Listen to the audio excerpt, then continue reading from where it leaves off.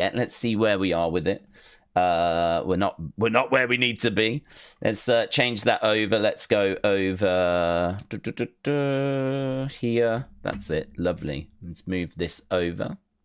So yeah, this is where we are. We've got Raw coming up tonight. So Bianca Belair and Naomi are going to be taking on Liv Morgan and Raquel Rodriguez. That is in a women's championship match for the tag titles. Another championship match, women's Intercontinental. That's Lyra taking on Dakota. We've got Raw Elimination Chamber participants. So that's going to be Logan, Seth, and CM Punk. They're all going to be in the ring at the same time, cutting promos on each other. We got Penta against Ludwig against Pete Dunne. Triple threat match. Should be pretty good. We've got Rhea Ripley. She's going to be cutting a promo. She's got a message for Iyo Sky. Obviously, that match, I think, is next week. And it is for the women's world title. Little bit of a surprise that it's not going to be like happening at Elimination Chamber. No, you know, that's the kind of place you would expect it. But I think they're aware that the ratings are maybe not quite where we want them to be. And so as a result of that, it looks like they're actually doing that kind of women's title match next week. I don't think there's much danger of Rhea losing. Obviously, the rumors are that Rhea's going to be defending that title at WrestleMania. So I think Io's falling short next week, but we're going to get a bit of build for that, right? I'm really looking forward to this, thanks to the online promos that we've been getting. I'm really looking forward to Cruz del Tolo and Whack-It Wild against New Day. LWO New Day, Kofi Kingston, and Wilds have been going off on each other online, and we've been kind of following that through Unseen the past few days, and both have been doing really good promos. Kofi's been doing a great job. Whack-It Wild can talk way better than I ever thought he could. And so there's a little bit extra there that I'm interested in. Normally I'd look at that and think, cold, not interested. But I want to see Wild and Kingston in the ring going up against each other. And I'm low-key looking forward to that. Gunther is going to talk about the road to WrestleMania. So obviously no reports of any Rock moments here. No one's going to take anyone's soul or anything along those lines. We've just got a bit of a traditional show. But we do have 2 title matches. We do have lots of final pieces being moved in place for Elimination Chamber. Still plenty of stuff to get our teeth into, but I think this is going to be a little bit of a come down compared to where we were on Friday, because where we were on Friday was pretty flipping mental, to be honest. So yeah, a little bit of a come down, but should still be a very fun show. Let's just try and catch up with any bits that have come through. Okay, there we go. Lisa, shout out to you, said, Days, I think Cody says no to The Rock, but when The Rock uses Brandy as leverage to make Cody do what he wants, Cody is going to get Brandy out of the drama. The twist is that Brandy secretly works for The Rock, says Lisa. That would be one hell of a swerve, but if it turned out that Brandy was secretly working with The Rock. She did tweet out, actually, after that segment, a heartbreak emoji. So she's kind of made a comment already about it all, but that would be a hell of a swerve. Brian said, this episode doesn't have a big main event on it unless they arrange something in the first episodes. Yeah, I mean, I don't know how you regard the Women's Intercontinental. I mean, for me, that could be a main event because it is for a championship. And I think the only way you're going to make the Women's Mid-Card Championships feel special is by treating them like they're special. So I actually would not be down on Lyra versus Dakota headlining this card. I don't know that it'll go that way. Equally, I wouldn't be down if it was the women's tag titles. I do think it would be a bit of a shame to have 2 championship matches and not one of them main event this show, because I sort of feel like if you want the belts to feel important, you kind of have to put them in those positions. Otherwise, if you don't, it kind of lessens the importance.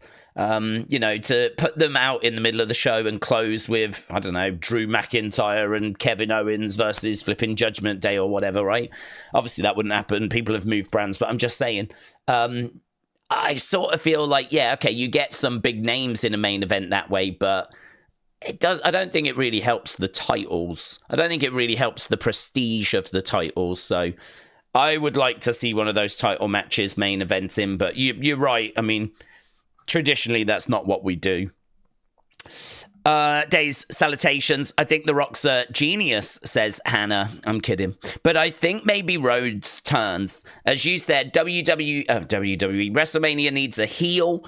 We could get American Nightmare against the American Hero. And then do Cody Dwayne at 42. Yeah, honestly, I'm not down on that. I think the only reason as to why... I agree with people in that I think Cody says no, because it's just not in Cody's character to say yes. I mean, Cody is someone that's for the people, and for him to just turn around and now accept. And there's been no indication of this. There's been no hints. I mean, you could maybe say him choosing to plant Kevin on the chair at Saturday night's main event might have been a little hint. But there really hasn't been anything. I mean, I don't know about you. It really feels like Triple H did not plan this, and it was not part of the plans. And the plans changed, as we know. And The Rock then came down. And The Rock even said afterwards, he put the idea to Triple H, and Triple H was like, yep, love it. Let's do whatever this thing is that we're going to do, right? This is why I don't think it's something massive like Cody turning heel. I don't feel like... I think people are looking at it as if like, oh, it could go here and it could do this and it could do that.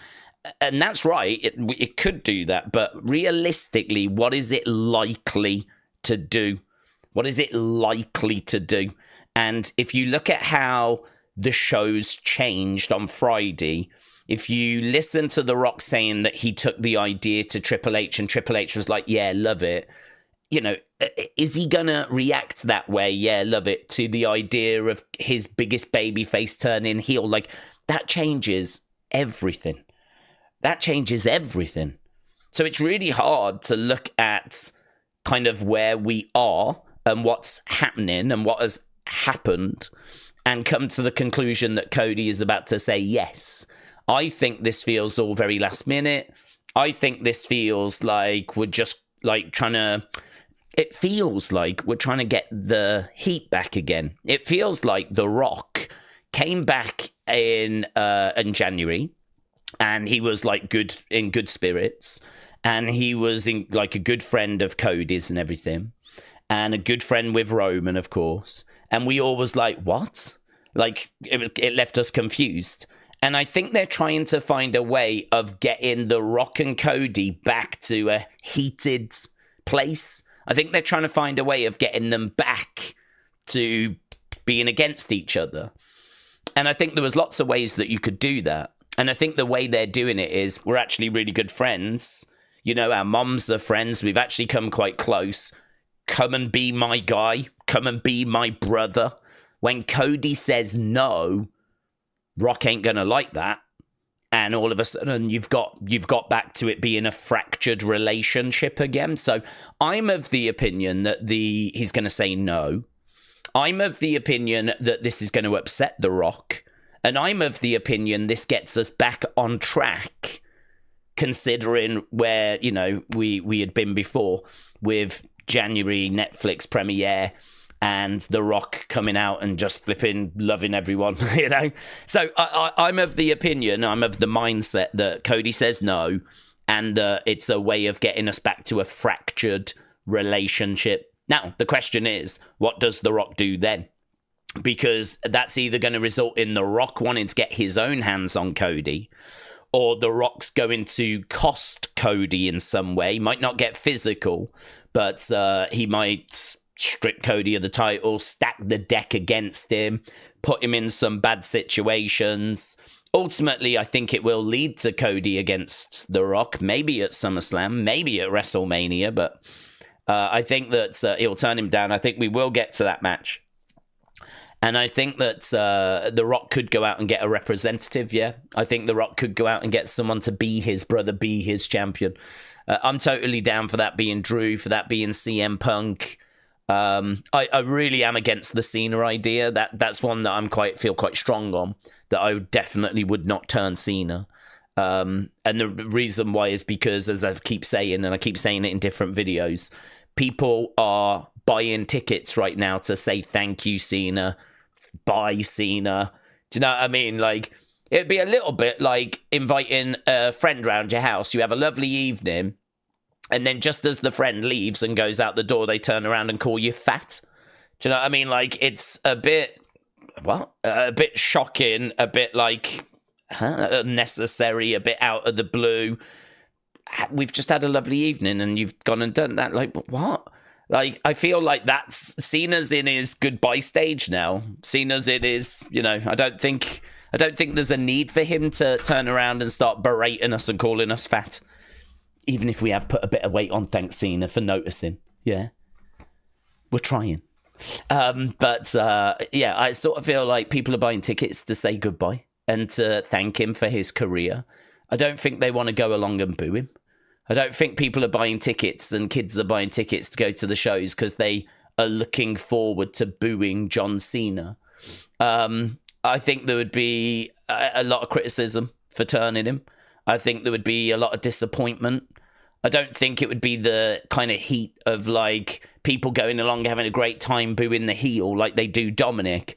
I think it would be like, I didn't want this. I didn't want this. I wanted to say goodbye and, kind of say thanks and relive the memories, and final time we're seeing him, we're going to boo him out the building. Just the math don't math for me on that. It really doesn't. So that's the one I feel quite passionate about, in that I really would not do that. But I would do Punk, or I would do Drew, and there's a long list of people that can be The Rock's champion instead of Cody. But yeah, I'm with you. I'm thinking Cody turns it down. Michael said, I was hoping for another match on the PLE, but since Rock is there, I'm guessing it's going to be a half-hour entrance that's going to ruin that, says Michael. I think this is probably the card. I think that, is it 4 matches? 2 of them are elimination chambers, which always take a little bit longer than a normal match, of course. And then you've also got that Rock segment, which, as you said, is going to take ages. Even if the Rock's able to get down to the ring quite quickly, he ain't going to talk quick. That dude goes all round the houses, right? Goes absolutely everywhere. And like really just waffles quite a bit. I think, honestly, he kind of lost his trail of thought at times. I think he was trying to remember what it was he wanted to say and I think he knew the premise. I think he had the bullet points. But sometimes, it's not that easy fleshing stuff out in the moment. Like, it is a skill, and it's a skill that The Rock possesses. But if you don't do it on a regular basis, it's like any sort of skill, If you're a 100-meter runner and you don't do it for years, you ain't going to run a personal best. And I sort of feel like with wrestling, it's the same as well. Like, if inactivity kills. I mean, you've got to stay active. You've got to stay sharp. And I think that with The Rock just popping in, doing these things, I think is of the mindset that he can just get the mic and go because he's done it so many times. I don't think that's true. I think the truth is that it's a skill. It's something you have to keep, on top of. You have to keep fresh. You have to stay on your toes. And I think that inactivity is a bit of a problem. I think we saw that on Friday, where he came back, and I don't think the wording was great. I think the segment was too bloated. I think that that soul line was a massive mistake, because all you've got is people joking about "I want your soul" memes and just people scratching their heads, and it's frustrating because the actual premise behind it, as we keep saying, is very interesting. The idea of come and work for me, I can make all your dreams come true, I can look after your family, I can take you from there to there. I'm the most followed man in America. I want that for you, Cody. I want you to surpass me. I mean, you can sort of see the premise. You can see the vision. But it was just, I thought, badly worded and bloated. But, it's it's set up Elimination Chamber well, hasn't it? I mean, Elimination Chamber this weekend is now undeniably bigger. Undeniably bigger. And it is going to set up a very interesting WrestleMania season. So I've got to say that I did try actually to record. I've got a bit of a problem with my voice at the moment in that I do a lot of streams and my voice never really gets a chance to recover that much from like all the streams that we do. So what I tend to find is if I do a big stream like I did on Saturday, with the boxing, I find that my voice can quite easily start failing, like start going. And the problem I've got is that if I don't get like videos done within a certain time periods, I might not have like much of a voice after those streams to get them done. So I didn't get a chance to do the SmackDown opinions and review, and I was a bit frustrated about it, but I tried doing it. My voice was just shot. My voice was just breaking at different points and like just struggling, so I ended up having to go, no, I'm just gonna I need to call this quits. I needed to get Unseen done. I got Unseen done, but I was done then. I couldn't do anything else. But I did actually try to record it, and the points that I was trying to make in there was that, you know, this has made things a lot more exciting, and actually that segment increased my score for SmackDown. I scored SmackDown like a 4.755 out of 10. I thought it was one of the worst SmackDowns I'd seen in a long time. But the Rock segment actually increased my score, even though I thought it was bloated, even though I thought it was badly worded, because the premise, the idea is very, very interesting. And as we said, has made Elimination Chamber bigger now. EVN, shout out to you, said Raw after Mania, Rock gave something to Cody. And he says, don't break my heart again.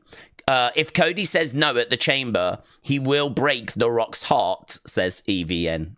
Yes. I mean, look, I think he turns The Rock down, and The Rock's not going to like that. I think this whole story is really been overcomplicated. I mean, they didn't like each other.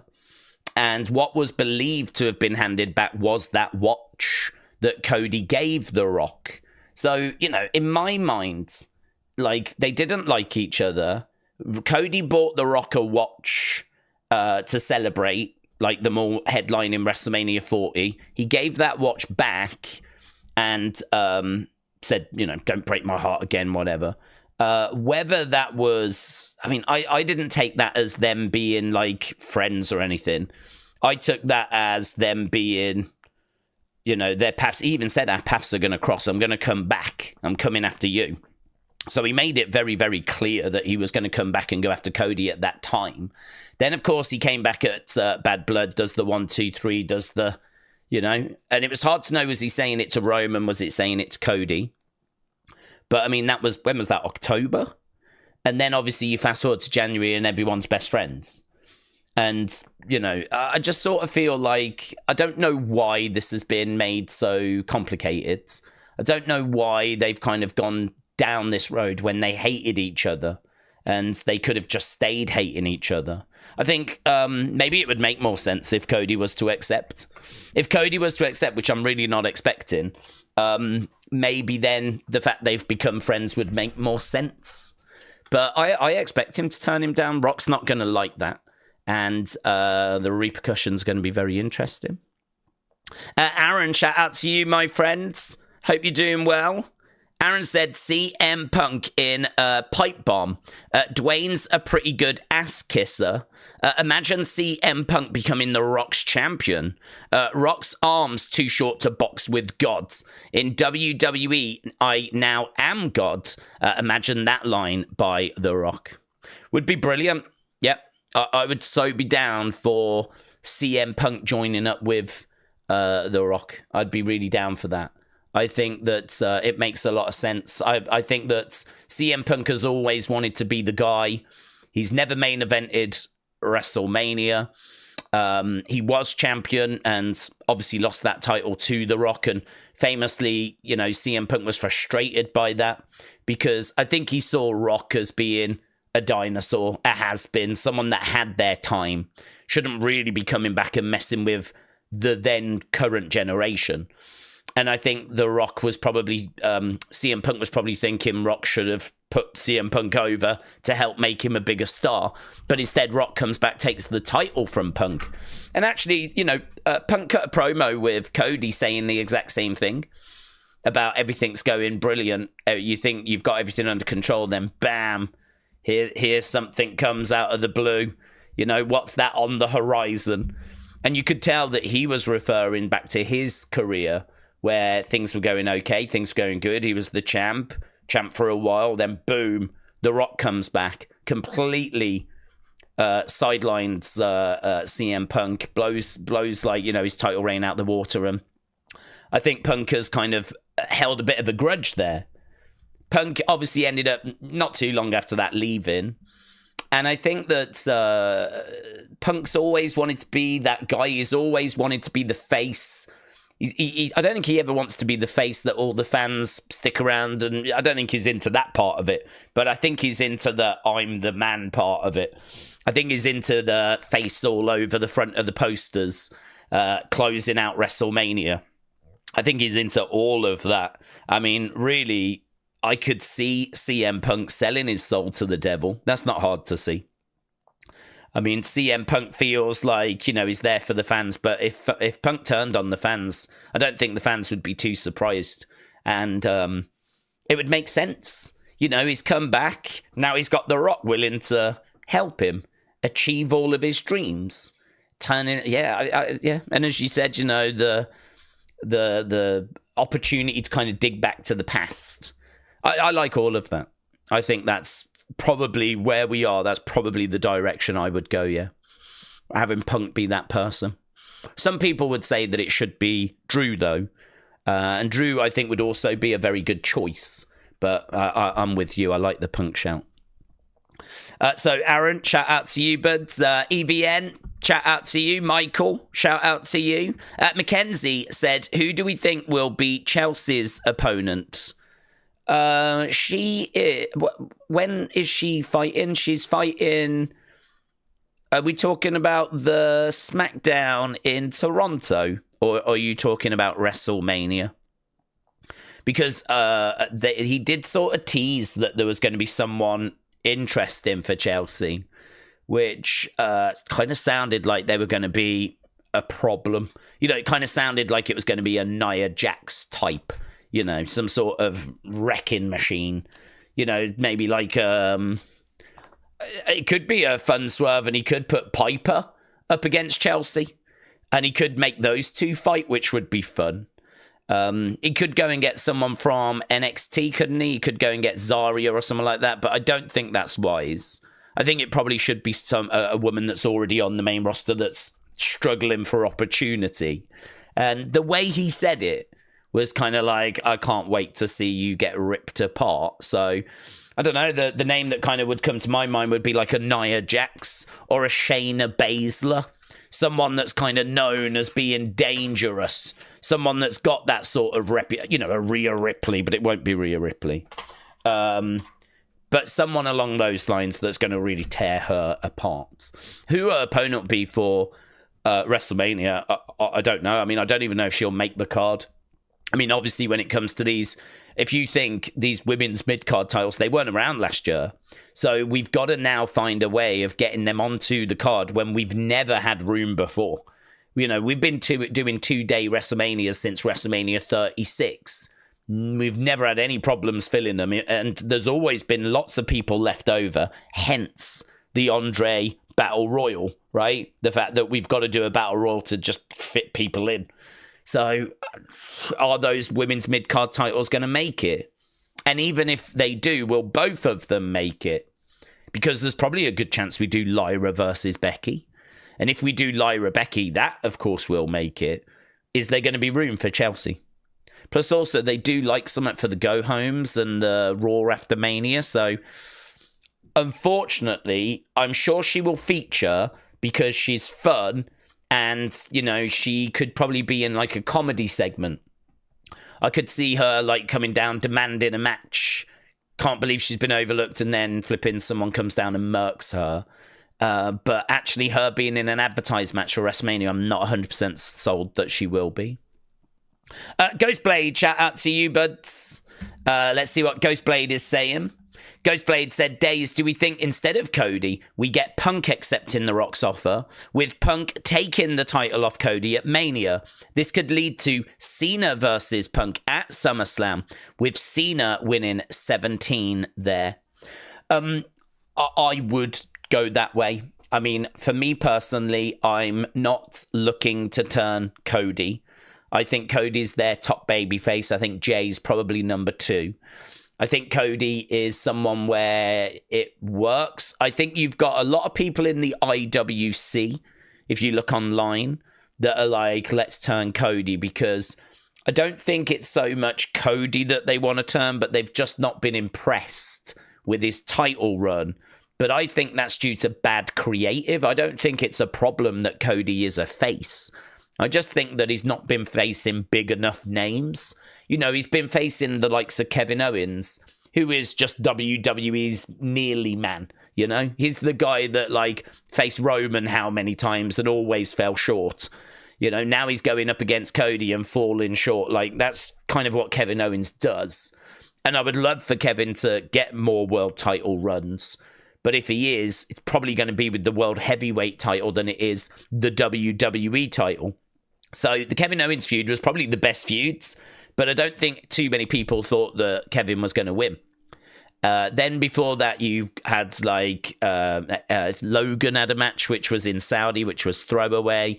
We did the crown jewel thing against Gunther, which, I mean, great that they had a match, but didn't mean anything. No one cared about the crown jewel championship. We know it's a load of nonsense for casual fans.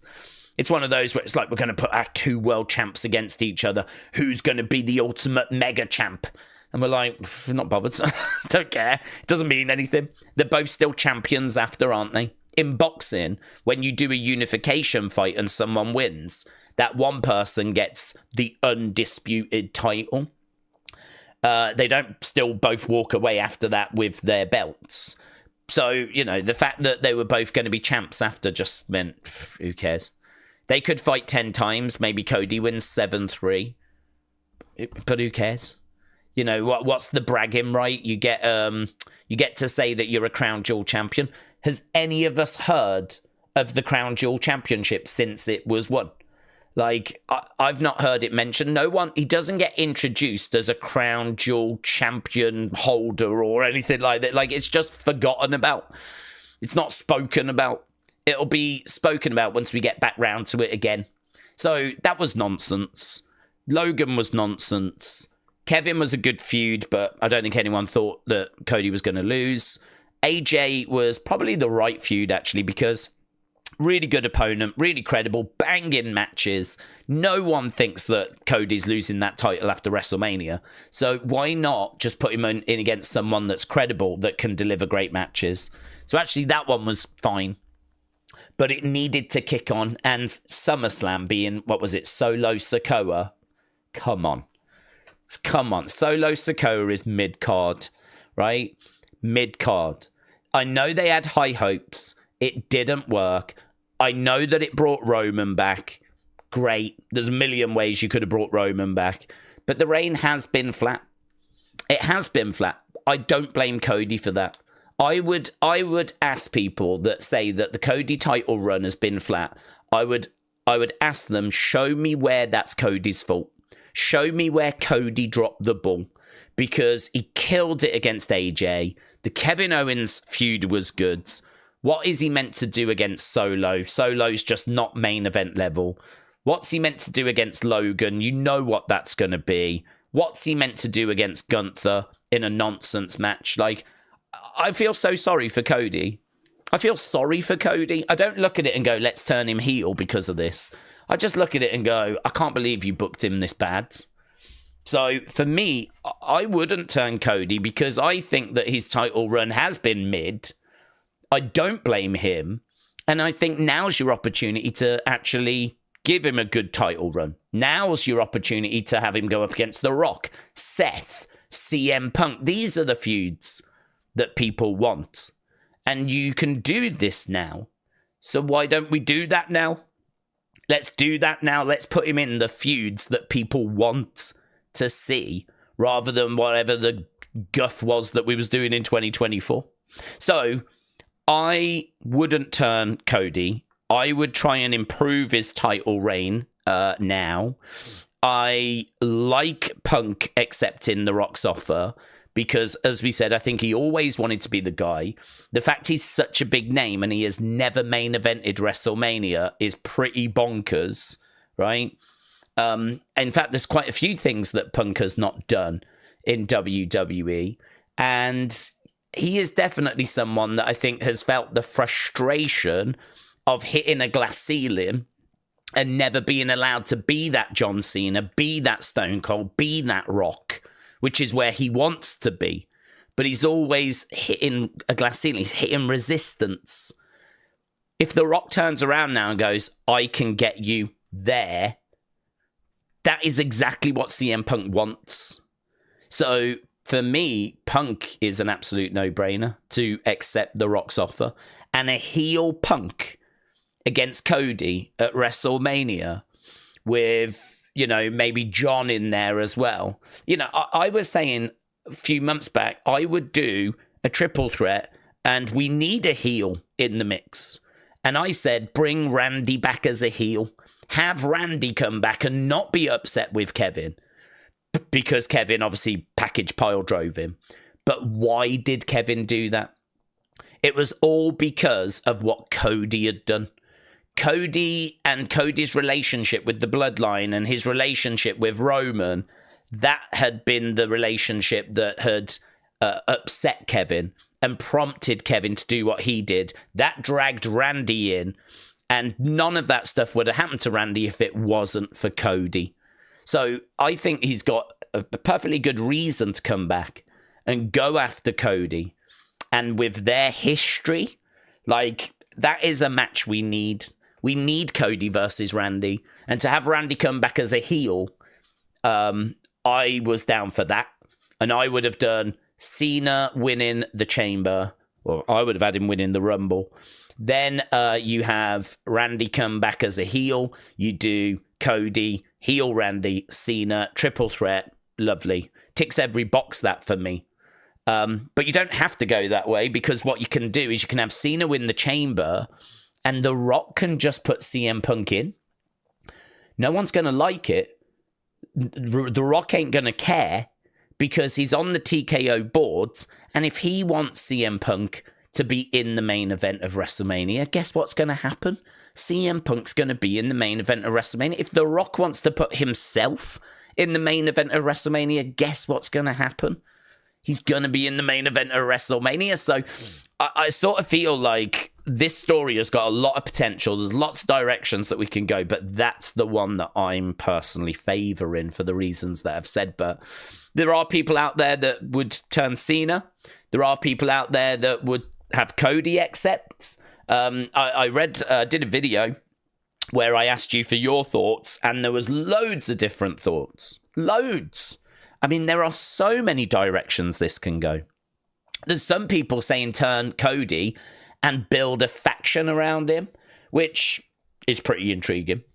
I personally wouldn't turn Cody, but I'm not like dead against it. It's not like definitely no. Like, if it happened, then fine, I would follow the story.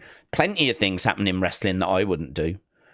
But yeah, there's a lot to kind of pick apart and like have fun with there, and lots of different directions to go. But yeah, I agree with you, Ghostblade. The one that I would personally favour, keep Cody face, turn Punk, align him with The Rock, build a faction with Punk if you want. I mean, we know that Punk's got a great relationship with NXT, so I'm sure he'd go down and pick up some of that great NXT talent that he's been advising. Be a brilliant way to bring some people through, and then you've got Punk, you've got a faction, you've got a real problem, and obviously Cody is then having to fight the good fight, probably with Jay by his side, as they're trying to battle this new issue, which would be sort of like a bloodline replacement, wouldn't it? We don't really have a bloodline so much now. We can all see the issues with Jacob and Solo. and Roman's bloodline have kind of all gone their separate ways. So really, we're kind of without bloodline at the moment. Roman can always get his bloodline back together whenever he wants, really. Click his fingers, they'll all come back. But some real drama in the heel bloodline with Solo and Jacob. So kind of does feel like there's a bit of a void there for something heelish and big at the top end of the card. So I'm very interested to see where they take this. Very interested. Right, so thank you to everyone that sent in those super chats. Let's whoosh our way down. Harris said, do we think Alexa Bliss is going to win the Chamber or even a mid-card title this year, or will she join the Wyatt Six and have no screen time? I think she'll join the Wyatt Six. I don't think it's not that she won't get any screen time. I think the Wyatt Six have been unfortunate. I think the Wyatt Six are in a situation where they've had injury. There's obviously been issues. There's obviously been setbacks. There's obviously been things that have happened that were unplanned. I think we need to get them back. We need to get them going. I think that Alexa can be a part of that group. And actually, with Alexa around, maybe that would be a way of dealing with Uncle Howdy's absence. And that would be a way of kind of getting the group back on screen. So, yeah, I don't know. I don't need her to win a mid-card title. I certainly don't think she's winning the Chamber. I'm not expecting her to win the Chamber and go after one of the top titles. I think, who's she in there with? Is she in there with Liv? There's probably another... Liv eliminated her at the Rumble. What if Liv eliminates her in the Chamber? Does that then cement Liv as a target, even though they're on different brands? I don't know how much of a problem that is. Really, Alexa can do what she wants, can't she? I know she's on SmackDown, but would anyone be surprised if she popped up on Raw in the background behind Liv? I wouldn't. That wouldn't shock me. But the fact they're on different brands maybe suggests that's not the direction they're going to go. But it will be very interesting, whoever it is that eliminates Liv, if she doesn't win it. They're probably going to put themselves in the crosshairs, certainly if they're a SmackDown star as well. Connor said, do we see any of these turning heel? Cody, Sheamus, Andrade, LA Knight, Seth, CM Punk, John Cena. It's always hard to answer that one, to be honest, bud, because anyone can turn heel. Sometimes heel turns come out of the blue and they're done to shock us. They're done to surprise us. And so, I've just sat here and said who I would, who I wouldn't. I don't even know what Andrade is. I think, is he a face? But, he could turn heel. I don't even think that would be that surprising. Sheamus could turn heel. Probably would benefit from it. LA Knight, I wouldn't turn, but you could. Yeah, a lot of it is just like, what story do you want to tell with them, really? If they're going into a program with a baby face, then of course it increases the chances of them turning heel. But if they're going to be feuding with heels, then no, you'd keep them babyface. So I think it's always hard predicting heel turns because a lot of the time it's about what plans they've got for them, and we're not always privy to that information. So Harris said, do we think Alexa will... Oh, we answered that one. Christopher said, I love the promo with Rock and Stone Cold when Stone Cold threw Rock's championship off the bridge into the water. That iconic, yeah, that's a classic moment. Corey said, sports time with AJ, you don't have to be a member. Build a bridge. Build a bridge. We got bridges being built in the chat. Tall22 says Punk has to be in the main event, or why else was the favor thing brought into this? Punk has got to use his favor at Mania main event, or it makes no sense. I slightly disagree. Just slightly. I think that if you're going to do a whole favor thing at Survivor Series, and we're sat here and it's, post Rumble and it's still not been called in, logically, yes, you go, it's got to be Mania. Mania's the biggest thing in the calendar. So it's got to be Mania that he's going to call that favor in. But the thing is as well that he doesn't have to. That favor, he could call it in. It depends how the chips fall, doesn't it? I mean, if he wins the Chamber, for example, what favor does he need to call in? If it's going to be a case that he wins the Chamber and gets into the main event of WrestleMania that way, I don't know that a favor needs calling in for Mania. If he isn't in the main event of WrestleMania, then I've always long suspected that would be the favor, get me into the main event. So I'm still of the opinion that it's going to be Seth and Roman and Punk. To be honest with you, you know, if Punk joins Rock, I would much prefer that. If you said to me, do you want Seth versus Roman versus Punk and John Cena versus Cody, which was long rumoured to be the matches, or just a slight change, just a little change? Do you want Roman Seth one-on-one? Two former Shield members going up against each other. Two people that passionately hate each other in a singles match, right? Winner can be number one contender. I do like that. I think both are deserving of being in a number one contenders match. It does give the match a little more importance. But also, you're talking about really Hogan, Macho Man of this generation. Like, there is no bigger star than Roman Reigns. And Seth is that kind of ever-present second fiddle, right? I think he's even referred to himself as this generation's Macho Man. You know, Macho was never quite the guy. They gave him a run. But, you know, Hogan came in and ended it. So it's undeniable that this is Roman's era. And I think Seth kind of realizes that and is frustrated by that. So imagine them two former Shield members coming through together, everything they've achieved, going up against each other, singles match, number one contenders match, main event, night one. Love it, right? I'm totally down for that. And then you just move heel Punk over to the Cody Cena match. So Cena, Punk, Cody. I think that is fun. I'm down for that as well. I think that gets a heel into that match. And of course, you can explore the whole Punk-Rock relationship if you do that as well. So it's the same 5 people across 2 matches. It's just you're literally switching Punk over to the other match. And I, given the option, would prefer that. I think that's the better choice. I think that's the better direction. So I would hope that it goes that way. But again, if he's going to win the Chamber, then he's got the favour to call in. I don't think he needs to call in the favour. And that favour, it can be used any time.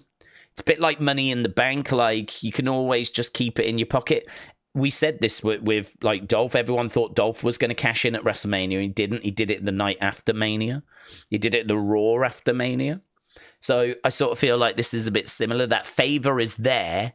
It makes sense to cash it in at WrestleMania, but it really depends how the chips fall, because it actually might make more sense to hold on to it till SummerSlam, or hold on to it till Money in the Bank, or till the time is really right to call it in. And that could be Mania. It could be Mania, but it doesn't have to be. Up Alert said, Days, I hate to say, but honestly, The Rock is ruining wrestling. I don't want to be confused whilst watching wrestling. I want to be intrigued whilst watching wrestling. Yeah, I agree with you. I agree. I think that... I agree. I think that the segment that we had on Friday, there was lots of jokes about it. I think the soul thing was a problem. I think the that constant delay of like, I've got something to ask you, and when I ask you, it's going to be a big deal. But I really want you to think about this. This means a lot to me.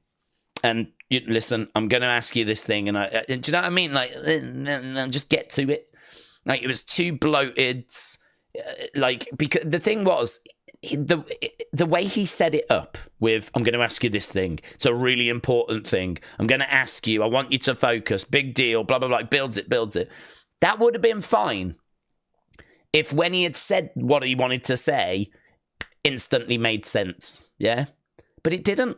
I think the first thing he said when he finally said what he wanted to say was, I want you to be my champion. What does that mean? What does that mean? Cody is the champion, which makes him everyone's champion. So does that not mean that he is The Rock's champion? Like, I remember specifically saying that on Friday. Like, what does that mean? Like, but he'd built it up so big. Like, I'm going to tell you that, I'm going to ask you that it's really important, blah, blah, blah, blah. If he'd have delivered, like, you know, a line that just instantly made sense, yeah? Instantly made sense. I think that would have gone a long way to have helped in that segment. But instead, he delivered a line that everyone just went, and even Cody in the ring was like confused. And then he went on to say, I want a brother. I want you to be my champion. I've got this many followers, and I want you to have more than me. And it's like, what do you mean? What do you mean? Like, you're saying words that's not actually helping me understand what you mean. A really strange segment. It's so frustrating because it was good in the sense of what the essence of it was, what the core message was. But I just don't know if it could have been delivered any worse. Honestly, I don't know. It was just waffle and just really badly worded, and a lot of people were just left like, huh? And then to top it off with the cherry on top of I want your soul. Out of touch is kind of what I would say. I feel like The Rock said a lot of stuff which maybe would have had more impact in the Attitude Era. You know, maybe things where, like, it would have landed a bit better there, but just so out of sync with where the current product is. Like, terminology being used that we just don't use, and sort of just felt out of place. Felt like it was from a different time. Felt like, I don't know, maybe it was something that the Undertaker would have said would have been written for him, you know, like during his Ministry of Darkness phase or something like that. Like, I feel like it was just a little odd, yeah. So I totally understand where you're coming from. I agree, but I think, like, I know we do keep saying it, but I feel like we need to move past it now. There, that was Friday. We've all had time to think about it and digest it. And I think I'm very much at the point where I'm like, right, what does this mean in regards to, will Cody say yes? Will he say no? If he says yes, what happens? If he says no, what happens? What do we want to happen? And, you know, I've been able to kind of wrap my head around all of that in the hours following it. I mean, I was pretty good, to be honest, like, with where I was at by the time it was time to do the review and the opinions video. But my voice was just shot. So it didn't happen, unfortunately. But as we said, we did that video yesterday where I dug into your thoughts and opinions, and I thought there was a lot of good options that were presented there. So what I would say is there's not necessarily any wrong answers here. Yeah. So if anyone's out there that's like, no, I'm passionate that Cody should turn or should accept, or I'm passionate that Cena should turn, like, I wouldn't say that's a bad option or a wrong option. The only thing I would say is that for the reasons that I've given, that it's why I wouldn't go that way personally. It's why if I had the pen, I wouldn't be writing that down. But that doesn't mean it's not going to happen. And it doesn't mean that if you're adamant it should, that you're wrong, right? It's just, it comes down to personal preference as to what would you do in this situation, you know? So, but isn't it nice to have something like this to chew over? I think we got to give them credit for that they've given us something like this that we can really get our teeth into, and we can really chuck it around, and we can really chew into it, because that was missing. We didn't have anything until the Rock segment, so I got to give them definitely props for that. James said, Days, Cody is going to tell The Rock to take his soul, turn that son of a boop sideways, and stick it straight up his candy ass. Yes. That would be pretty fun, wouldn't it? That would be pretty fun. Hannah said, I'm not sure what version of Days I like more, the Timeout Ultra Heel Days or the mini days. Shout out to you for making us laugh. Hannah, shout out to you, my friends. Yeah, we always like to have fun on here, of course. A lot of the time for these kind of before the show, people want to really dig into wrestling. I'm totally here for that as well. So I never quite know what we're going to be doing or how we're going to be. Like, you know, are we going to be like super serious? Are we going to be having fun? Like, I don't know, but I love it all. So really, whatever. I'm down for the serious stuff. I'm down for the fun stuff. I do find, though, that I think more of the fun stuff's normally when we're bouncing off the show. When it comes to this, we're normally kind of previewing or digesting something that's happened, or maybe there's been some big news during the day, you know. So, yeah, I love this opportunity to do that with you guys, as you know. Right, let's go down. If I don't see your comment, feel free to obviously put it in again. I know people don't like spam, but I'm all right with you putting it in, you know, once in a while until I get to it. Like Harris, who said, do we think that Jade Cargill will return tonight and get involved between that tag match and expose Naomi and Bianca and they lose the titles? I think Naomi and Bianca are SmackDown stars. And I think Jade might be as well. So if Jade comes back on Raw, it would be a little strange. But then this is probably the right match to do it, because obviously the finger of blame is being pointed right at Liv and Raquel. So I suppose in a way I'm a bit more surprised we're not doing this on SmackDown. If this match was on SmackDown on Friday, I think I'd be pretty adamant that Jade would be coming back here, yes. Because it's on Raw, and that's not really the brand that Jade's on. I've just got that little bit of doubt. It's not a big issue. It's not a massive stumbling block. It's not a problem per se. But I'm pretty sure she's a SmackDown star. So, I mean, it doesn't matter. It doesn't really make too much difference, but I've just got that little niggle in my mind of like, don't know that she would come back on SmackDown. I mean, I'm sure there'll be a video package that will bring people up to speeds, but that was a story that played on SmackDown. I'm sure it was SmackDown. I really don't think it was Raw. So I sort of feel like SmackDown would be the right place for it to find its next step, you know, rather than it being Raw. But it's not an issue. Do a video package. You'll soon bring people up to speeds. I mean, who doesn't watch both shows? I mean, there must be people because they don't get the exact same ratings. But, yeah, I don't think it would be too much of a problem. Can I say, though, that this is where she's going to return? No. I haven't seen any rumours that she's coming back tonight. I know that she is back training, getting ready to return. So I don't think it will be that far off. This match does make total sense for it, so I think I would go 60-40 no. I would give it a 40% chance of yes. I think the only reason I'm going a touch unlikely is because I've heard no rumours of it. And we've thought that she would have returned at the Rumble and would have returned quite a few times, actually. I can't remember if you thought she'd be on, like, that week of where, you know, it was the premiere on Netflix. But I seem to remember there being quite a few times where, like, I think Jade could come back here, and she didn't. So this could be another of those examples. So this could be another example where we think it looks good, and then it doesn't happen. Plus, I haven't heard anything about it. Plus, it's on Raw. Those would be the reasons I would give for saying I think I'm probably more unlikely than likely. More unlikely than likely, but absolutely possible. Because it makes sense in regards to all the people that are in the match. But it's one of those where we could do this match. There could be a screwy finish. They do the rematch for SmackDown. And then I'd probably feel a little more confident.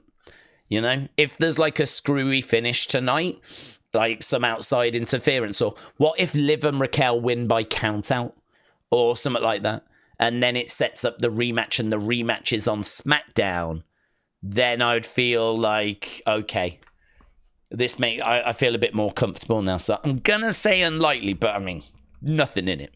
Absolutely, she could return here. Net4 said, how are you doing? Any word on Aleister Black? No words on Aleister Black. Did he have a match? Miro had a match. I think Aleister Black had a match. I think they've both had matches on the indie circuit. Both are believed to be of interest to WWE, but no word on either of them signing with WWE. But it is believed that they will both find their way into WWE. So I don't know. I obviously don't know how true that's going to turn out to be, but yeah, I am pretty confident that he will be in WWE, but can't tell you that that's going to be Elimination Chamber. Equally, I can't say it won't be. I mean, that would be quite the surprise. Adam said, I want to see advancement tonight in the Jay Gunther story, not just another beatdown by Gunther. Thoughts? Yeah, no, I think you're making a really good point there. I think it's really difficult because we've still got weeks and weeks and weeks and weeks and weeks. And I feel like we've already done a few, you're not going to beat me, I'm going to make every week a living hell for you. And really, what can they do? Week after week after week after week after week. I sort of feel like it might be beneficial if Gunther sort of beats Jay so bad he misses a week, you know? And like that would get him off TV for a week because we don't seem to have anything else for them at the moment. And you could probably, I mean, there's still a good chunk of time, you know. You could probably have Gunther do something else. You could probably have Gunther could beat Jay so bad that like someone stands up for Jay, someone comes out and steps up to Gunther, and then Gunther's got a little side quest, little side mission as we just eat up a bit of time, because there is a long, long way to go. And as you said, how are we going to keep doing beatdowns? So I think I'd be looking at like Jay having a week off. I think I'd be looking at someone coming in and stepping up to Gunther, and I'd make it a serious challenge as well. I'd make it someone, I don't have a name in mind, but, you know, I'd make it someone like a Bron Breakker, not him, but, you know, a Sheamus. Like someone that's gonna be a problem, someone that's, you know, not gonna get easily just blown away. But yeah, I agree with you. If it's just going to be another segment, another beatdown, and we're just going to do that week after week after, but they won't. They surely know that that's dull. They surely know that that's not going to be what people are looking for. So, in creative we trust, yeah. In creative we trust. Connor said, do you think we'll see Becky Lynch return tonight or not? That's a good question, actually, because I think there's a good chance we do Becky Lyra. And if Lyra wins today, then she could stand there and hold that championship up. And then the man Becky Lynch's music could hit. And immediately we're done, aren't we? We're set. So do you do that tonight, or do you have Lyra defend again before WrestleMania and then do it then? Because to be honest with you, I don't think Becky and Lyra need a big build. They're both going to be Irish girls, both going to be baby faces, I would think, unless Becky comes back heel, which I wouldn't expect.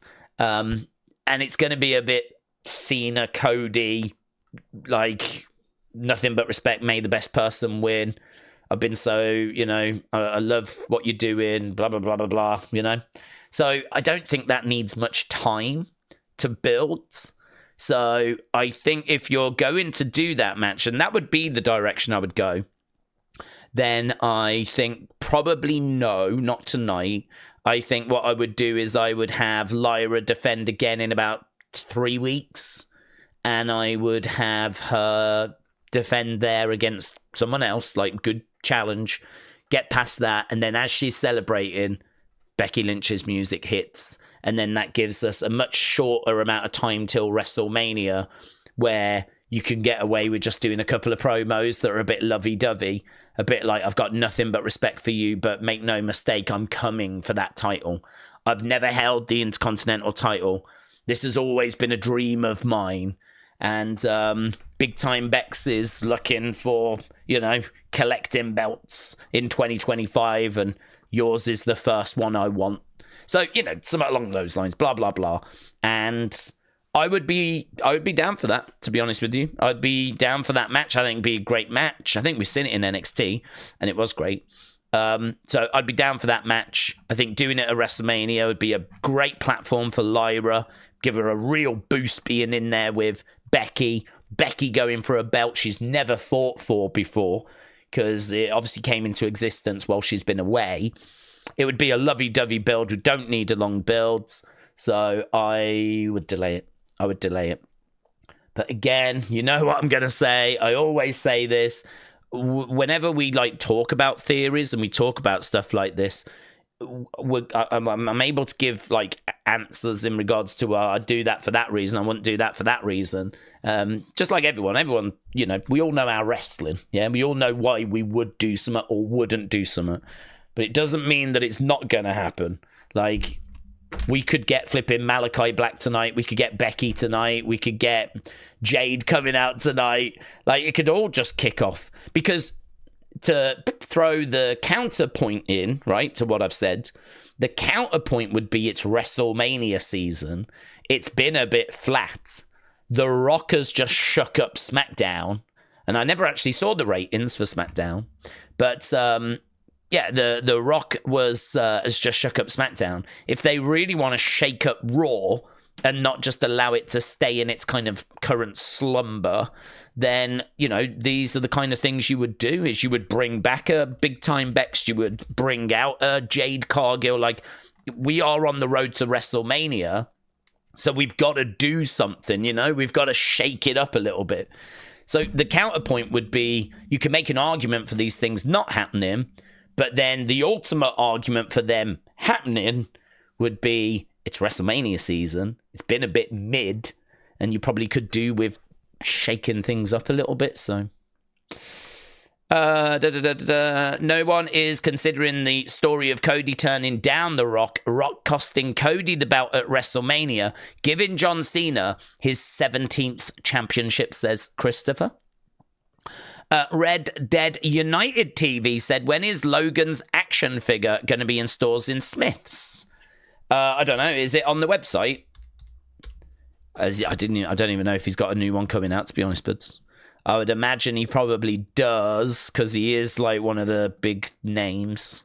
I'll have a look. I'm looking on the Smith's website now. It's always interesting to see what they've got coming in. I went into Smith's once and I asked them if they had a certain figure, and the woman at the counter literally just jumped onto the website, and that was it. She jumped onto the website, and that was it. This is their stock checker as well.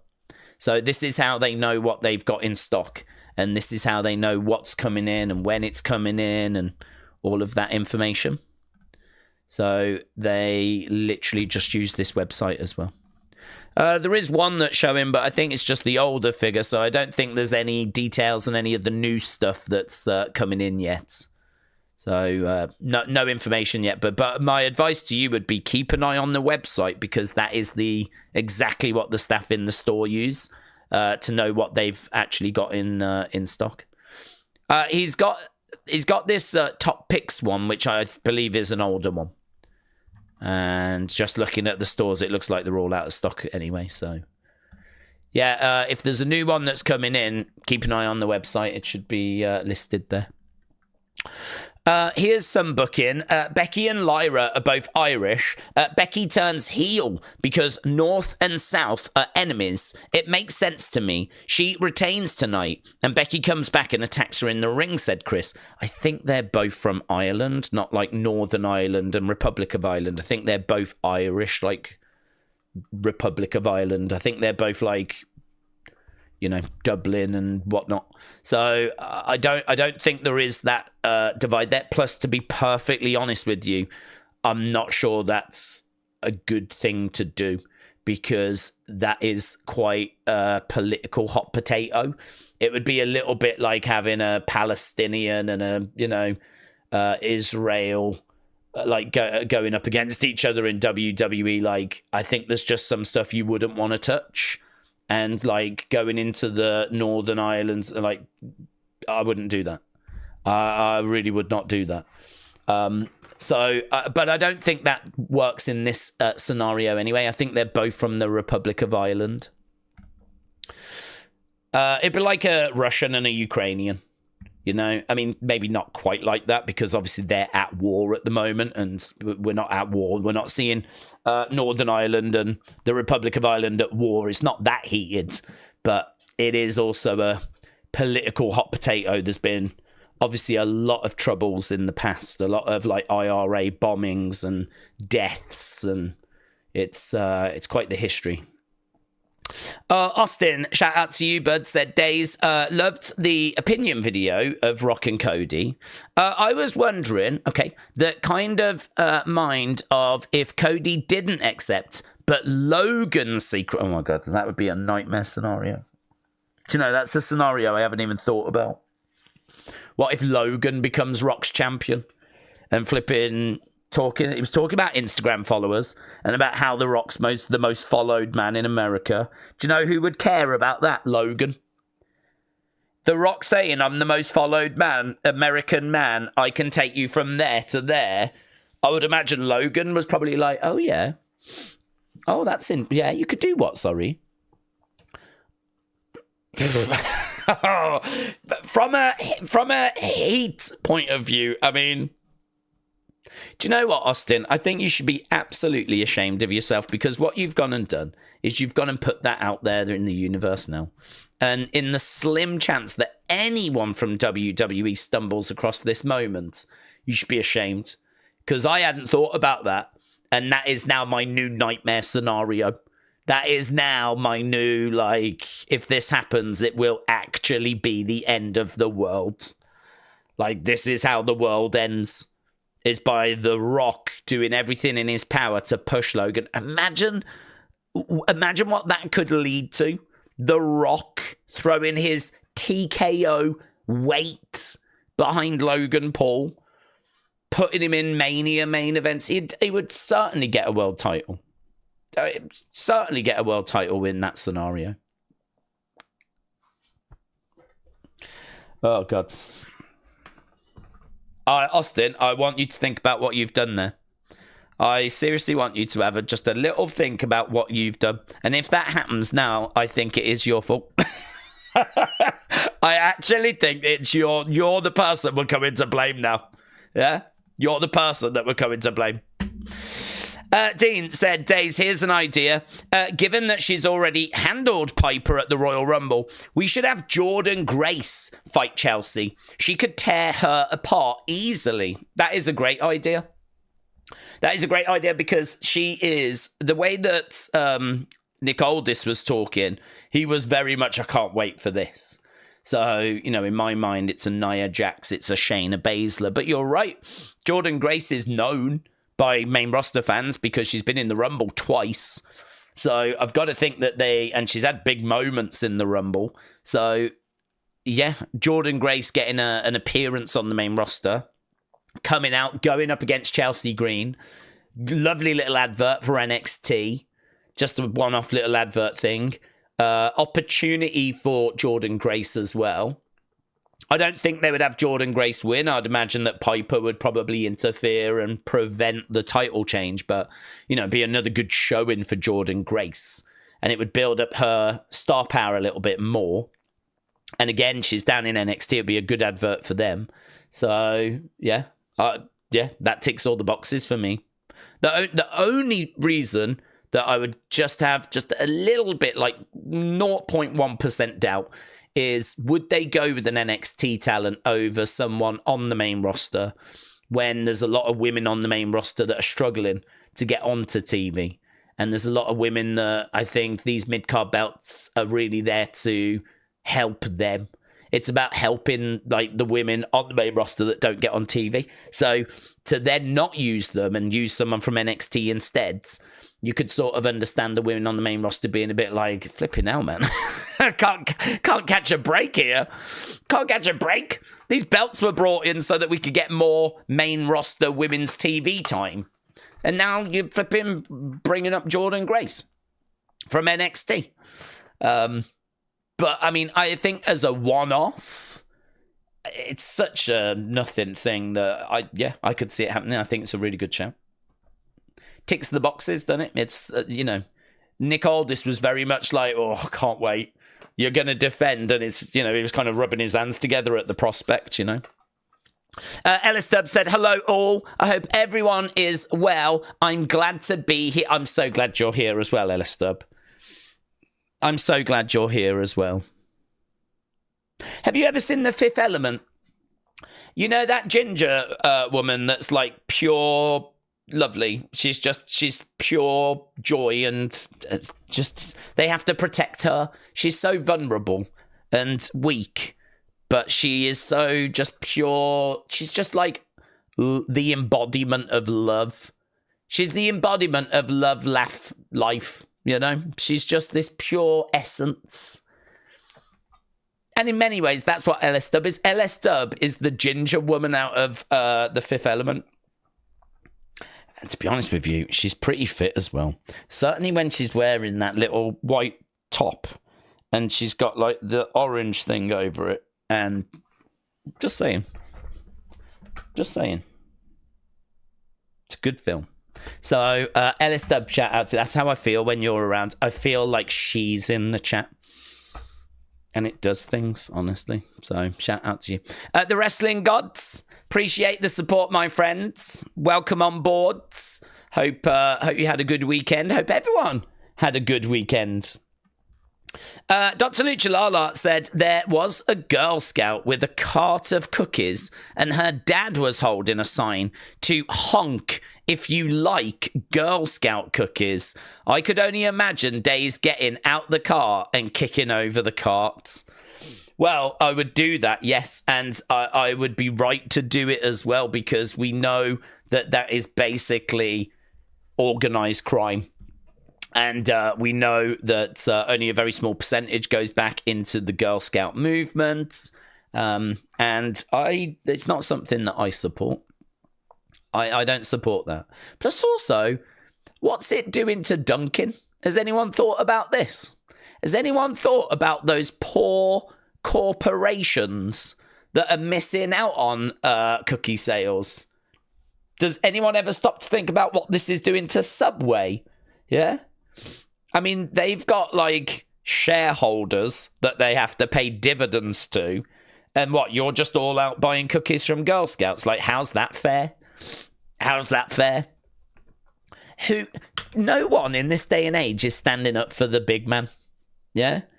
No one is standing up for the big man. And I feel so sorry for the big man. Everyone's like, help the little guy, help the little man. No, what about the big man? What about the big man? He needs some love. Yeah? So you're absolutely right. I would have done that. And I probably would have been screaming justice for Dunkin' at the time as well. Something like that. Justice for Dunkin'! Kicking over the cart, stomping on the cookies. She would be crying. I'd be crying. Because I'd be so emotional at, like, doing the right thing. I would probably get really upset. So I would be in tears. The girl would be in tears. The dad would be livid. He'd be looking to flipping murder me.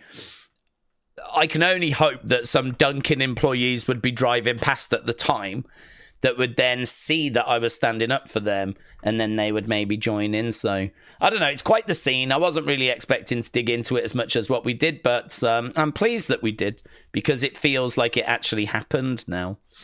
And in my mind, I was a flipping hero.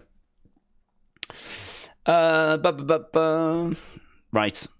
Days, do you see any of these stars joining The Rock's new faction? Well, Connor, let me stop you there. Because there is no new faction, right? So I think before we actually start fleshing out The Rock's new faction, we might need a Rock faction first, but then we can look at potentially fleshing it out. The Rock has stolen Daisy's soul. Ain't gonna find much there. Ain't gonna find much. Roman Reigns shows up during the Rock and Cody Rhodes segment at Elimination Chamber and says, "What the hell is this shiz?" You think Roman's gonna turn up to a show? A show that he's not advertised on. You think Roman Reigns is going to turn up to work? I wouldn't hold your breath, mate. I wouldn't hold your breath. He'll probably say that at home. You might get a video on social media, but to be honest with you, I doubt he'd be bothered to do that. Big Time said, I know that SmackDown last week was a bad show, but it's hard to deny that we've been putting up with mid-shows on Friday nights for a long time. When was the last time that you felt truly captivated with SmackDown? Honestly, not in 2025. I can't remember one in 2025. There might have been an episode where I was like, that's better. But I don't remember an episode where it was like, that's amazing, you know? I think it has been mid. I can't remember what the first episode was like when we went to USA Network. I mean, that would have been at the tail end of 2024. Maybe there was something around then. I don't think it was that long ago. I don't think it was like flipping 2023. I think it would have probably been tail end of 2024. Maybe when we moved to USA Network. Maybe there was something around that time, but I don't remember a specific show. I think where we are now, genuinely, if it wasn't for the Rock's segment, I actually think that was one of the worst episodes of SmackDown I'd seen. I don't know. I mean, in a long while.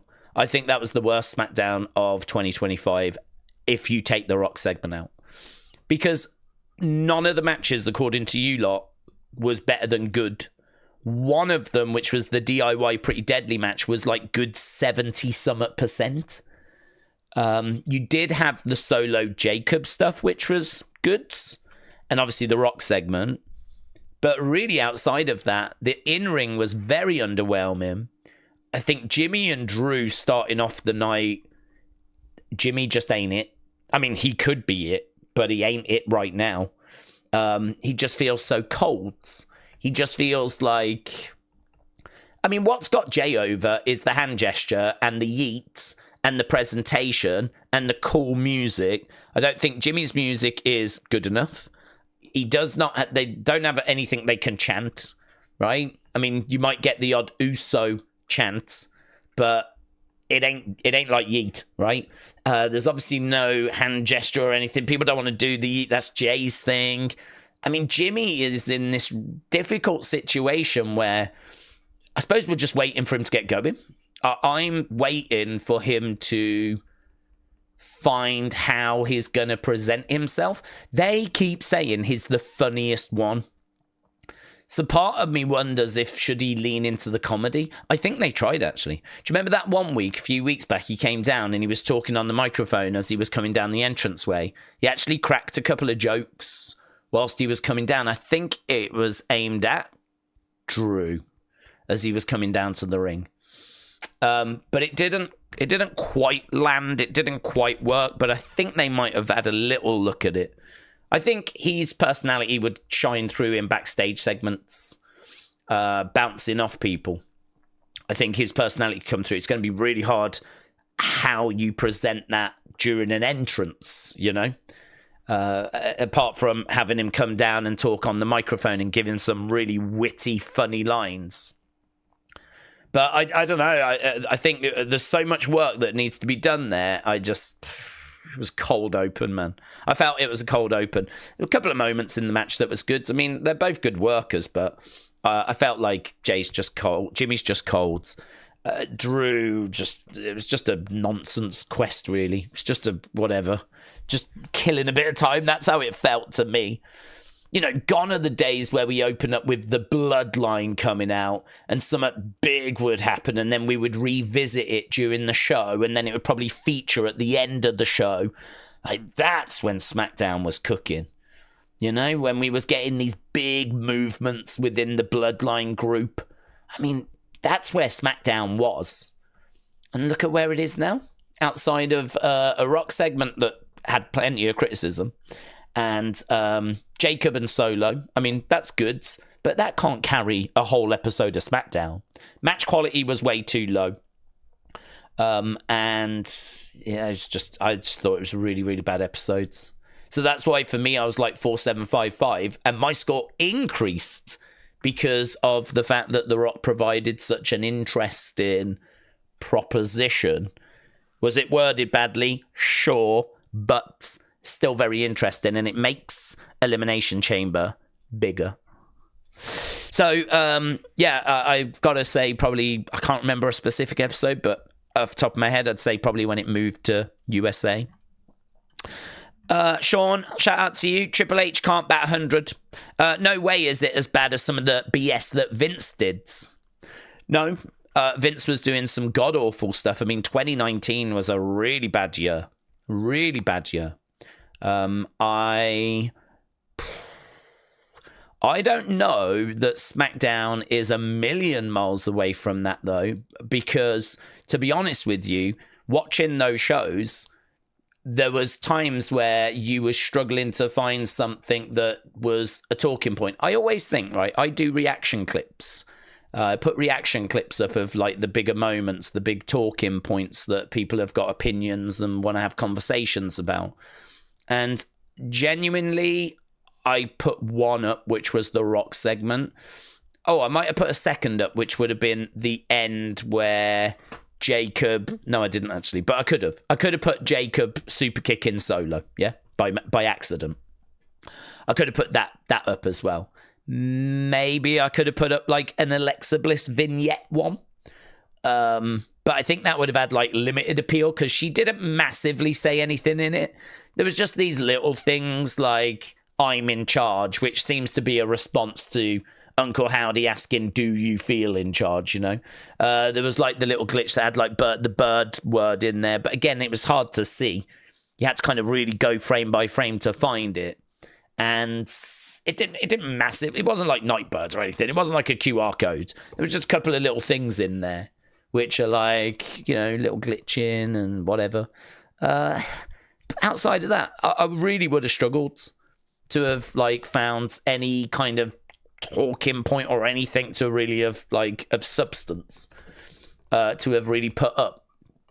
So I looking at that, I'm like, actually, how different is it to what Vince was doing?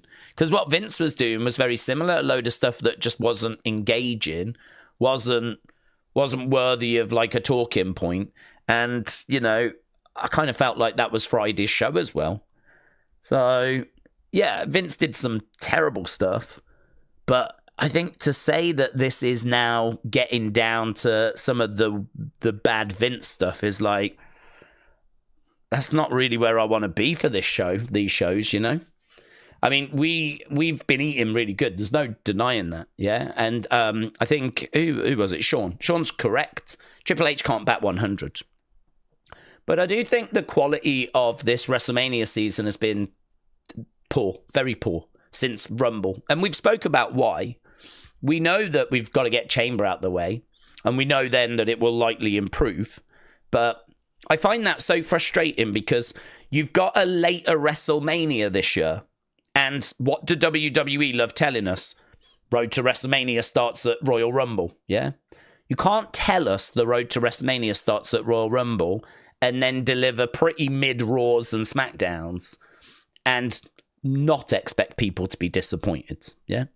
I think the road to WrestleMania means twists and turns and shocks and moments. And you can say that, you know, we had Jay challenging Gunther. We had Charlotte challenging Tiffany. I mean, there's definitely been some movement. Things have happened. It would be difficult to do 8 hours of programming and not have things happen. So, again, I feel like that's a pretty low bar to say that we have done stuff. We would do stuff normally, but has this felt like WrestleMania season? I don't think it has if you look at Raw and SmackDown until The Rock did what he did on Friday. That felt like WrestleMania season. So I don't think it was panic stations in that, oh my God, this is atrocious. It's a horrific. It's never going to improve. I always felt it would get better after the Chamber. But what I don't understand is why I see a lot of people online saying, oh, why are you guys kicking off? Why don't you understand it's all going to kick off after the Chamber? It's like, well, I understand that it's going to do that, but I can still be disappointed in how February has gone, you know? I can still look at February and go, that wasn't really what I was looking for. And I don't really think that it's wrong to say that or think that, because this is WrestleMania season. And yes, it is a longer WrestleMania season, but that should hopefully result in more good stuff rather than the good stuff just sort of moving later, you know? It's like I said the other day, we can do 2 months of builds and that's it. We can't do 3. We don't know how to do 3. We can do 2 and we'll move it and you'll just have to get through February. But like March and April, it's going to be really good because we can do 2 months. We're all right at doing 2 months creative, but 3 months, doing February as well. You're asking too much. You fans, you're never satisfied. I can't believe it. You want 3 months of good builds. So yeah, I get the frustration. I feel like I get both sides. I understand it. I understand those that are saying be patient, but then I understand those going, could we not have had a better February? BDJ, shout out to you, buds. BDJ says, my guess for the Rock segment is that Cody declines the offer and he will then begin to punish Cody by putting him in the chamber to defend his title. He could do that. The only issue you might have then, though, is I would imagine Cody would win and would come through that. And then, of course, who would face Cody at WrestleMania? I mean, does The Rock put himself in? Is that what we're doing? I mean, again, PW Nexus are still saying that it's not going to go that way. They're still saying that that's not the plan. So it does make it a little bit tricky, to be honest, about what is the way forward. What is it that they're going to look to do? If you put Cody in the chamber, I'm thinking Cody wins it. Then does The Rock face Cody? Does The Rock go and get CM Punk? What would that mean for Cena trying to get 17?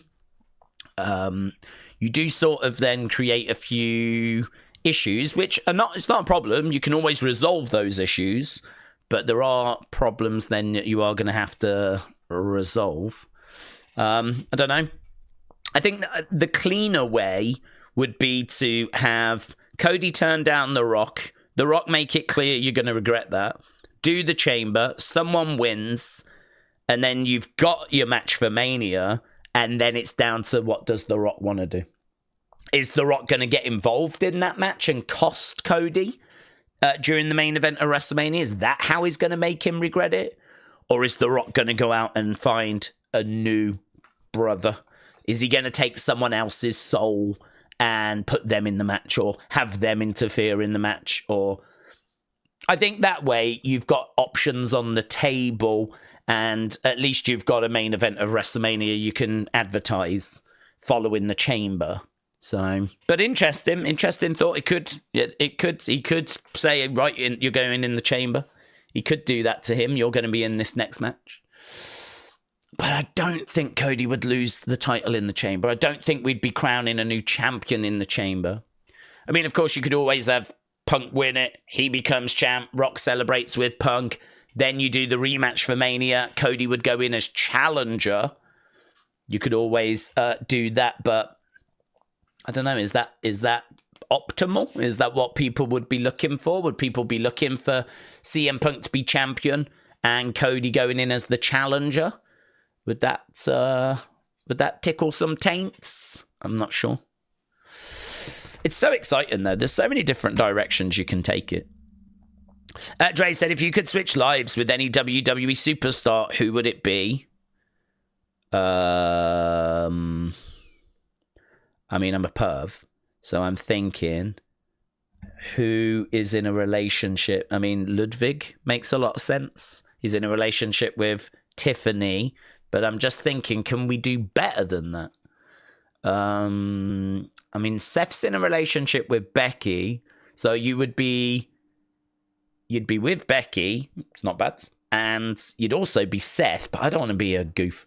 I don't want to wear those clothes. So I don't think I would go that way. Montez, not bad. But ideally, you would like to be someone like a Roman or a Cena to kind of really see what that's like, you know. A Cody. Cody would be all right. hey, Brandy's. Do you know what I mean? Again, if you're going to ask me a question like this, I'm going to think from a perv point of view, yeah? And I'm not going to apologise for that. Thank you very much, yeah? I'm not going to apologise. You could go Buddy Matthews, couldn't you? Yeah? We all know who he's with, yeah? But I wouldn't want to be in AEW. So, I don't know. That is tricky. I think I might settle. I feel like Bianca dances too much, and that would do my head in. Tiffany, she might be like really annoying, like Barbie. Barbie's annoying. That's breaking news. It's difficult. I don't want to say Seth. It's nothing against Becky. I just don't want to wear those clothes. CM Punk would be pretty good, wouldn't it? AJ Lee, yeah. So that's a tick. And, CM Punk's well respected. Plus, you could cause a bit of trouble and everyone would be like, that does check out. That is kind of what CM Punk does. So you could go around and make people fear for their lives, choke a few people, right? And people will be like, it's just Punk being Punk. And then you get to go home to AJ Lee. And also you're like one of the top stars in WWE. And you could just go to Chicago and just never buy a beer as well. For 24 hours, go to Chicago with AJ Lee and just see what it's like to be Punk in Chicago. And that whole city flipping loving you. And you're just flipping gods. Do you know what I mean? He must not have to buy a drink when he goes in a bar, or I don't even know if he has to pay for food, to be honest, when he goes places, as long as they know who he is, of course. But, yeah, that would be pretty good. I think CM Punk's going to be my answer. Let me reword it, though, so it sounds better. I'm going to say CM Punk because he's such a good wrestler, and I really respect his career. And I think that what with him being like an elder statesman there, I think that there would be a lot of respect for him. And I think it would be fascinating just to kind of see through his eyes and then go home and bang AJ Lee. Days, what do you think? Do you think we'll see AJ Lee return, says Connor? I would think so, yes. I think that she'll come back. I was very surprised, actually, it wasn't at the Royal Rumble. I really felt quite confident this year because I could understand it not being 2024 because I think she probably had a lot of stuff lined up. Punk came back very late in 2023. So, all of a sudden, do you want to be in the Rumble? Well, I've got meetings, I've got stuff lined up. Like, I could understand her being busy. And I could understand it. She's busy. She's got a lot of stuff going on. So I could understand that. But I thought, well, 2025, there's no reason why she hasn't sort of kept that free and why she's not focused a bit more on returning. Because another thing as well is Punk could have come back and could have hated it. He could have been walking out in February. But the fact that he's loved it and the fact that it's gone so well, that also made me think, well, that's got to give her confidence. She's got to have confidence that everything's in a good place now, a better place now, because Punk's gone back and he's absolutely loved it. So I looked at all of that and I was like, I'm feeling pretty good here about her, like coming back at the Rumble. It was never a guarantee, but I think I did have her in my prediction. And that was my logic. Was I got why it wasn't 2024, but I'm thinking 2025. Now, could she make a special appearance at WrestleMania? Absolutely. If we do some sort of match where there's going to be a Cody Rhodes type mystery opponent, I mean, for a women's title, I think everyone's going to go AJ Lee. AJ Lee's surely going to get mentioned. So will she come back? Rumble was probably the most likely. I don't know why she hasn't. I think she loves her fans. I've got no doubt about that. I think she loves wrestling. I've got to think that with Vince gone, it feels, and with Punk having a good time, I can't really see too many barriers. Yeah. But if not at WrestleMania, would she at SummerSlam? Maybe. I don't know. Is SummerSlam big enough? I mean, it is, I suppose. You know? I suppose it is. A bit crazy to say, is SummerSlam big enough for AJ Lee? But, you know. Probably more unlikely now that we're past the Rumble. Let's put it that way. I think it's still possible, but I don't feel as good about it now that we're past the Rumble. Mitchell said, first month not having to worry about going into the Hall of Fame, said Mitchell. We will do Hall of Fame this week, and unfortunately you can't vote for Mitchell this week, so you're going to have to start thinking about other names to nominate. Mitchell used to get so many nominations. It's going to be very interesting to see who the community go for now, actually. I said before, Mitchell always tended to take one of the spots on the poll. I mean, month after month, his name was always there, so it is going to open up opportunity for new nominations and an extra name going into the thing. So I'm really pleased Mitchell's in. Absolutely deserved.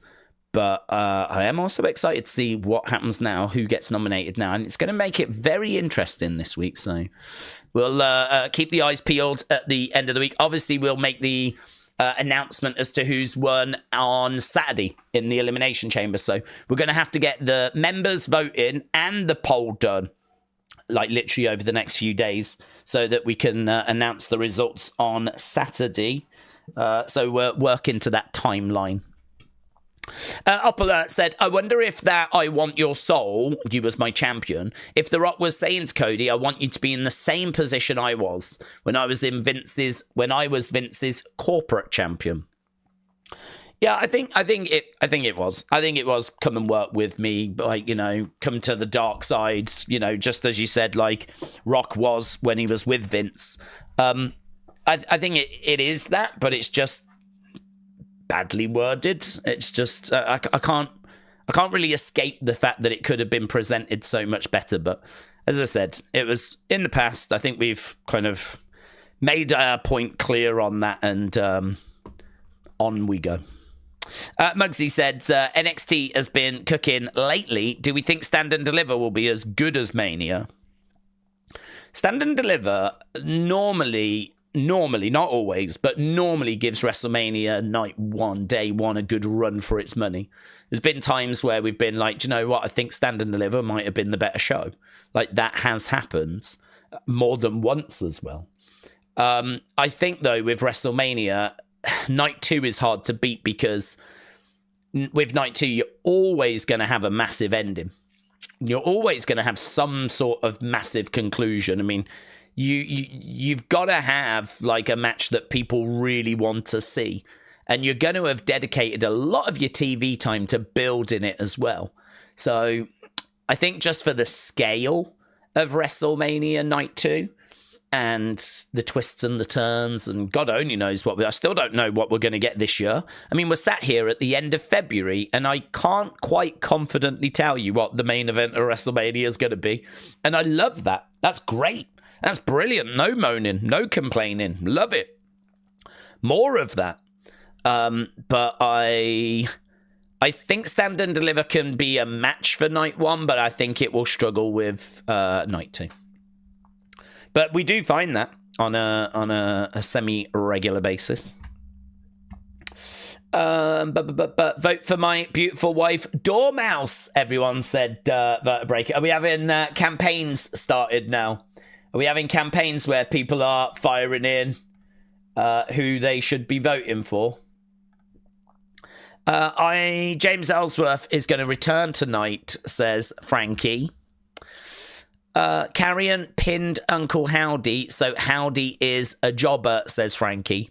Do we think Dean Ambrose will return and MJF make his debut in WWE in the future? Do I think that Dean Ambrose will return? He could do. I think Shield definitely deserve to go into the Hall of Fame. I don't think Jon Moxley is interested in coming back and being Dean Ambrose. I don't get the impression that Jon Moxley is really motivated that much by money or by having a big brand. I actually admire him for that. I think wrestling can be a bit of an art form. I think you're seeing that with Toni Storm. And I think she is someone that is using wrestling as a way of presenting a specific character that allows her to really explore and dig into that character and have a lot of fun with it. So her promos, for example, a lot of fun. She can do a lot of different things with her promos. Like, she's been doing them in black and white. They've been splitting the screen, one side black and white, the other side color. She's been putting in lots of references. She gets quite vulgar as well, doesn't she? Like, I saw her walk into that cinema for her interview with Renee Paquette. And one of the first things she said was, "Can you masturbate in here? Is masturbation allowed in here?" And it's like, you just wouldn't get that in WWE. You wouldn't get someone walking into a sit-down interview saying such a line like that.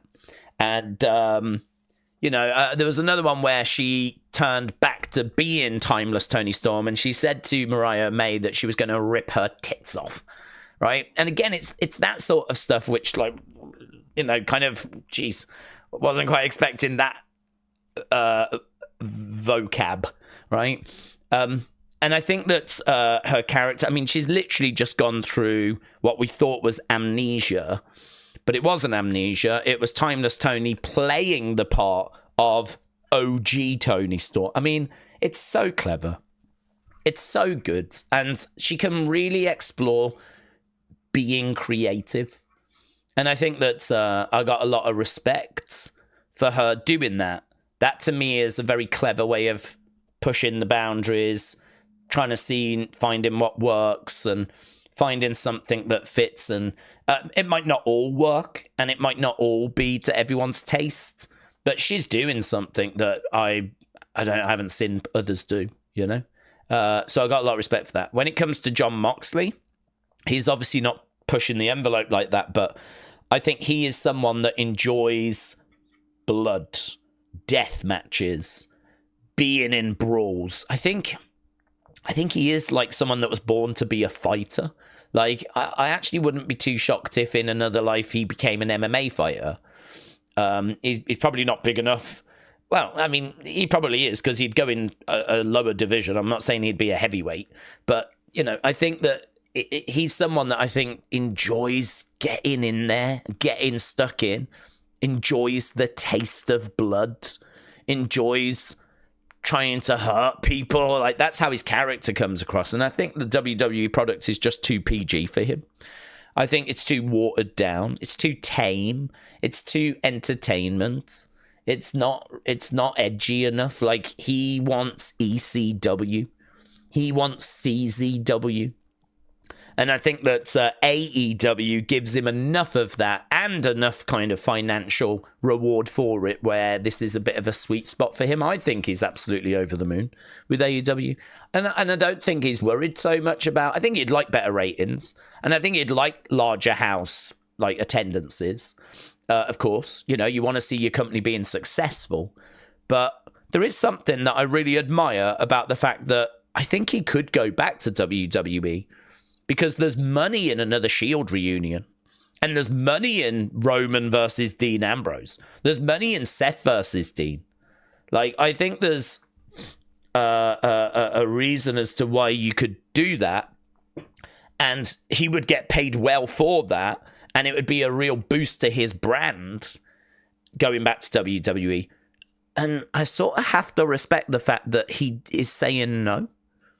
Imagine being in a position in life where you don't want to go to the biggest wrestling company in the world, and you can actually turn that down because you're doing something smaller, right? No offense.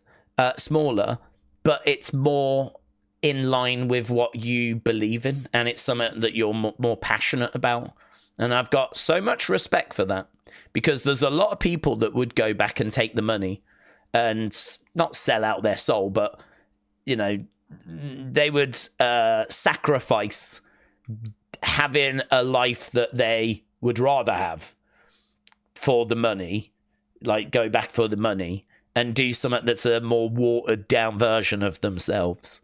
A lot of people would take that option, and he hasn't. And, he's still getting paid very well, make no mistake about it. But I still think he would be happy if he was in CZW, not getting this kind of money. I think that he's someone that really enjoys that kind of hardcore death match, busting himself open, bleeding, giving to the fans like, their money's worth. So do I think he'll go back? I think he will go into the Hall of Fame. I think that he may want to just have one last dance, one last run, one last match, one last moment, just as a reminder, just as a refresh, just as a lasting memory. If a chance to be at WrestleMania one final time in a Shield triple threat presented itself, I can't turn around and say he wouldn't take that, because I think he'd probably push for it to be quite bloody. He'd probably push for it to be more of a Jon Moxley match than a Dean Ambrose match. Whether that would be allowed, I don't know. But I can't say that he wouldn't go back for like one last thing. But do I think he's going to go back and have like a real long run then? No, I really don't. I really don't. Because I just don't think it's what he's after. And I don't think it's what he's about. And I really respect him for that. I don't think he's an idiot for that. I actually admire him for that. I think that that's something that should be respected. Not everything in this life is about money. It's about sometimes being creative and about expressing yourself. And if you are in a fortunate enough position where you don't have to worry about money, because he's been well paid for a long time. They've got money. So they haven't got to really worry so much about money, which means he can now have a freedom to sort of do what makes him happier, what makes him happiest. And I really respect that. You might not like his style, and you might not rate him as a wrestler, and you might think his matches are boring, but he's still got the ability to do what he wants to do, rather than take the big money, then go back to WWE and do something that he's not, kind of crazy about. It's hard to be down on that. So, good question. Good point. I'm not a massive Jon Moxley fan, says Brony. I love Dean Ambrose and the work he did. It's a shame we didn't have much plans for him. Vince preferred Seth and Roman. Yeah, I think he did. I think he did. I think he did prefer Seth and Roman. I think Dean Ambrose was the third kind of cog, which is shocking, actually, because there was times where he felt like the de facto leader of the Shields. I always looked at Dean as being more, and maybe it was wrong in retrospect, but I always kind of saw him as being the, I can't remember his name. Who was the blonde guy out of the A-Team? It wasn't Face, was it? I can't remember what his name was, but, the Shield and the A-Team sort of felt like the Shield was based on that, in the sense of they were vigilantes. They operated outside of the law, and, they kind of came in and did work that needed to be done. And I sort of felt like the blonde guy from the A-Team was very similar to Dean Ambrose. And I always saw the blonde guy as the leader in the A-Team, and Dean Ambrose sort of struck me as the leader in the Shield. The way I saw the Shield was Roman was the powerhouse, Seth was the technical guy, the technical wrestler, the one that could really get in there and mix it up with people. Roman would just smash them, spears and Superman punches and whatever. But, if you really wanted to outmaneuver someone in a wrestling ring, Seth Rollins was your guy. And then when it came to who was the mastermind, who was the leader, who was the one that was running the plays, who was the quarterback, in my mind, that was Dean Ambrose. That was Dean Ambrose. He was the guy that was running it. And so I was quite surprised after when I think they tried to make, I suppose they had a problem, didn't they? They made Seth the big heel, joining the Authority. They had Roman trying to be that next big baby face. And I suppose you just find yourself in a situation with, well, what do we do with Dean?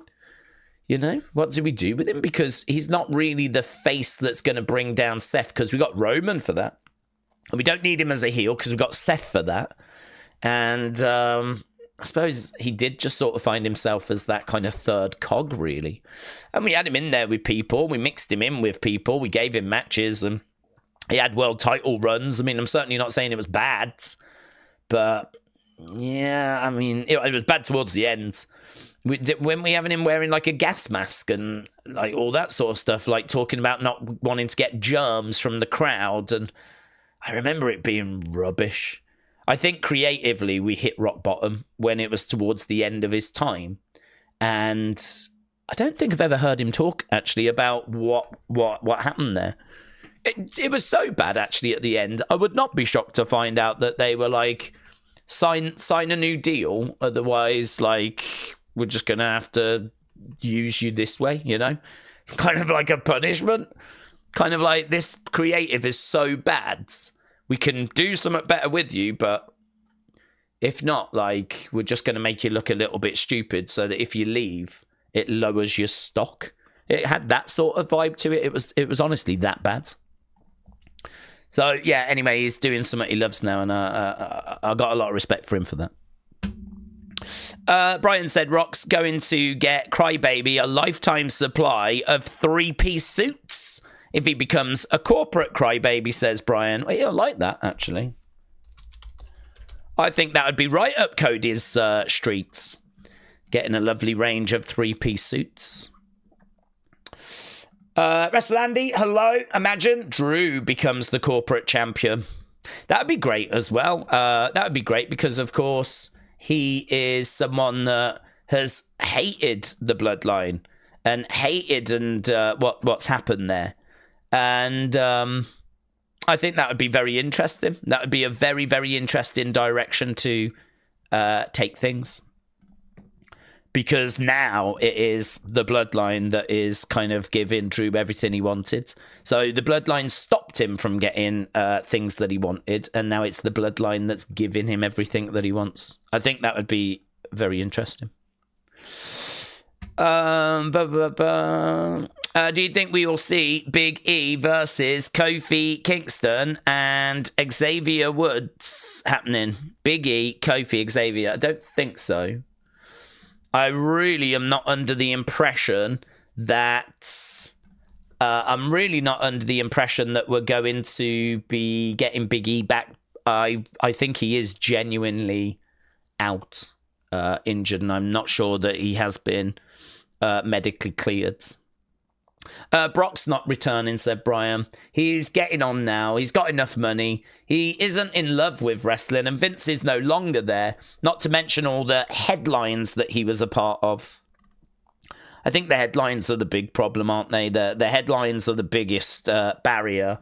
I think he always is down for getting money. I think he's always down for that, but yeah, I don't disagree. I can't see him coming back anytime soon. I would struggle to see him coming back at any point, actually, in 2025. I don't know when the case is going to be heard, the Janelle Grant case, but that's going to need to start. We haven't even got a date for that. At this point, I would imagine May, June. I don't know how long it would run for. We don't know then what would be the findings. And then, you know, by that point, we're looking end of the year. I don't think there's a reason to bring him in. And he would need to be, like, kind of cleared, if you will. So, oh God, yeah, I can't see it. Not in 2025. I think the soonest we would get him would be the 2026 Rumble, but a lot of stuff would have to go a certain way for that to make sense. And I don't have any confidence that things are going to go the way that's needed either. So, I agree. Right, Days, I see Cody saying yes to The Rock because he's been feeling the pressure of being a face. He says yes, his life is made easier thanks to The Rock, says Lisa. Adam said, Days, who would you like to see enter the Hall of Fame this year? Alongside Triple H, I would love to see Bray, says Adam. That's a really good question, actually, about who should go into the Hall of Fame this year. The Bray shout is interesting because I actually don't know how people would feel about that, because I think a lot of people would like Bray to go in as the headliner And of course, he wouldn't be the headliner. So I sort of think there would be a little bit of pushback there. Just a little bit of pushback. I don't know. I don't know how people would feel Bray going in and he's not headlining the class. The headline thing has become a bit of a statement, hasn't it? And Bray definitely deserves the honor of being a headliner. So that's the only thing I would say is he can't headline. Triple H is going to headline. Is that a problem? I think I would do it next year. I think I'd do it next year. I think I'd have Bray headline. And I think that, you've got enough people around that can do the speech for him, even though he's not with us anymore. So I think I'd do it next year. In regards to who I'd like to see go in this year, I'd love Demolition. I think they've long deserved it. I really would love Cyndi Lauper. I think she's long deserved it. And I don't know, I suppose you are thinking more about the kind of mid-cards. I mean, you can't really be putting in any other massive names with Triple H already in there. So it'd probably be looking at names from the past, like, I don't know if a Bam Bam Bigelow is in there. There's a few of those types of names that I know are missing.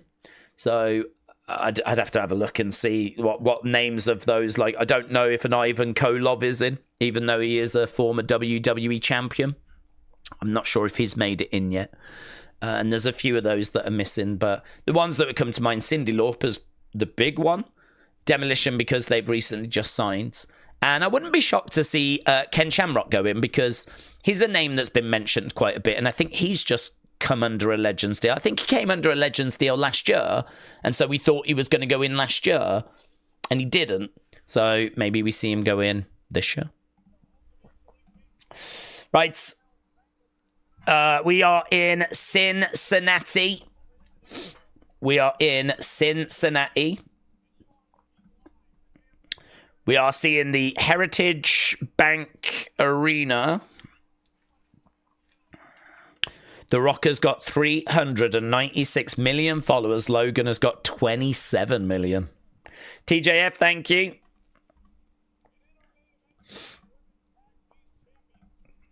So they're just breaking down the card. We know we've got 2 championship matches tonight. Look at these two in their matching outfits. There's Liv and Raquel. Okay, so they were just having a strategy meeting. There's Gunther. There's the Ring General.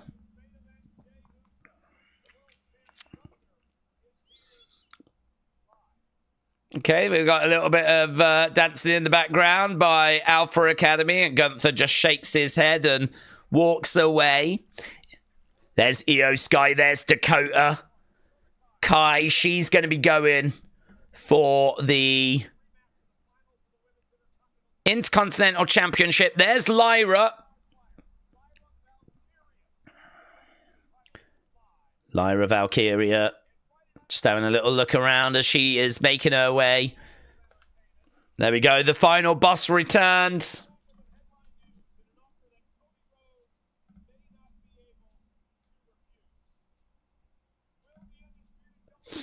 There's Cody.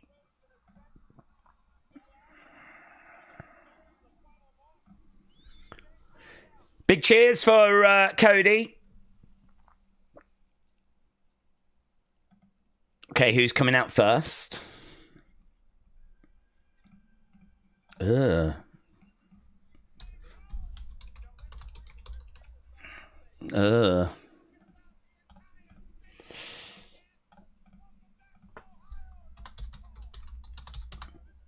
Paul versus Seth versus... Oh, it's not his versus, is it? Logan and Seth and CM Punk. I mean, it's going to be a big segment. He's getting booed. Logan Paul, Ohio's worst celebrity. Here is your new corporate champion, said Toby. Oh, God, I hope not, buds. I hope not. This is nightmare fuel. Nightmare fuel. Cody had the worst title run so far, said Richards. Days, how are you? said Edwards. Another night of Monday Night Raw. I've had a good day. What is the one thing about WrestleMania you like and dislike? I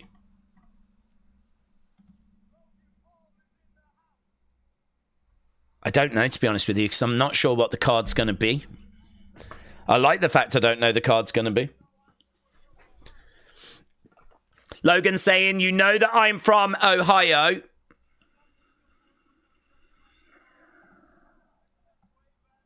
I'm just like you, except way better. More booze.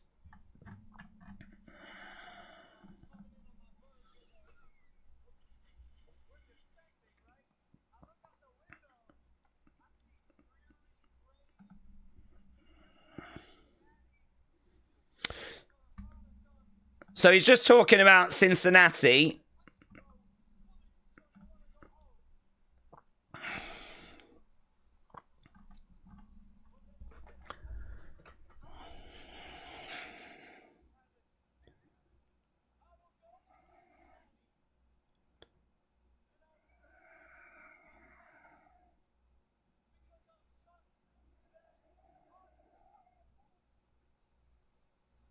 It's just not, it's not even good. It's not even, it's just like, it's just laying into the local area.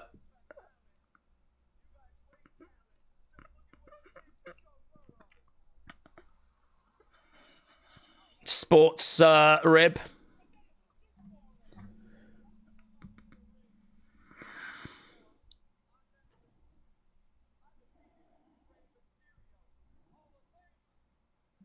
I defeated Rey Mysterio. And I punched my ticket to the chamber. This is better. Let's get back on track. Let's talk about the chamber.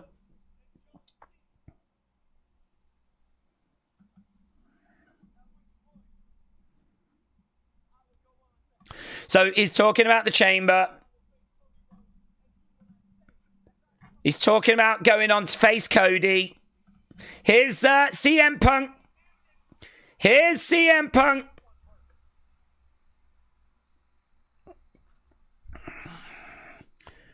Dun, dun, dun, dun, dun.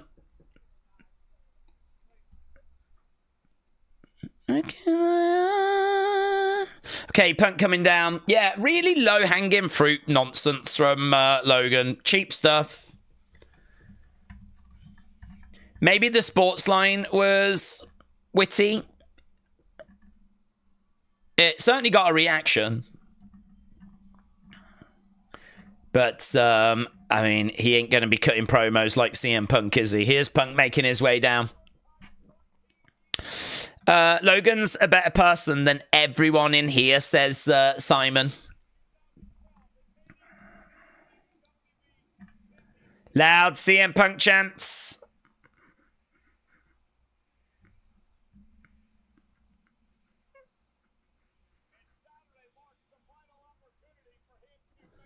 Punk staying on the outside of the ring. I would like to see John Cena or CM Punk even trash him on the mic. Logan Paul, make the crowd turn face.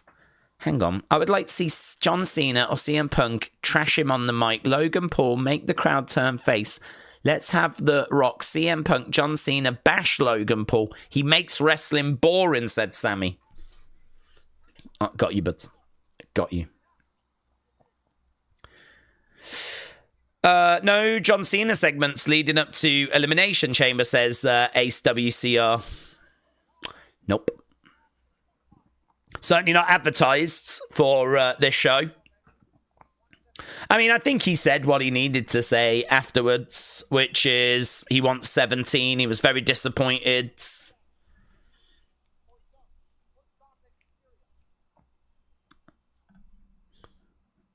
CM Punk chants.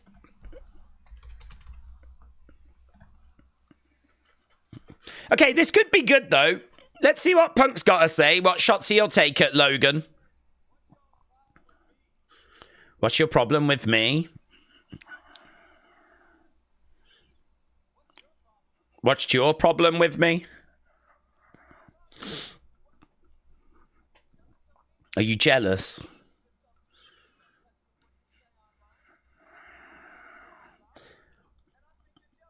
I think you're jealous of me.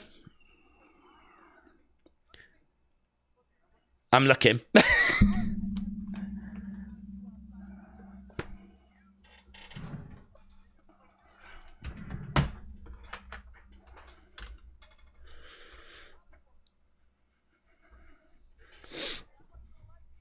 Is this why you don't like me? You're just a... So is he touching on the UFC stuff?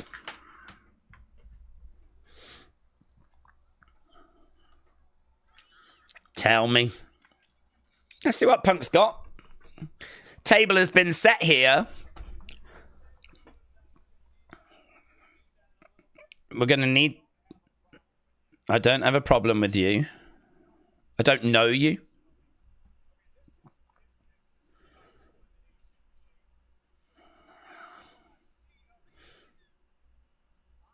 Honestly. Okay.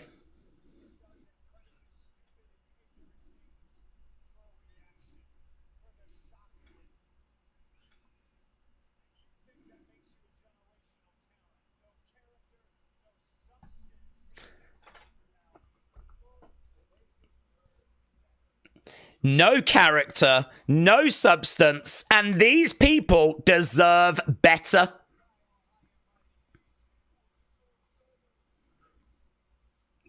See what Logan's got.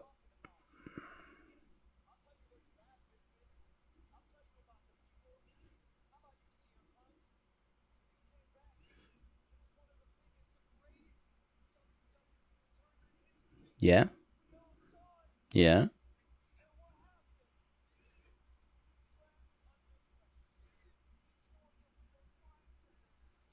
Yeah, he got injured. Dude got injured.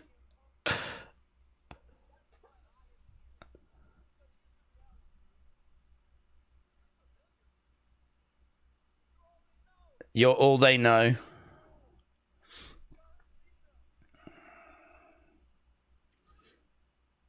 Where's he going? That name changes.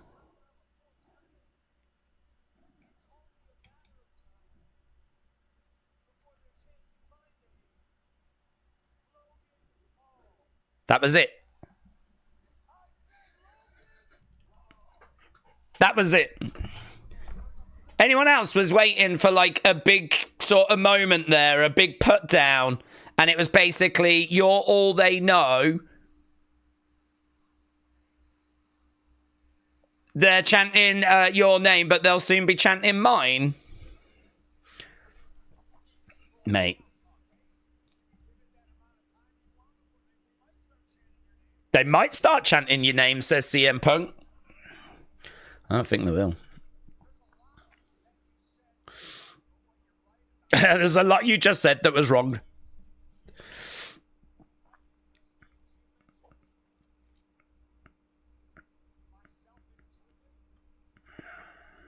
We're legends, myself included. Those names that you just mentioned, we're legends. We're history makers.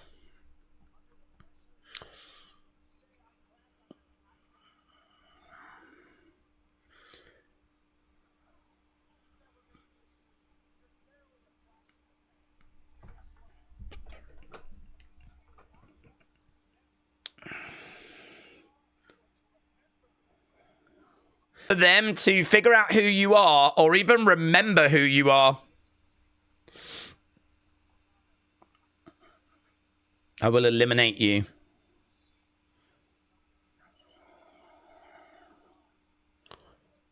I'll go on to WrestleMania.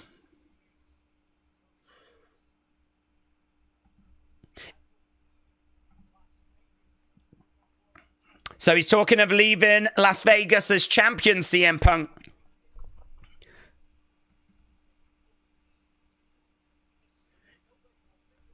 I will make history. You will be history.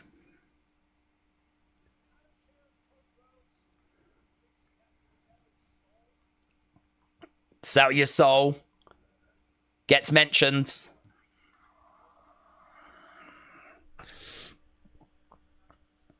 I'm Satan himself.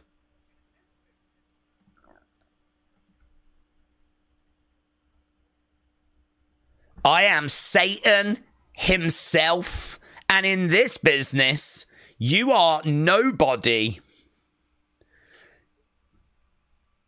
CM Punk says he is going to eliminate Logan as a receipt for Logan eliminating him at the Royal Rumble. CM Punk just cooked Logan there, as you would imagine he would. Logan slapping CM Punk, walking away. I like that line from Punk. You're not going to be here long enough for them to work out who you are or even remember who you are.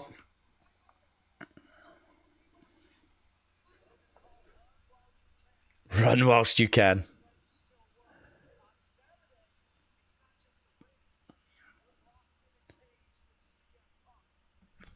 Let's go, man.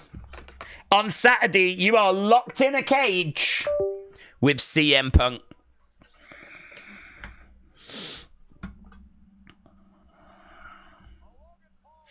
Well, there we go. That was our opening segment. One thing, I'm going to give Logan just a little bit of a prop here, right?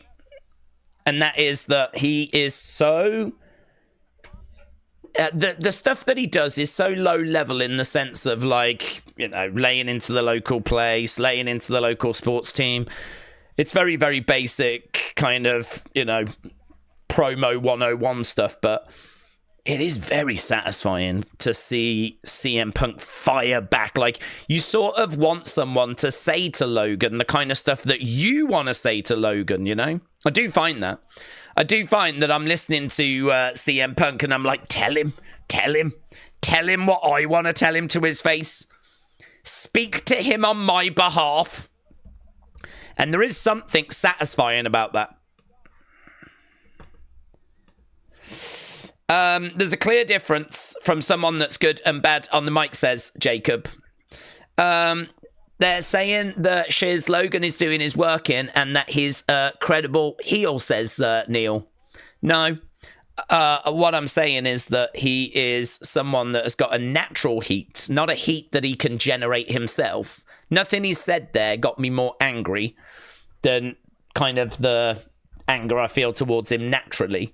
The reason I don't like him is because of the crypto scam stuff, the petty, childish stuff he was doing in his videos, the suicide forest stuff, you know, all of that stuff. That's the reason why people don't like him.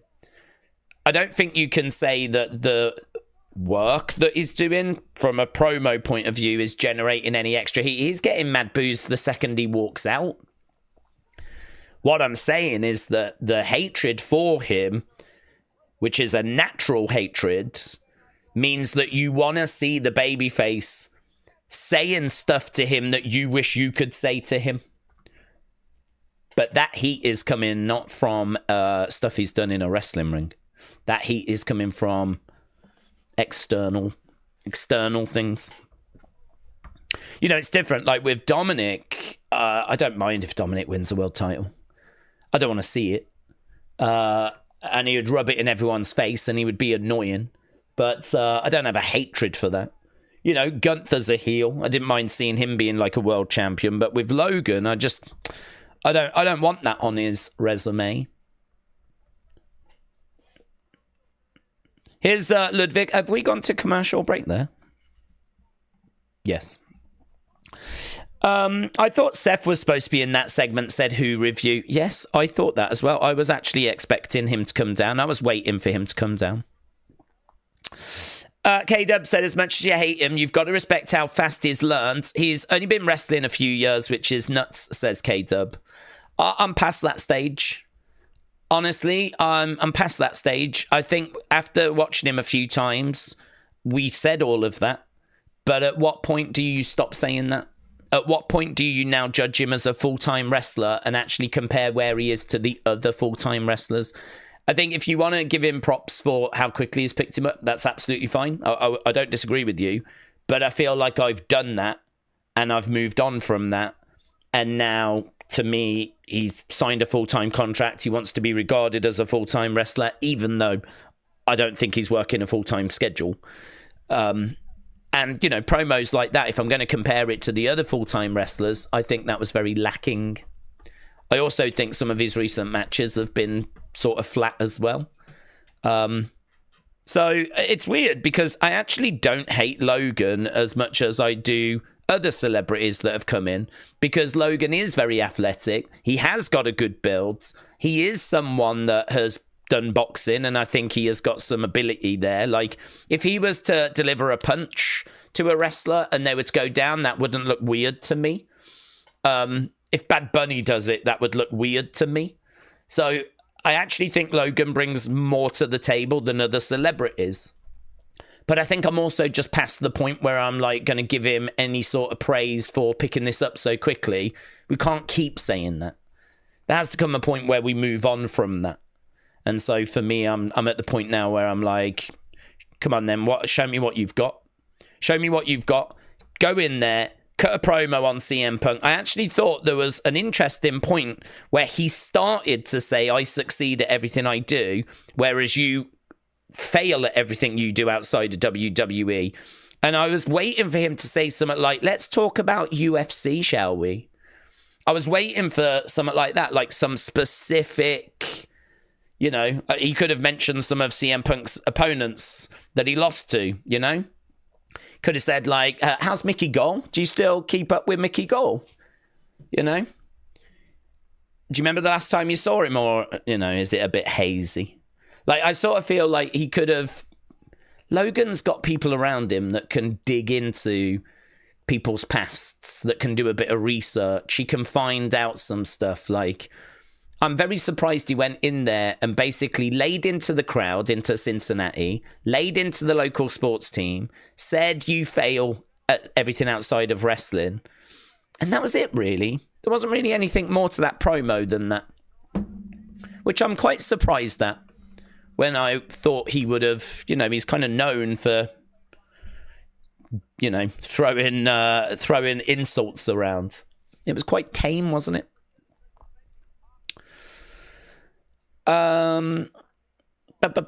Punk needs to mention that Logan scammed people. I think that's out of bounds, to be honest. I don't think that would be allowed to be mentioned.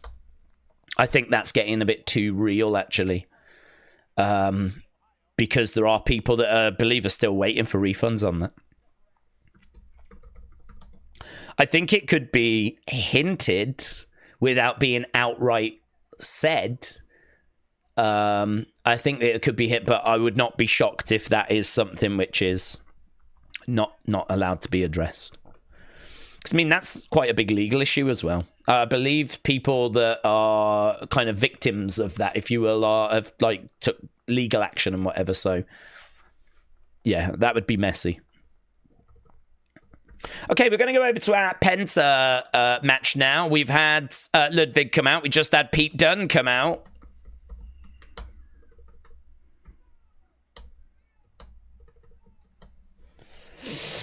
Dave's not sure if we said this, but do we think if we get Rock Cody at WrestleMania or something else? I think it would be something else. I'm not thinking The Rock's going to wrestle WrestleMania, so I'm thinking it will be something else. But I'm really, you know, I'm very interested to see what that answer's going to be. But yeah, at the moment, I'm thinking it's going to go a different direction than Rock versus Cody. Logan needs to say the CM Punk simps for men who play in women's sports. That one would be out of bounds as well. That's, you know, you can't go into anything that's going to be like super political like that.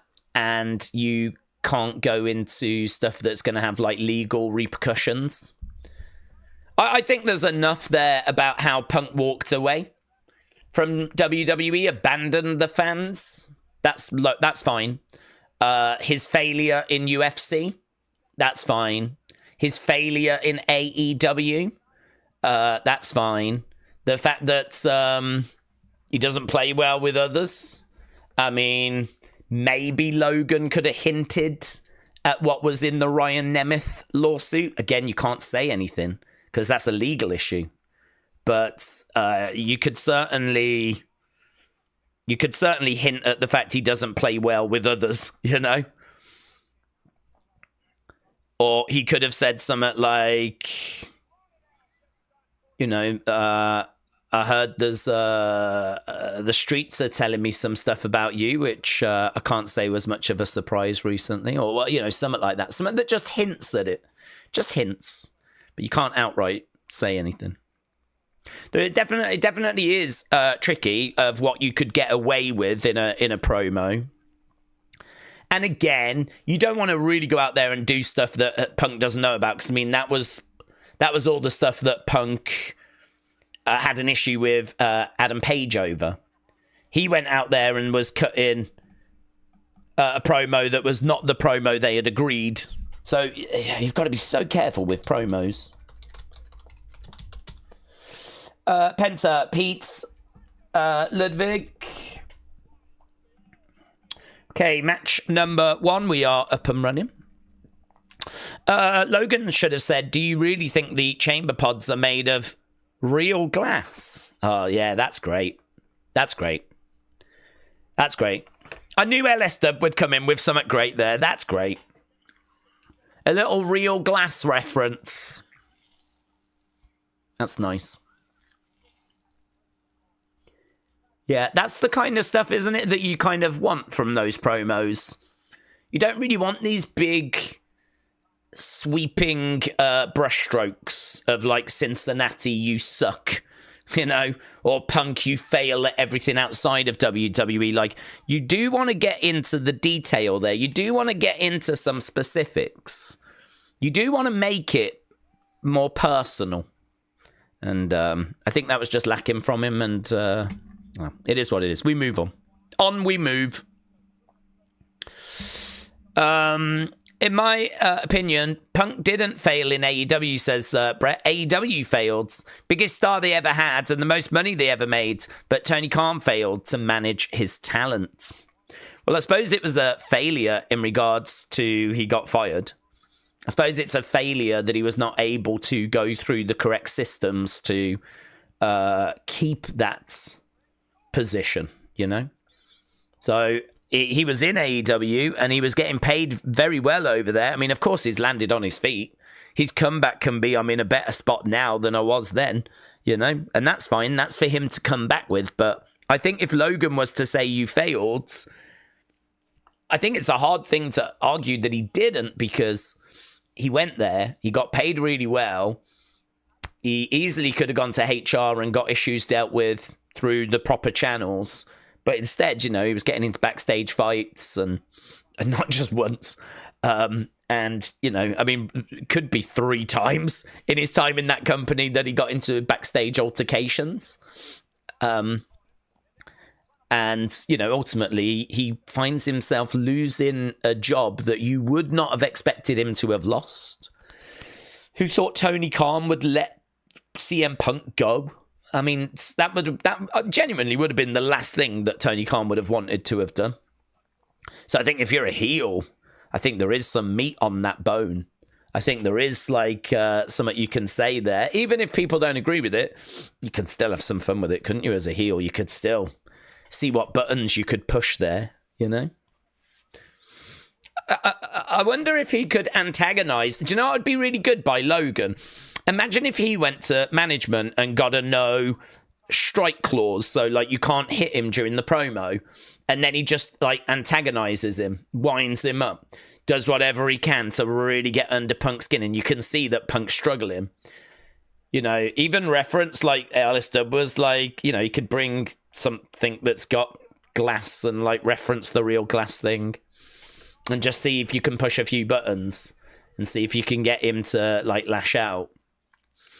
Digging into the fact that he couldn't control himself backstage in AEW. We're back from commercial break. We just had a big spot in the corner there. Pete Dunne down. Penta in the corner. Penta with his torn bicep. Well, So Pete Dunne in the middle of the ring. What we got here? What's this? Chops coming in there by Penta. And again, there's some sign in the crowd, but I can't read it. I can't make out what it says. James said, Logan could have said, you won't have me fearing for my life, and the chamber ain't a jungle boy. That is actually a good line. The elimination chamber, it ain't no jungle boy. Just have that pause. Yeah. I wonder how that would go down, actually. That's the kind of line that would play very, very well on social media. That would people would definitely have opinions on that one.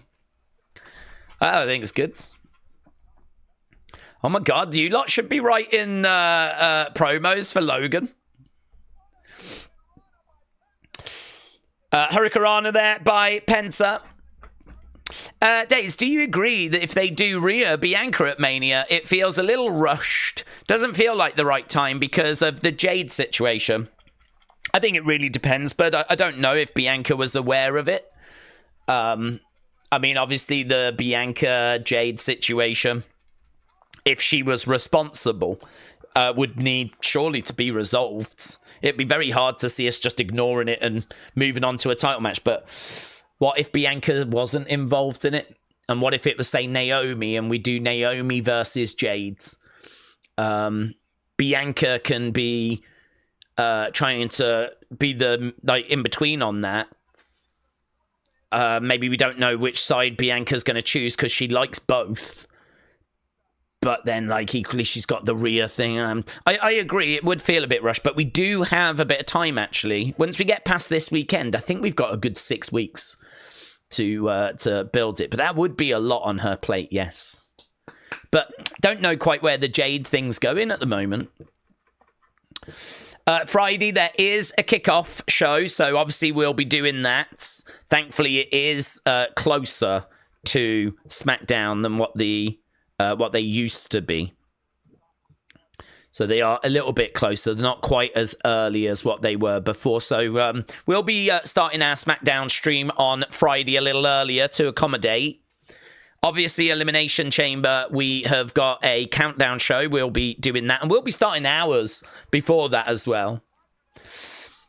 Ludwig grabbing the mask. Penta pushed into Ludwig. Pete Dunne is looking for a bitter end, and he gets it. And he's going for the cover. 1, 2, and Ludwig makes the save. I do like the fact that they didn't have Penta kick out of that. I do like that. That they could have had him kick out of that then, and I think that would have been a little bit of a shame, to be honest. Ludwig with a kick coming in. Not a huge fan of people kicking out of finishers. Oh, Pete Dunne looking for a bit of joint manipulation. He has got the fingers, and he snaps the fingers of Ludwig. Oh.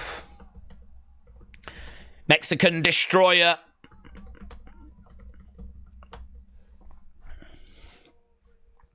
Right now, he's getting a hold of Pete Dunne.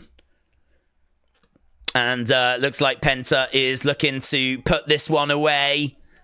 Snaps back on the arm. And this is normally what leads into the Penta driver. But Ludwig comes in.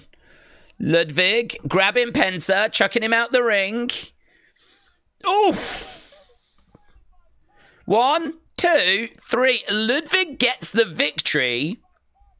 That's okay. It's not Penta that takes the loss there.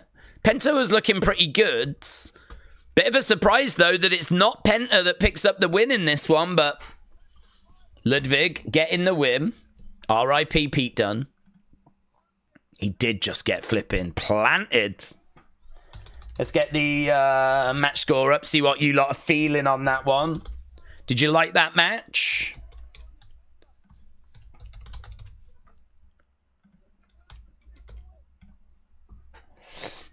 Pete made that move look like $1 million, said LS Dub. I don't hate that result. Kim said Pete should have won. AIR said, God, I love Ludwig.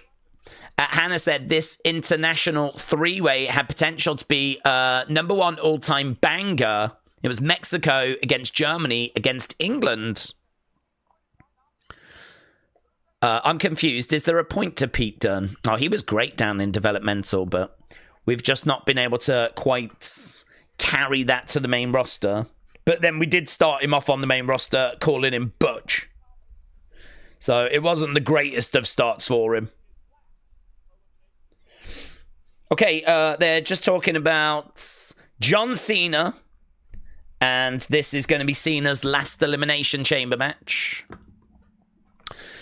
Yes, I mean, like, a pretty big show, actually, on Saturday. We're going to have The Rock looking for his answer from Cody. We got John Cena inside the Elimination Chamber. Alexa's going to be competing in there as well. Like, it's not bad. It's not bad. It doesn't have the same feel as the Rumble, but it's not bad. Super Cena said Dick Togo. A Cena hype package said Gashan. Dr. Luchalala said, I'm not as excited for the retirement tour because we haven't seen Cena as much. I think he's just been filming, hasn't he, in the first part of this year? And actually, I'm all right with us not seeing him so much at the moment because I think he's only doing 30 dates. And really anything around the Rumble is just Rumble, innit? Anything around the Rumble is like, I'm going to throw you over the top rope, blah, blah, blah. I don't really need that. Just put him in the Rumble. Let's see if he wins. Then you've got Elimination Chamber. Just put him in the Chamber. Let's see if he wins. He's going to do 30-odd dates. Do we really want to waste any at this time of year? I think I'd be much more interested in having some for the build for Mania, doing Mania. He'll probably be off for a little bit then. Obviously, the build to SummerSlam. And then really, I want to save as many for the end of the year.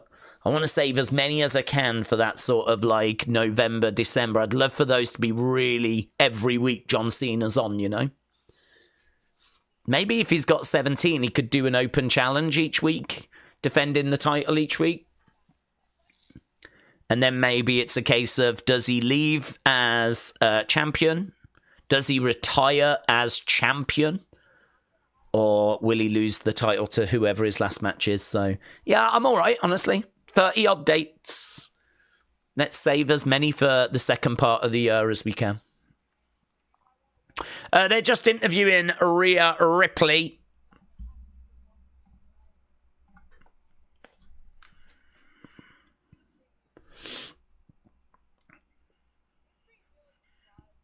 It's been nearly 5 years since Iyo and I have fought each other.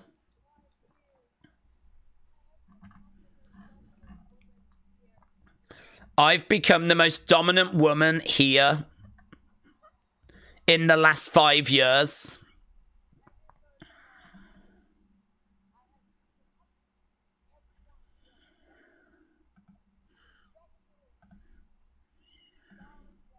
Becky Lynch, Charlotte Flair, I have stepped up to everyone. After next week, you'll have to add Iyo to that list. Here's Iyo. Here's Iyo.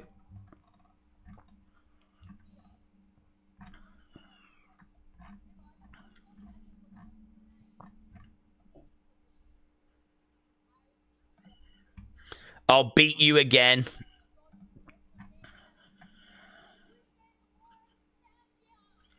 So pretty standard stuff here. Rhea is saying that she is going to win. Iyo saying she is going to win. Should be a great match, actually, that. Should be a really great match. Women's World Championship match next Monday on Raw. They should kiss. Said they should kiss. WWE said, big mistake. Logan just slapped CM Punk. Logan has just tweeted out, I don't make mistakes. I can't wait to see the comments to that. I don't make mistakes.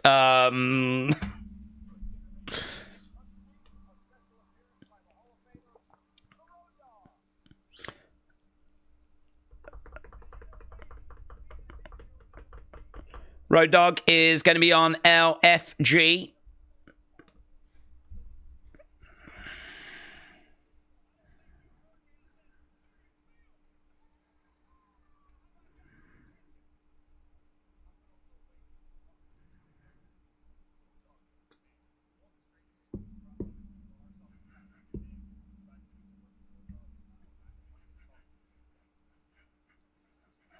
Okay. Days, you're probably bored of hearing about The Rock take your soul, but could we see Triple H getting involved? We could, yeah. I think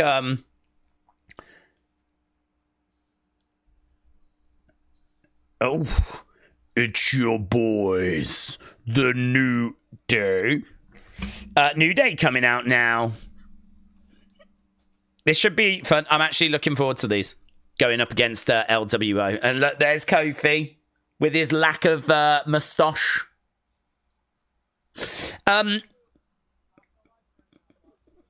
So, yeah, I think Triple H could get involved. Certainly if someone does join up with The Rock and they are causing a bit of carnage. You know, Triple H is obviously going to want to have things under control. And if it's not under control, then Triple H is surely going to have a problem with that. He should have a problem with that. I think a lot of people would like to see Triple H and The Rock face-to-face in Gorilla, sort of like getting a little bit heated. Do you remember last year, after the press conference for WrestleMania, and Rock walks past and he has a right go at Triple H because, like, obviously it didn't go the way that they were hoping it was going to go, in the sense of Cody chose Roman. And there was that little moment backstage, like there was just a little taste there of what a power struggle between those two could look like. And I mean, look, there's a way of getting to that now, which I think is very exciting. So yes, Little Rye, I definitely would be down for that. I think a lot of people would. Mr. Canuck said the babyface New Day was too long. Finally, we've got a new version. Add New Day to the Death Rebel victim list, said Ninja. Austin, hello. Shout out to you. Taker1990 said, do we think that RR's promo that was mentioned for the Raw preview? Yeah, I think that was the Rhea Ripley promo, yes. It was, I mean, that... They said that she was going to do a promo and it was going to be about Iyo, and that is exactly what we just had there. So, yes, I think that was that. Okay, we got the New Day in the ring.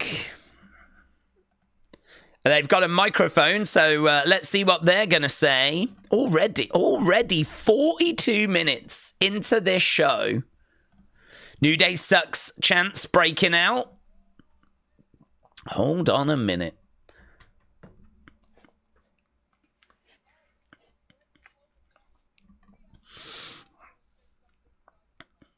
We came out here to say something nice about this place. Liars.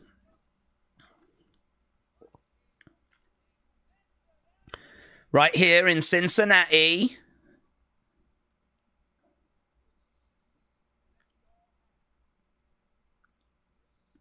Chili.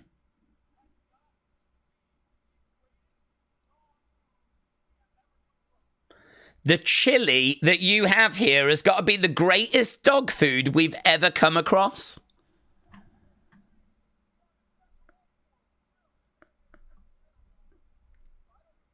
They think they're getting a treat, but they don't know.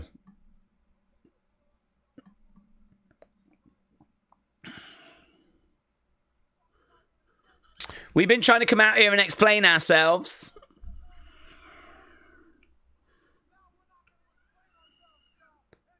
We're not going to explain ourselves anymore. I didn't even realize we were at commercial break. This is commercial break.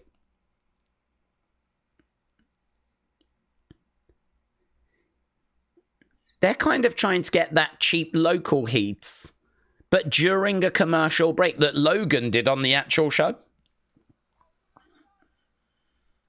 There's a small New Day sucks chant that's just broken out.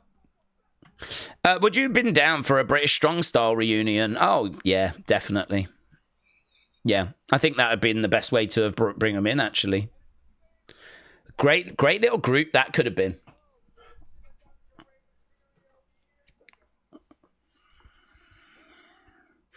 Okay, so, yeah, they're still moaning and complaining, and we should be going over to the show. By the time we get to it, they might have stopped cutting the promo, of course.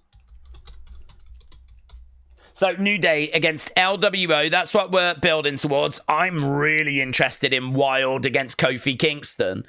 We've been watching that on Unseen, and, yeah, they've been cutting some fiery promos on each other, so... I envy not having to watch all the Real American Beer commercials, says that. Oh, do you get a lot of those, do you? I've actually never seen one. I've never seen a Real American Beer commercial.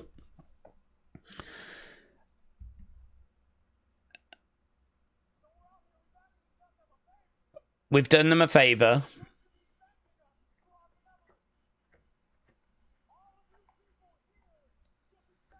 All of you should be thanking us for coming. Okay, here's LWO. WrestleBuzz, shout out to you, my friends. WrestleBuzz said, Days, appreciate the hard work. Keep crushing it. WrestleBuzz, shout out to you, my friend. Appreciate the kind words. And I did see your preview that you posted. I like to retweet that out. WrestleBuzz, a very good follow on X if you're on X. And Richard Banbury, Paranormal Investigation Unit, the RBPIU, says, Days, I can't believe it's been 18 months. It flies, doesn't it? But I think there's so much that goes on in wrestling. There's so much that we talk about, and there's so much like I find that I'm awake. I'm looking at X. I'm doing a stream. I'm doing Unseen. Might do an opinions thing. Setting up streams. Little bits and bobs. Go to sleep. Wake up. Do the same thing. Go to sleep. Wake up. It's just day after day after day. And just these months just go by, man. Do you know, there was something in Unseen this week which, who put it? Sean Spears put it on social media, and it really struck a chord with me, you know. I actually put it in Unseen as a result. And I told my brother tonight about it. It's just a very simple phrase that I'd not heard before. And it is that graveyards are full of people that thought they had more time. And I was like, oh my God, that is so true. A lot of those people won't have known that the end was coming when the end came. Graveyards are full of people that thought they had more time. Struck a chord with me, that did. I don't know what it's going to make me do. It's not made me do anything, but my life's still exactly the same as it was before I heard that phrase, but it did make me go, damn, that's heavy stuff, isn't it? Oh, God, I love talking about dead people, guys. Nothing says fun Raw stream quite like talking about dead boomers. There we go. Lovely shot there. Another strike coming in. And again, a couple of jabs coming in. Chop coming in. So Xavier is in there at the moment. Up, down, lands on the feet. Goes against the ropes. Tag, back slap tag. In comes Kofi. Damn. Did you see Del Toro then go to the outside? Kofi pulling down that top rope. Del Toro just went to the outside. Hard, mate. Just went to the outside really hard. Kick coming in there by Kofi. New Day suck is the chant. Why does the guy look different in black pants? Perhaps they swapped him out. Perhaps this is fake Del Toro.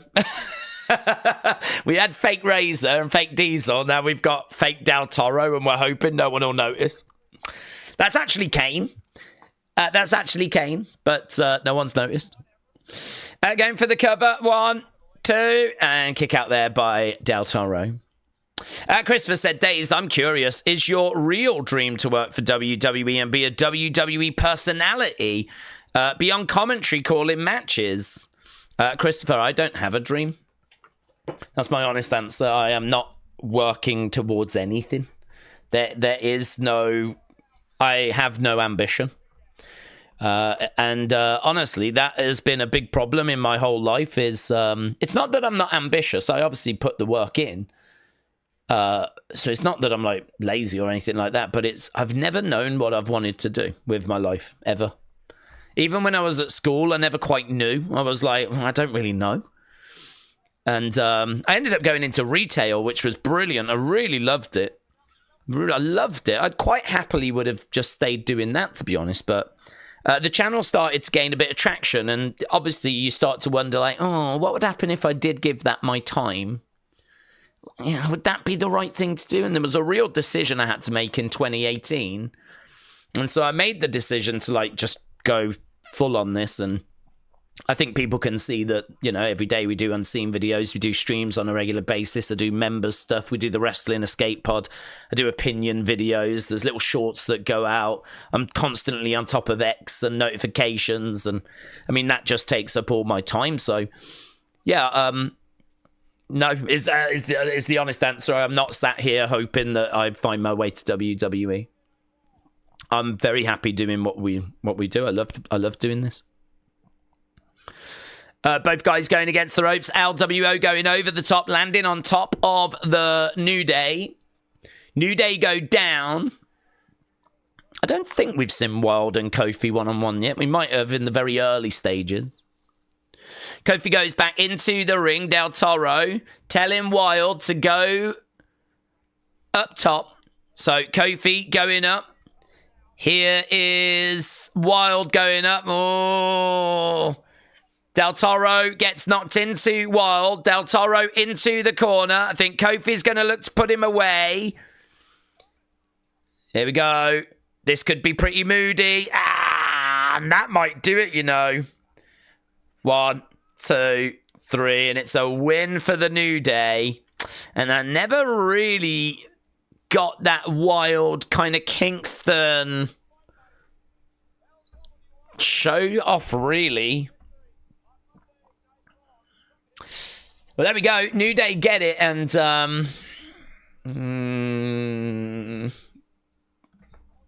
it was okay.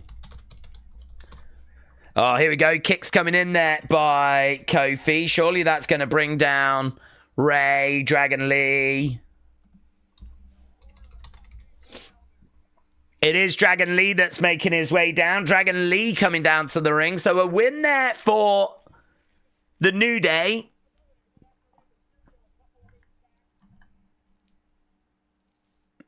Here's Dragon Lee. Dragon Lee charging over. Drop kick into the corner.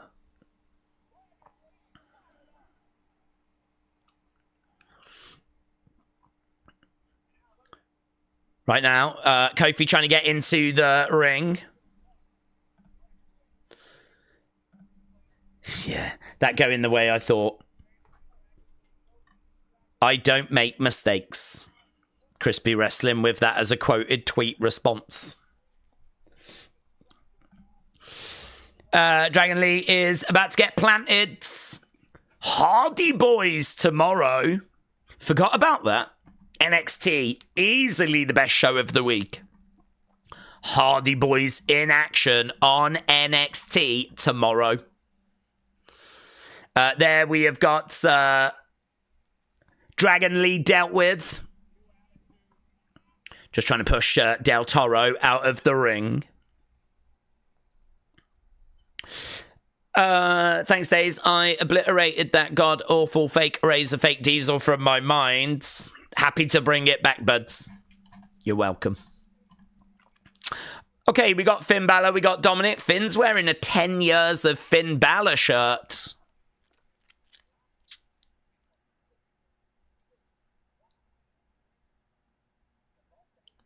You lost to AJ. You talked a big game last week. These two are still going at each other, you know. New member again gets mentioned. If anyone's going to fix things, it'll be me, says Finn.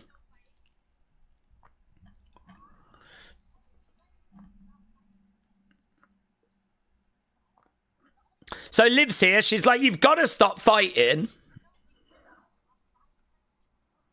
Things will look up.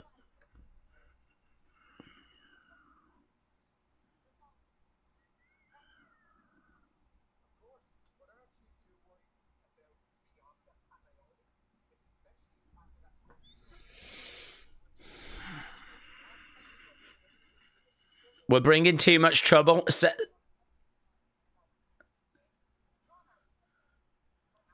We're not involved. So Liv tells Finn that they weren't involved in the Jade Cargill situation. I mean, she could be lying, but I don't think she is. There's a lot of tension in that group.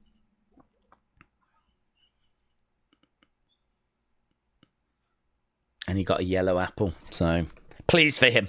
Pleased for Leto. They haven't really capitalized on the New Day like they could have. They've been stuck in straight up boring creative. It feels really unimaginative since the turn. Do you think Finn Balor could be a babyface soon? It would be nice if he did. Yeah, I'd like it if he did. I really do want him to move on from Judgment Day. Is that the apple Liv got, said Made by Dawn? It could be. She was having to juggle a lot of stuff, wasn't she? Get an apple for Leto. Oh, yeah, Top's Rip Night. We've been having some fun with this. There was some good stuff here. Daddy Dom. Ray. Treasure time.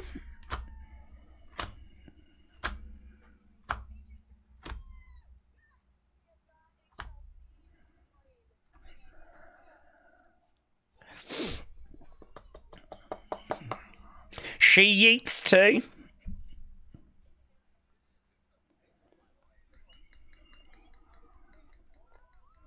Yeah, big card. The Rock. The final boss.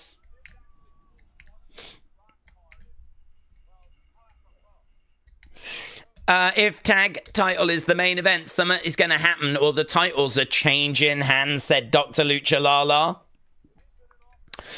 Days, based on booking, what is the one thing Vince did better that Hunter is not so great at, says Hannah. We have had that question before. I think... I can't say the women, and I can't say tag teams. I think Vince did more silly comedy stuff. Some people would say that the title reigns felt maybe a little more unpredictable under Vince because they weren't as long. And so with Triple H, it feels like when someone gets a title, they're probably keeping it for a while. I think there probably is a need to just like mix that up a little bit. But, I mean, I don't think that's a massive issue. I actually quite like how Triple H books the titles. It does make them feel quite important. The comedy stuff, I think he can struggle a little bit with comedy stuff. But then saying that, Vince's comedy was very toilet humor that I was not crazy about. I am probably just going to have to go with something like Money in the Bank. I think Triple H is pretty rubbish when it comes to booking Money in the Bank. I think Vince did a much, much better job with that. But really, I really don't think there's much that Triple H is down on when it comes to Vince. I think Vince had gone stale, and I think that Triple H has kind of brought a breath of fresh air in. Here, look, we got Logan with AJ.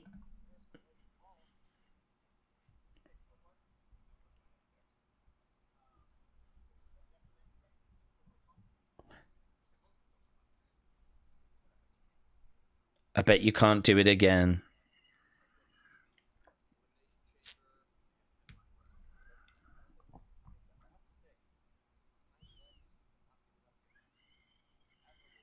It's admirable you've not given up yet. If I was you, I probably would have called it. Oh, Carrion in the background there. Carrion in the background of AJ. What's that about? Why is Carrion in the background of that AJ segment? Normally they put him around if there's going to be a turn or something. Aren't we building Sammy and Carrion? Why would Carrion be in the background there?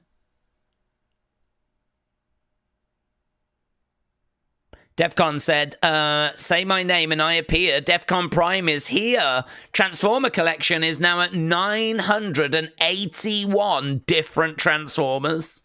It's tough to keep up with collecting wrestlers too. I bet it is. Blimey now. To have that many Transformers, God, I wouldn't even be able to find the money for all of that. But so, very impressive, my friend. Very impressive.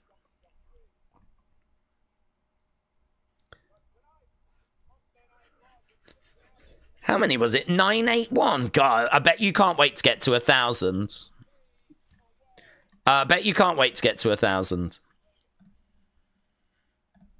Find a partner that looks at you the same way Carlito looks at an apple. Okay, we are about to go back to the show.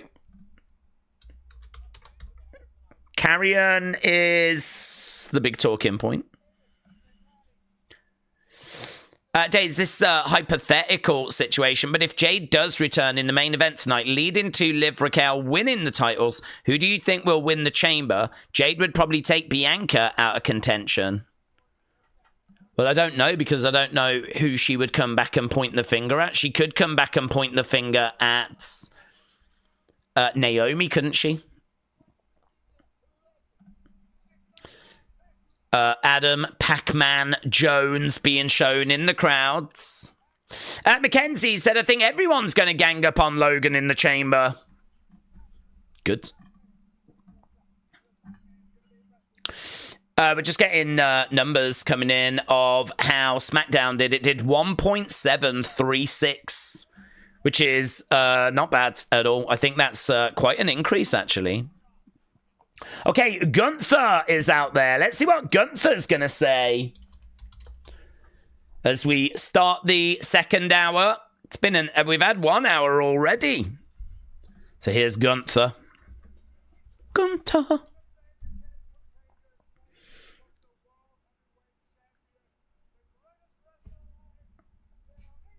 The Ring General. Gunther in action tonight. Did we know that? I didn't know that. Who's he facing? Okay.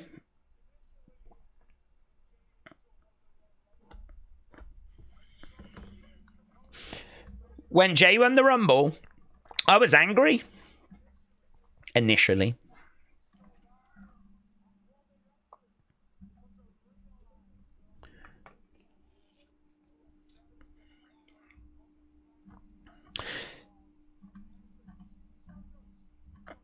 He said he wants to end the Yeet circus for good.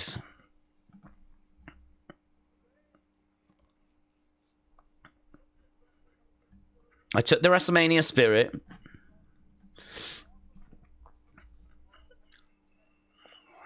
Okay. So Gunther's going to be in action, but who against? Handpicked. Is it going to be like a clown?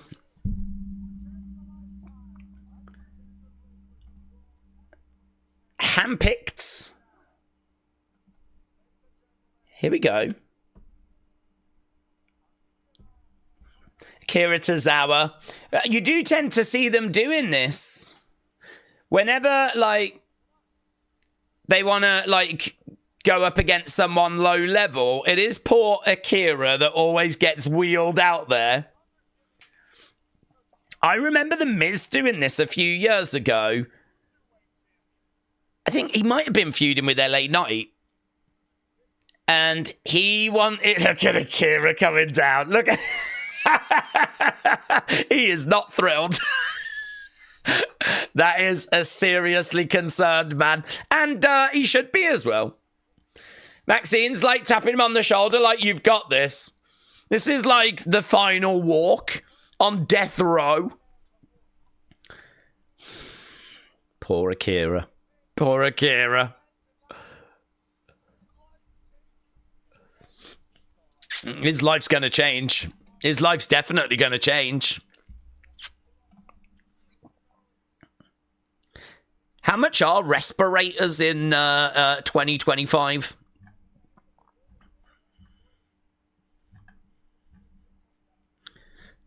I noticed you was doing some weird TikTok dances with those clowns.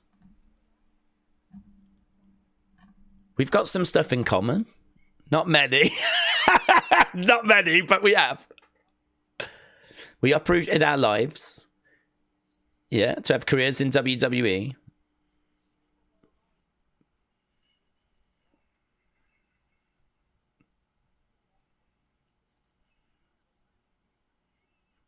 You wasted it by being a goof. Yeah, you wasted it. You wasted it by being a goof. You're making the wrong choices.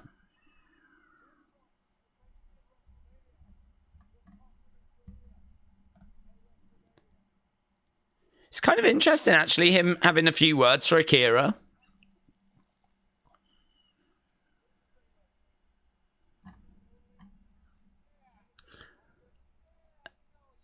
Anyone feel like Gunther is losing the great physique he had in 2022, says Hannah.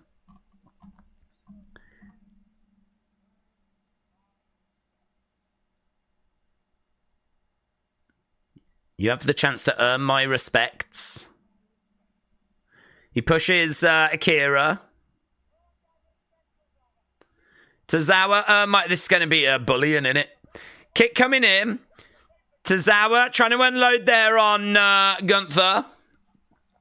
Crowd applauding away. Big boot there by Akira. Akira getting some moments here. He's took Gunther by surprise. Gunther's going to murk him, though. Here it comes. Ah, Jesus Christ. Oh, my God. Big boots. I just saw his soul come out of his body. I just saw Akira Tozawa's soul come out of his body there. Gunther rips the shirt off Akira. Akira, though, gets up. He throws in a chop.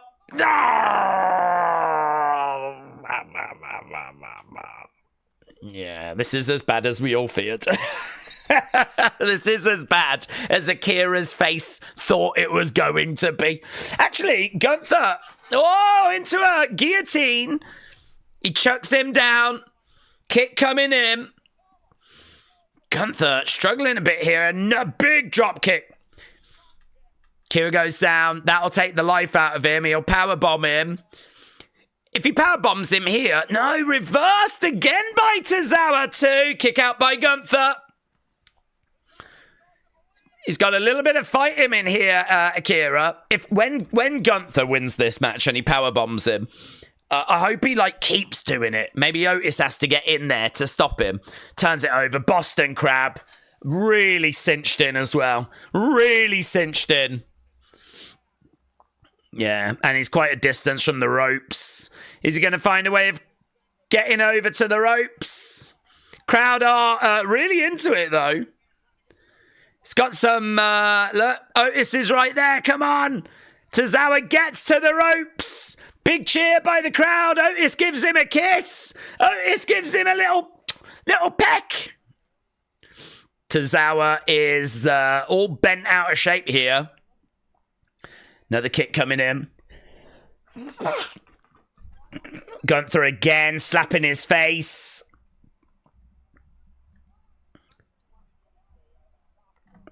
Yeah, there's a chop that's coming back. Back and forth between both guys. Here's the power bomb. Up. Done. Connects. I would have kept going with those power bombs, you know. Oh! Gunther picks him up after 2. Gets a sleeper hold in.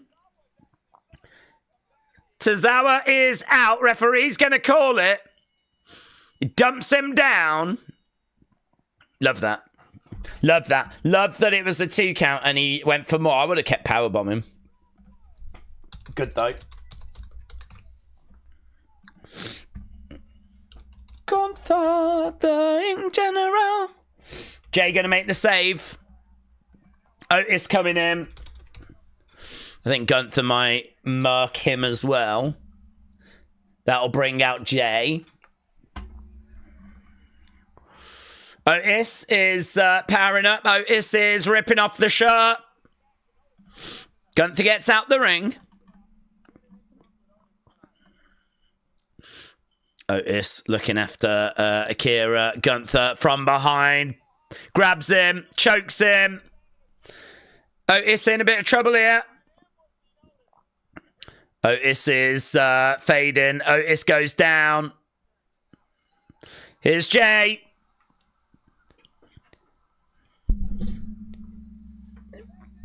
Big pop. Yeets. Day 1 is just me.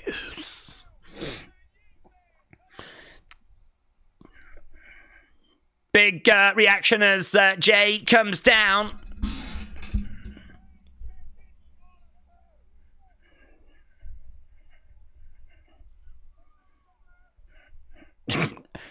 The crowd are just like having a great time. In a way, Akira's dead in the ring. He hasn't moved. He hasn't moved. He has not flipping moved.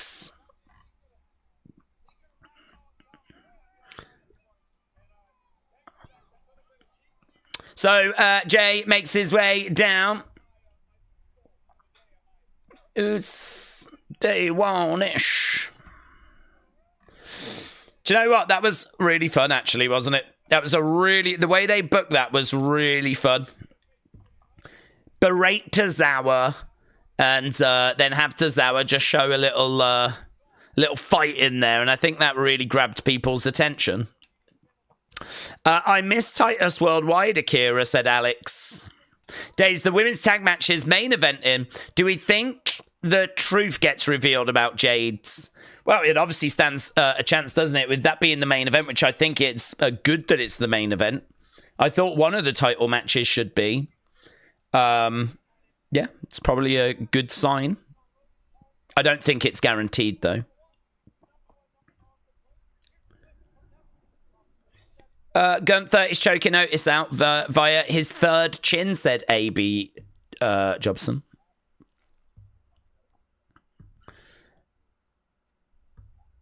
Jey Uso would do it at WrestleMania. Will do it at WrestleMania 41. Tobias said, Days, with WWE TNA now partnered, should it start selling WWE TNA merchandise? Do Raw, SmackDown, and pay-per-views with TNA? No. TNA is at the NXT level. It's not at like the Raw SmackDown level. So I would have it at the keep it at the NXT level. I don't mind them doing like a little TNA merch on the shop though. Ellis Tubb says Gunther looking like a monster is always appreciated, and I actually like the Tozawa Gunther match. But what's with these last 2 Jay saves done just to pop the crowd? It doesn't do anything. It's just old school booking, isn't it? Fun squash segment, said AB Jobson. Yeah, keep getting your votes in. Hannah said, Days, I think in terms of booking, Vince did better with some stars like Bobby and AJ, but he was more bold, like using an entire budget for the first WrestleMania. As if that had failed, WWE would not be here, says Hannah. Adam said, does Jade's husband still play for the Reds? I don't know. Let's go, Uso, said Rishi.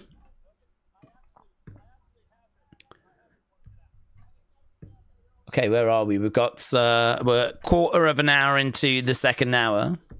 Bron Breakker should be champion. He is a top talent besides Fatu and maybe Solo, says Bryson. Okay, there is Dakota. Is that going to be our next match? Lyra versus Dakota coming up next.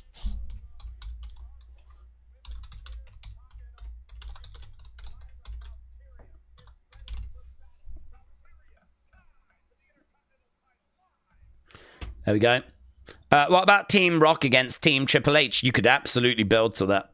I mean, that could be a glimpse of Survivor Series, definitely. Yeah, I don't think that's a bad shout at all.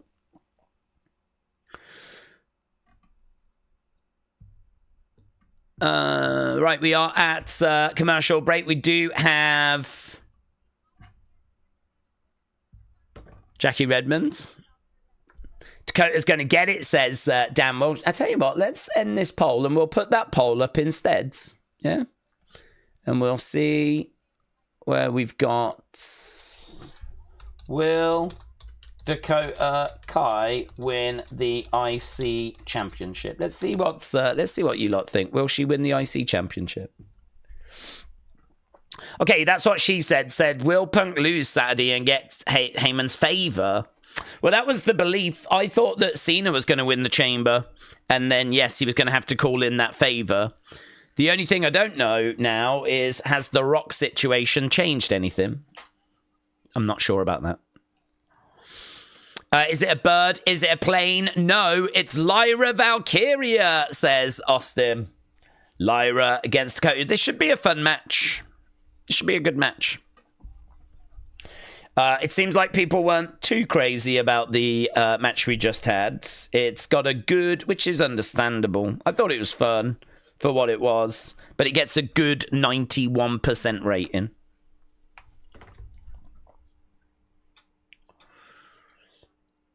For anyone who hasn't seen it, this 0 Day on Netflix is brilliant, says Penny for your thoughts. Days when Jey Uso becomes WWE champion at WrestleMania, we're all going to go on a Yeet worldwide tour, says Christopher. Is Cody going to address the status of his soul later? No, I don't think so. I mean, I think he's obviously not going to give an answer, is he? I mean, he's going to have to, like, talk about having things to think about, you know? But we're not going to get no answer out of him, of course. That's the big draw for Elimination Chamber. I don't know what he can say, actually. He's just going to have to string it out a little bit, isn't he?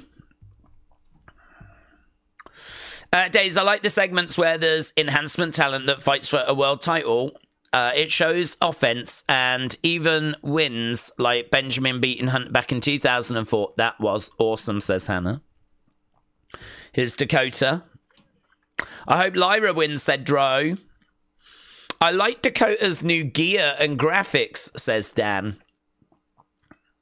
I was surprised by the last match. I thought Tozawa had a real shot at the title, said Rob. Did you see the Great Muta Superstars figure? I did. I'm thrilled. I'm absolutely over the moon, honestly.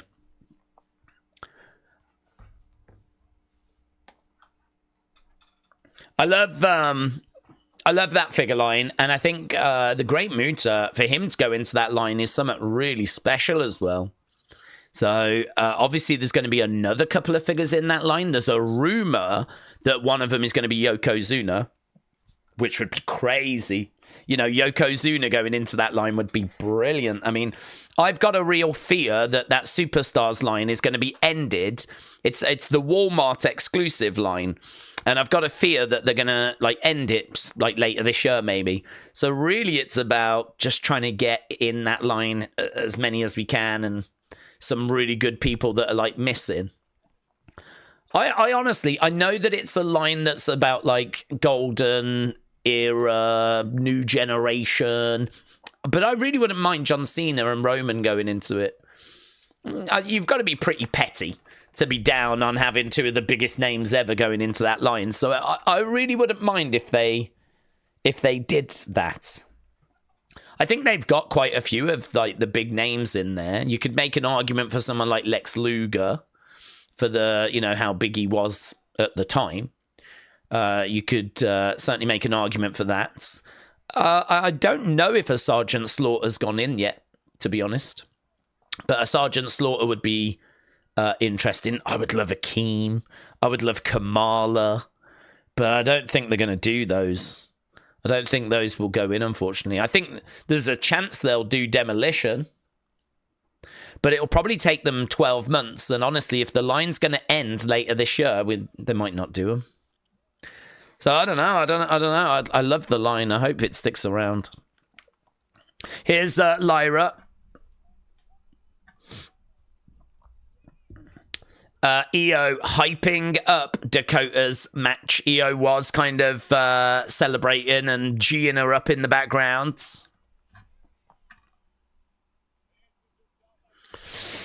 But they've cut it so as not to show Jessica grabbing Ivy's hand to check on her. She was out and Dakota still kept going because she had to get her moves in. She needs better awareness, says Rob. Well, I didn't know about this. If we get Becky tonight, then it'll be after this match, said James. If Muta came to WWE, I think he would have been a great first Japanese WWE world title holder. But more than 50 years into the business, we haven't had that accomplishment yet. Thoughts? Well, we kind of have, but it's not officially recognized. But actually, if you have a look on the history of the WWE Championship, you'll see that Antonio Inoki is credited as someone that had the belt. And that's because when Bob Backlund went over there, he lost the belt, but ended up winning it back before he came back to the States. So he did lose it to Antonio Inoki. I think what I heard was that, I don't know if he actually won it back, but Antonio Inoki was not quite happy with something. So I don't know if he gave it back. There was a little bit of controversy there, but legitimately he won it. And his name is kind of in the list of former champions, but it's kind of like grayed out because it's not recognized. And Bob Backlund's run is recognized as being, I think it's like 4 years. So, yeah, I mean, to be honest, there wasn't like loads of Japanese wrestlers that was like coming over to WWE. A lot just stayed over in Japan. I don't even think there was loads that was in America in like the 70s. And 80s. A lot was staying in their own promotions like New Japan, All Japan. You were starting to see more in the 90s.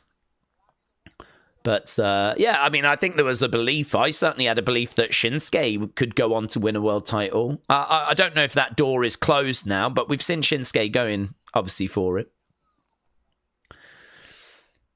But yeah, I think there's been a few that obviously could have. Oof, Dakota just getting caught in the cabling a little bit there, stumbling backwards. So Lyra down on the outsides. Look how lean this referee looks. She's definitely coming back as a wrestler. Nah, she's a referee. What are you on about? Jessica Carr, she's a referee, mate. Nice. Arm drag there. So, are we at commercial break right now? I don't even know when we are at commercial break, when we're not. Yeah, we are. Commercial break. Cody is going to lose to The Rock at an impromptu championship match at Elimination Chamber, said Amethyst Pieces. And then Roman gets added to the chamber later and wins. And then we get Rock Roman, says Amethyst. I don't think Roman's at that show, to be honest with you. I heard that the injury angle at the Rumble was done so that Roman wouldn't have to be at the chamber and lose in the chamber. It was done as a way of writing him kind of off. Now, obviously, plans can change, but as of right now, I'm really not expecting to see him at the chamber. Kick coming in there by Lyra. Dakota is down. Right now, Lyra is in control. Looks like she's going to go for a surfboard stretch. She's looking to pull back on the arms of Dakota, and she does. And there is Dakota. She's up in the air. She's being pulled back. It's one of those moves where I think the person on top really has to be screaming in pain to sell that move. Dakota wasn't there. I think she was a little bit like off balance, so she couldn't really sell the move. But it didn't really make the move look very good, unfortunately. But then we might still be at commercial break, so it doesn't really matter. Shots coming in. Dakota around the back. German suplex by Dakota. Dakota throwing in some shots. We've had a few votes in. We need to have a look, actually, see where we are with these votes. She's climbing up at the moment there. Dakota as Lyra comes over. I got a question. How do we calculate the match scores? It's got me confused, says Seth freaking Rollins. Yeah, so whichever wins gets the biggest percentage, that's the word we go with. So if it was a good match, then it's because the majority of you voted it as good. If it's a great match, it's because the majority went for great. So the word that we use to describe the match, that's the one that got the most votes. What I do to kind of differentiate them a bit more is I add the scores above as well. So, for example, if it was great 70% and 10% thought it was an even better match than that, they thought it was an all-time match, I would add the 70 and the 10 together to make it great 80. And the reason why I do that is because great as won, that is the word we use, but the people that thought it was even better than that, they deserve to have their vote recognized as well, you know, because they thought it was great. They thought it was even better, but they still thought it was, you know, at least great. So that way it allows us to have a much wider range for where the matches kind of can be compared to each other. Otherwise, I think we would have a lot of matches kind of falling into the same sort of range. This way it kind of opens it out to a lot more variation. And to be honest with you, I think it works quite well. Looking at the spreadsheet, it is differentiating them very well. And also, the matches that are really, really good are the ones that are at the top of that spreadsheet. So, is it perfect? Probably not. I mean, it would be better if YouTube gave us more options. The problem is that you only get 4 lines. There's only 4 options you can have on YouTube. So, you know, how do you differentiate matches when you've only got 4 options, you know? Looking for a backslide here by Dakota. Right now, backslide there by Lyra. Roll through by Dakota. She's on top of Lyra. Lyra's going to bridge her way out, which does show good core strength, of course. Now she picks up Dakota, big power bomb. 1, 2, kick out by Dakota. That was good. Now we're back from commercial break. This match just waking up a little bit now. Big power bomb. Yeah, some good little stuff in this match so far. It's been a fun little contest. Lyra off that top rope, gets super kicked. Lyra in the corner, big boot coming in. Jess having to move out the way. Get out the way, Calyx. Going up, double knees. Dakota, 2. Shoulder up there by Lyra. And this match is rumbling on. Of course, this was the final for the Intercontinental Championship. Don't think Dakota's going to appreciate losing twice in a row to Lyra. Forearm shot coming in there by Lyra. Dakota face first into the corner. Big kick coming in. Really good there by Dakota. She's up in the corner looking for a superplex. She's going for it. Shots coming into the midsection. Lyra going in between the legs on the shoulders. She's got Dakota on her shoulders, drives her down, going for the cover, and she gets it. Wow. I really thought she was going to kick out of that. That didn't feel like the move that was necessarily going to put Dakota away, but it was the move that put Dakota away.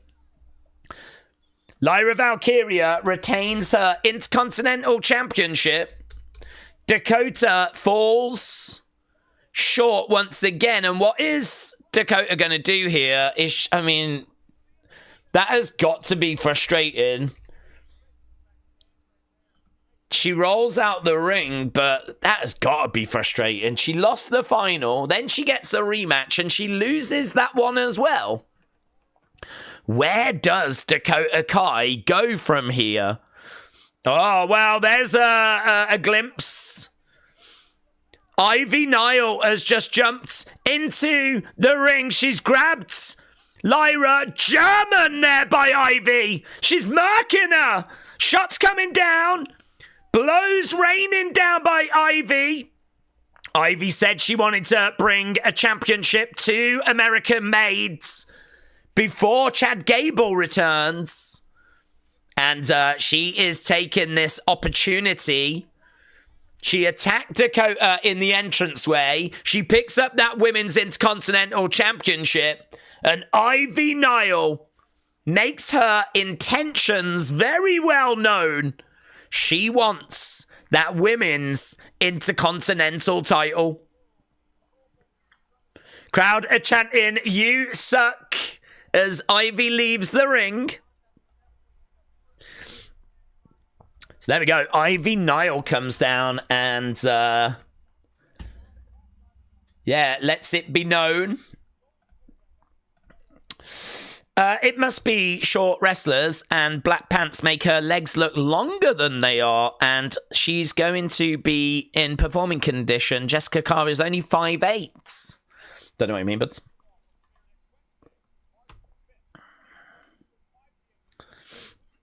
Guys, we'll be doing that, by the way. We will be live for Evolve. If you are a hardcore WWE fan, not a fake WWE fan, not a phony WWE fan that claims to like WWE but then doesn't watch Evolve, that's not us. I'll be here. We'll be watching it. I might start going to hospitals so that I can watch the future wrestlers even be born. That's the level I want to get to. So we're watching NXT. Now we're watching Evolve, which is just below NXT. And I might just keep going. I might get to the point where, you know, if a couple of wrestling fans get together and, like, the woman becomes pregnant, I might start going to hospital and watching the baby be born, doing watch-alongs for that, because there's a slim chance that they may go on to become wrestlers. And really, before that point, I'd probably have to watch the night that it happens, so we might actually get to that stage as well. There's some very interesting watch-alongs coming to the channel, guys. I'm just going to keep going down the ladder. I'm just going to keep getting lower and lower down the WWE ladder. Some people might stop at Evolve, or they might stop at, like, wrestling training schools. Not me. I'm dedicated. I love WWE so much that I'm willing to watch people have sex. That's how much I love WWE. Can you say the same? Can you say the same? Do you love WWE that much where you're willing to watch people have sex? This is not a community for fake fans. Is Rhea going to be fighting Alexa Bliss at WrestleMania? I don't think so. I've not seen any reports of that. I've not seen no reports. Okay, they're just talking about Kevin and Sammy. They're just talking about the breakdown in their relationship. Super sad.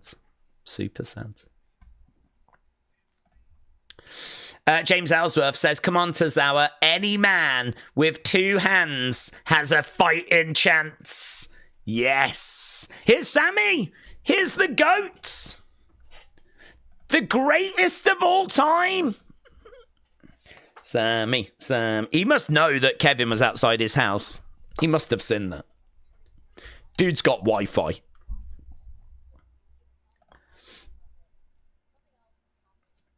Something else happens? What else happens?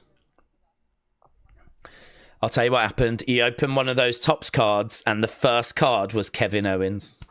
It was heartbreaking. That was hard. He went to Kevin's house. No one was there. But he's... Okay.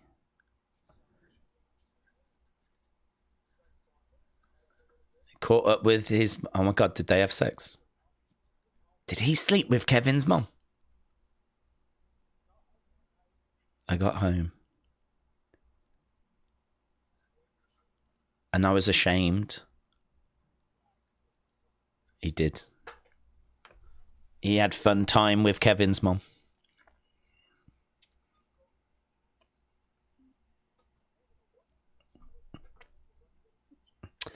They weren't good intentions. He made violent love to Kevin's mum.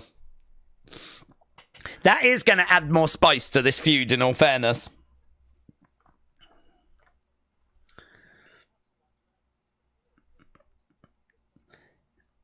How is it different this time?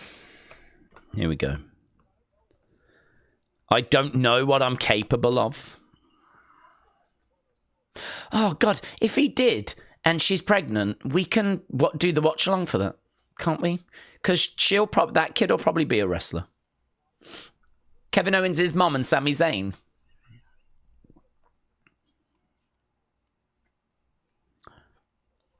He's talking about he knows why WWE didn't sanction this match.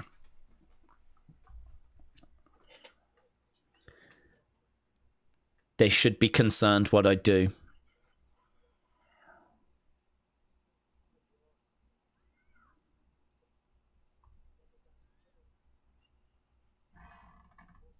This is going to be insane.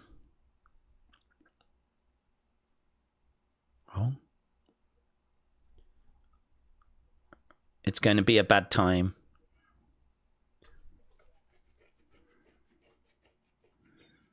I hope you're ready. Sammy. Triple T is already doing the beginning of Wrestler's stream, making of said TJF. Well, I don't want to step on his toes. What are the names of the Topps wrestling cards that you get autographs in? That's a good question. I think they're like, are they Chrome, Boost? Wrestle with Andy will know. Is that the booster packs or something? No, I don't know. They're the ones that say contain an autograph inside on the front. To be honest with you, I like autograph cards. I really do. I've got quite a few, but I don't know that I'd want to take the gamble of buying a pack to, like, ooh, what am I going to... I might as well just buy them on eBay. I know it's not as fun, but at least you know what you're going to get. Because what if you get it and you buy it and you're all excited and you open it and it's a signed Logan Paul? Oh my God, that would ruin your life. Bron Breakker, Dominic Mysterio. Defcon said it is criminal that Akira has only one elite figure. Justice for Akira Tozawa. Justice for Akira Tozawa. Oh, look at the shirts! She's got an I'm a role model shirt on in the same style as I'm a hugger. Oh, I love that for her. Bailey is here. Oh, look at that shirt. Queens. Here's Roxanne. You need to stop living in the past.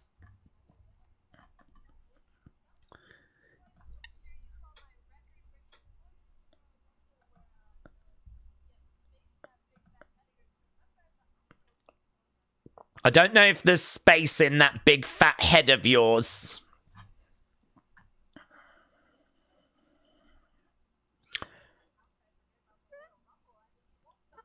How could I forget about the Rumble? You don't stop talking about it.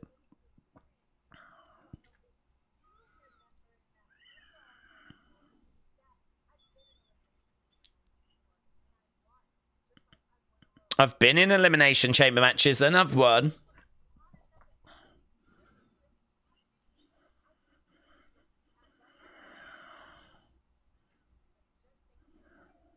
I can see you at WrestleMania one day, but it just ain't this year. She might have tickets. It's a bit rude, isn't it? She might have tickets. She knows people. It's officially unsanctioned. Yeah, that is official. Adam Pearce has made it official. It is unsanctioned. Days, does it mean that there's going to be a Kevin Sammy match at Mania in a Kevin's mom on a pole match? That's the dream. Kevin's mom on a pole is very much the dream. Yes. That's a great suggestion. You should send that to Triple H. Braun is about to get dog walked. Sign in the crowd said, I want to punch Dom in the mouth. And they've written it in gold glitter.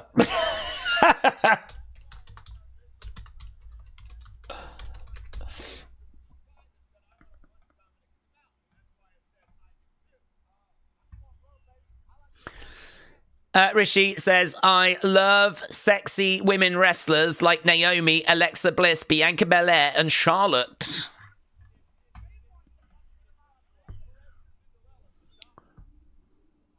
Okay, Dominic is in the ring.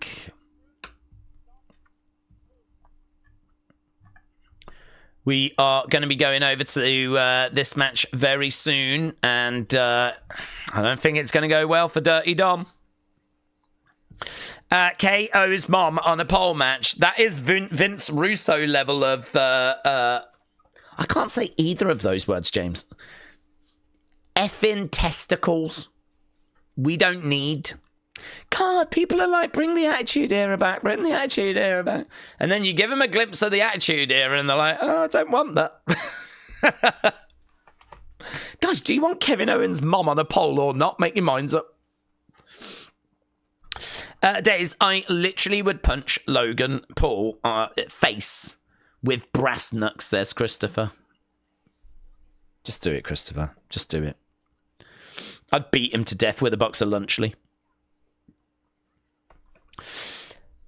Spear to Dominic. Spear him again and again and again, says Pete Ivy. Pete Ivy. Is it Pete and Ivy or is it Pete Ivy? Pete Ivy is what you are now. Pete Ivy. See, if it's Pete and Ivy, it should be Pete and Ivy. Unless that's your full name. Perhaps you're Pete Ivy and your surname is Ivy. Pete Ivy. Mr. Ivy. Or is it Pete and Ivy? Pete Ivy, let me know what's going on. James says, I want KO's mum in a barbed wire death match. Yes, against John Moxley. Mitchell said, why are they advertising an unsanctioned match? Doesn't that make it sanctioned? No, because they don't agree with it. They don't agree with it. They have got absolutely nothing to do with it, but it is happening on their show and it will be in their ring on their events and they will be showing it.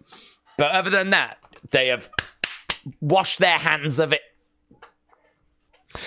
Mickey James is the best wrestler ever, said KTS. Burner accounts. Burner accounts. Hello, Mickey. Hope you're doing well. Love your husband. Here we go. Here is Braun Breaker. What happened to Pete Ivy? Oh, Pete Ivy's done one. Do you reckon Pete Ivy is talking to Ivy right now going, what do we do? What do we do? What do we do? I wasn't expecting him to talk about the name. What do I do? What do we do? What should we say? Days, I guess you're a hardcore nuclear fan at this point with multiple streams, says Hannah. Not yet. Not until we start doing watch-alongs for the CCTV footage at the Performance Centre. That's when we've got to that level. There's still footage out there that we're not doing watch-alongs for. And until we fix that, I'm just a fake fan.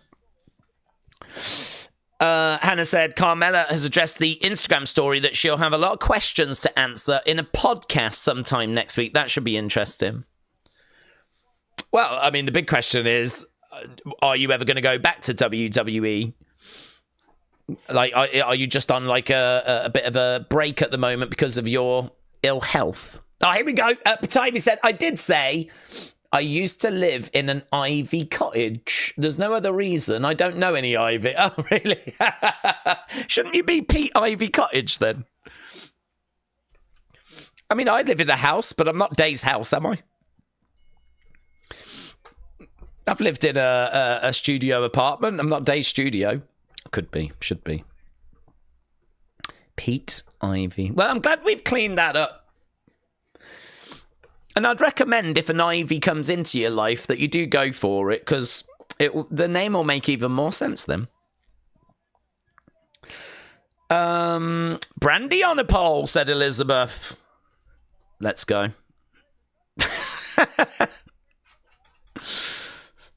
I actually don't mind the idea of Brandy in a shark cage. I don't know how we get to that. Oh, speed from Bron Breakker. But he delivers clothesline. Dominic is dragged out the ring. Yeah, I mean, time out there by Dominic. Dominic's like, Jesus. You don't want no smoke. Bron on the outsides. Running around. Dominic gets into the ring. Kicks coming in there by Dirty Dom. Love Bron, said Alexander. Dirty Dom should be a 99 in 2K25. He isn't. Just another reason to not bother with that game. Throw there by Bron Breakker. Lisa said, my daughter is going to have a gender reveal in a couple of months. We would be honoured if you did a reveal on the live stream. Would you consider doing it? Do I just have to read out the gender? Is that all I have to do? I can do that. I can definitely do that. Am I allowed to lie?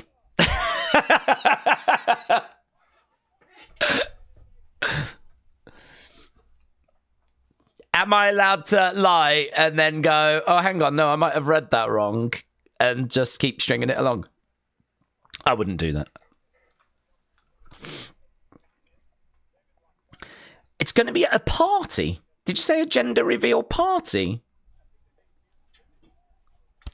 Surely your daughter knows what gender she is, says Scottish Nightmare. No, these days the doctors tend to write it down, don't they, and give it to you so that you can do a whole thing with it now.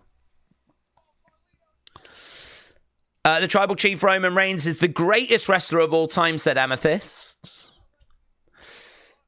Edward said, Days, in my opinion, the choice of making Ludwig win the triple threat wasn't the right one.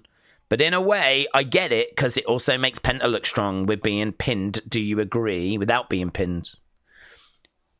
I don't... It doesn't hurt Penta. So if you didn't want him winning, then, yeah, that would be the right way. Or, Pete Dunne pinning Ludwig. Right, here we go. Bron Breakker.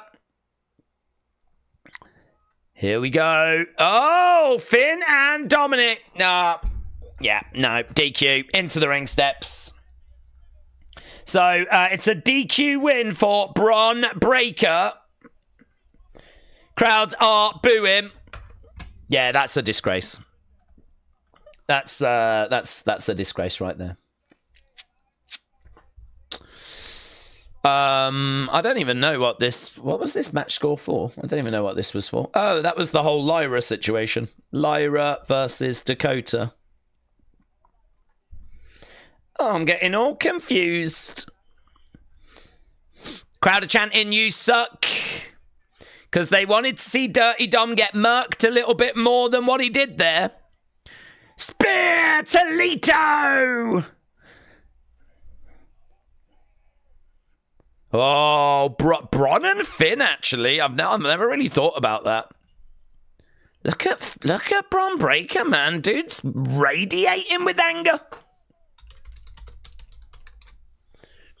They're really building up Bron Breakker, aren't they? Really building him up. I mean, he's going to, at some point, come out and confront someone serious. You know, like a Gunther, a world champion, and it's going to be like, oh, my God.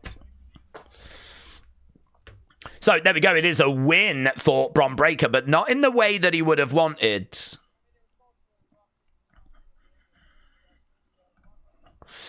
Yeah, he's got some serious aura.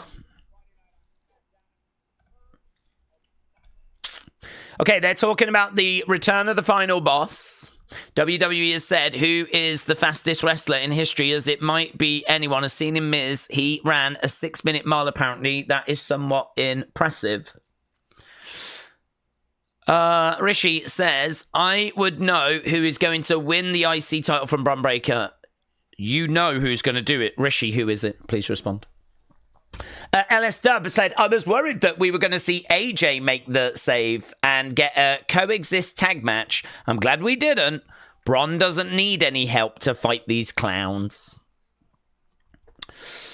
They said Finn was going to have a good 2025, yet he's going to face Bron. He's definitely not winning that, says Austin.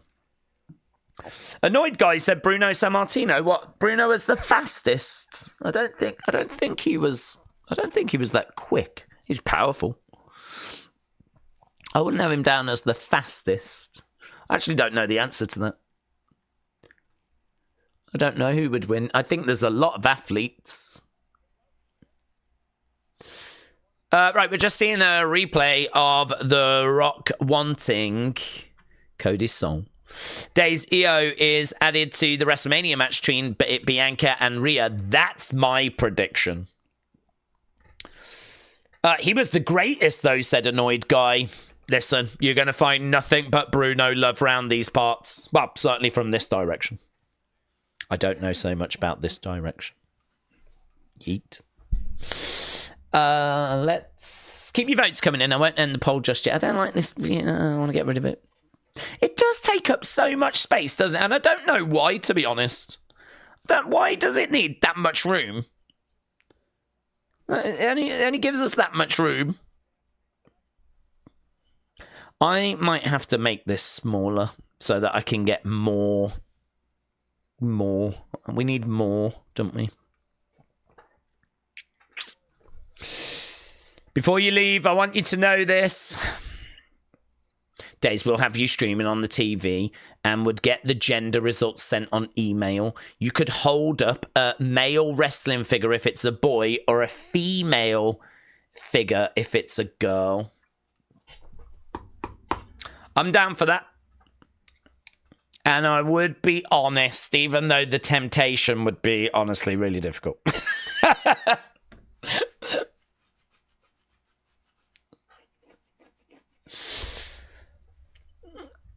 Seeing Bronny's cool. He looked amazing, but I don't really know what that accomplished, said Ellis Tubb.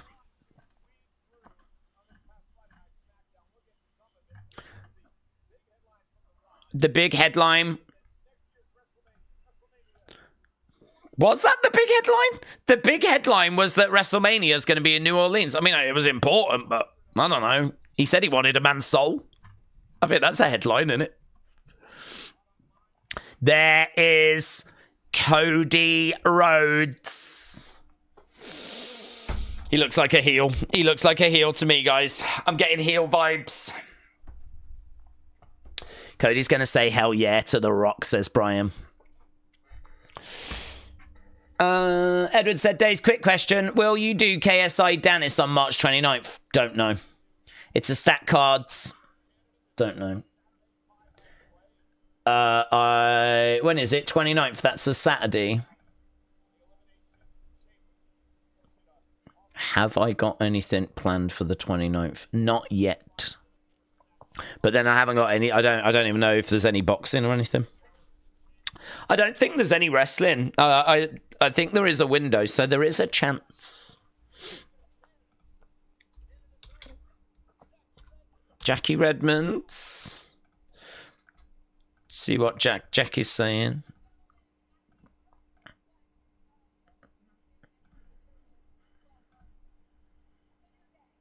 Here's the New Day. Booze for the New Day. Go away. Go away, you boomer. Your outfit is terrible. Okay, so the New Day are just having a few words.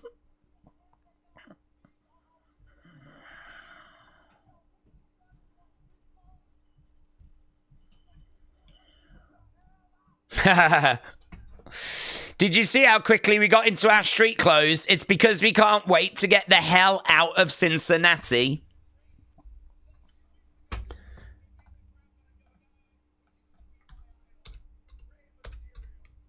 Sounds like Xavier's voice is going a little bit. Too many ads, said Who Dat Saints J. Although we don't go to commercial here, the whole time is pointless. Nothing achieved. I'd rather the ads. It is just New Day at the moment going off on Cincinnati. Days, it would be awesome if you ran the London Marathon, as it is one of the world's major marathons. I have literally no desire to do that. Lisa said, thank you. I'll get everything worked out. I'll keep you informed of the date. I'll get your email when the results need to be sent to you. It's just wrestlingdays@gmail.com, mate. That's all. William said, if they are smart with the story, they would have The Rock recruit others first before Cody to show that he can give him the world. This is based on a true story with US celebrities. Illuminati, says William. Is the Illuminati a real thing? I don't know.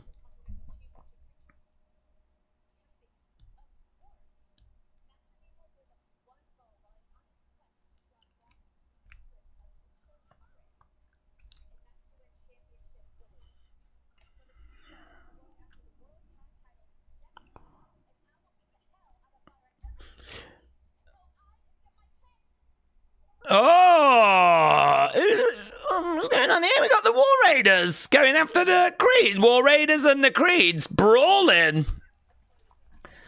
Okay. We got a real backstage beatdown going on. Okay, guys, here's Cody Rhodes. We all need to look to see if he's still got a soul. He's still got the same music, guys. He's still got the same music.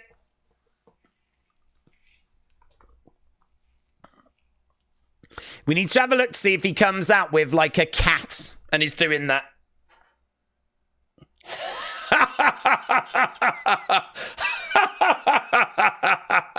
Have a look to see if he spits in the face of any of the children. It'll just be little things like that that might give us the clue as to where this is going. Guys, if he punches any child in the face, let me know. Because that will be an indicator. No, look, he salutes the crowds. He smiles. I think he's got a soul. He's still interacting with the fans. Ah. One of the most bizarre segments. That's the only way that it can be worded, yeah? One of the most bizarre segments. It was bizarre. And this is a company that's done Katie Vick.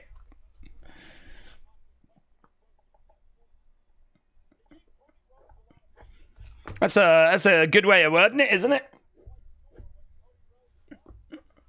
Michael Cole says, I'm not sure what Cody Rhodes does. The Rock is rehearsing to play the devil in an upcoming movie, says John.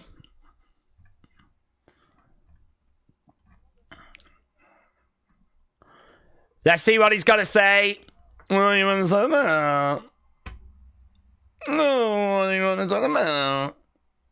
Cody. Sell your soul. Sell your soul. Sell your soul. Sell your soul. Sell your soul. Sell your soul.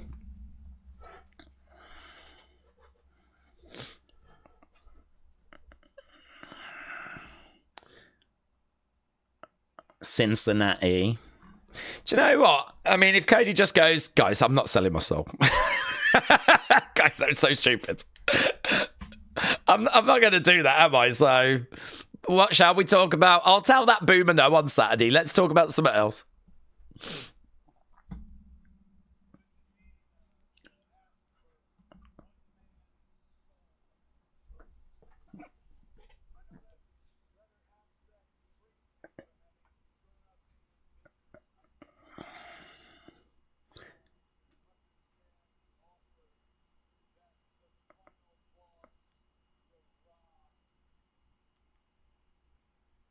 He's talking slow as well. Come on.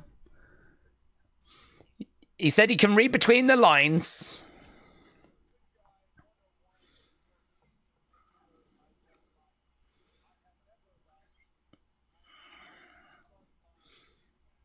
Okay.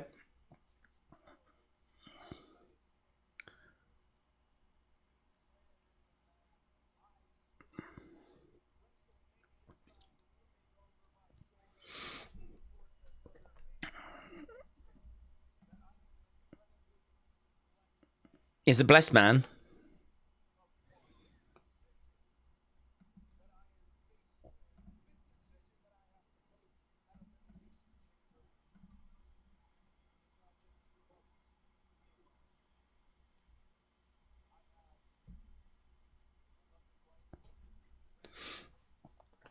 Yeah, he's doing what I expect him to do.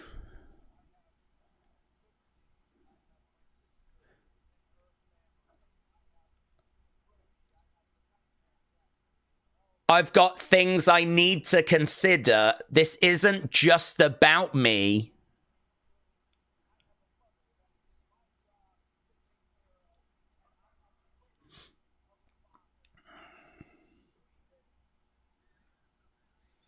I think if Cody, getting upset, thinking of Dusty, if he was to say this isn't about me getting my dreams fulfilled, they've been fulfilled. It's about protecting those closest to me. You could sort of understand that. Because what does The Rock do if Cody says no? He probably takes it out on others.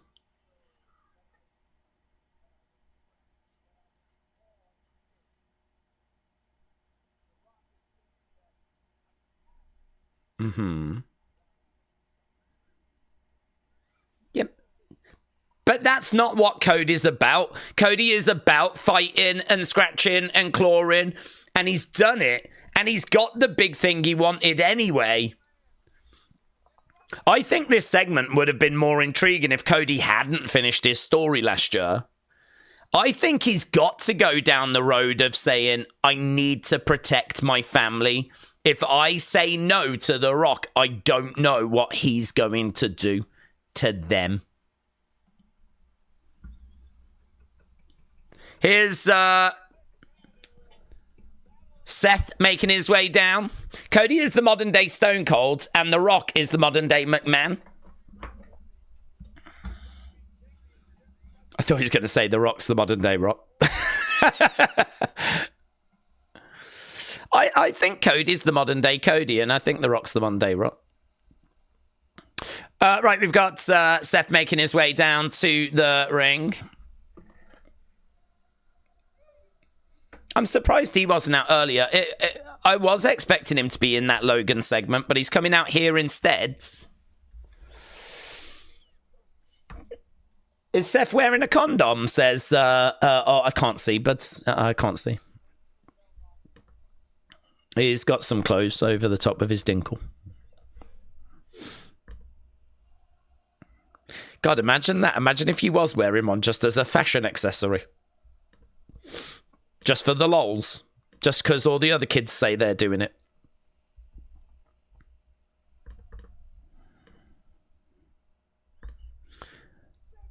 Okay, Logan. Got Logan on the brain. Seth in the ring. I expected him to be in that Logan segment.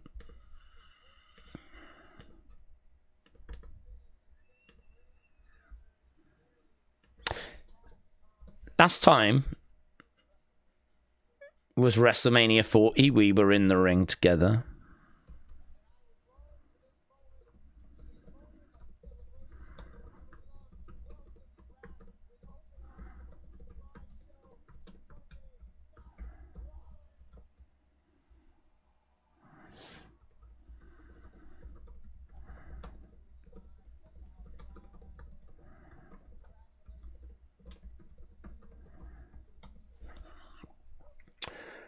Seth looks like a purse. He does look like a purse.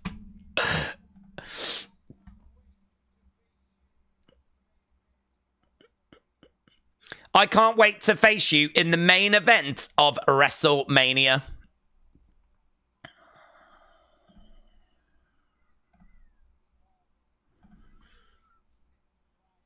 I want to ask you, what the hell are you thinking? Why isn't it? It's not his fault. What's he done wrong?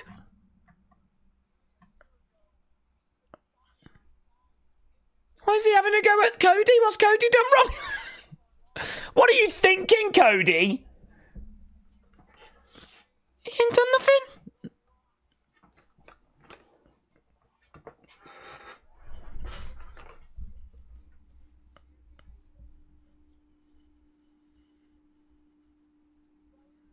To sell your soul.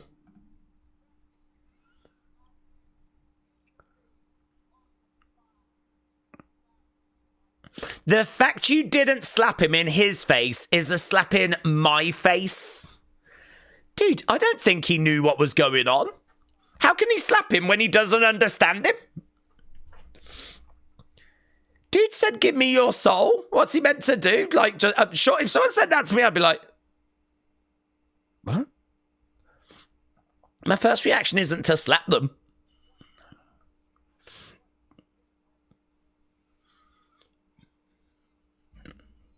You become his champion for what? A few bit parts in... Yeah, do you want to be the tough fairy? Is that what you want? Is this too much of a burden for you? Because it's not for me. Yeah. Give Seth the belt.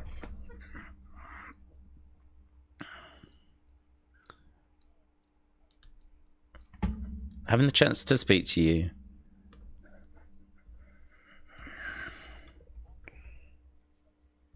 You sound awfully judgmental.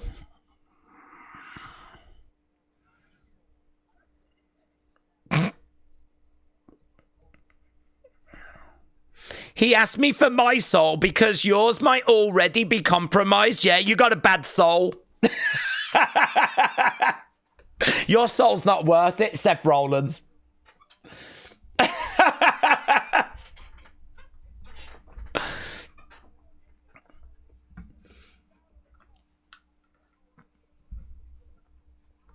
Yeah. You ran people like me out of WWE. Seth.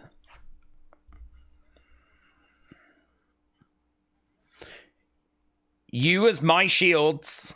You as my partner.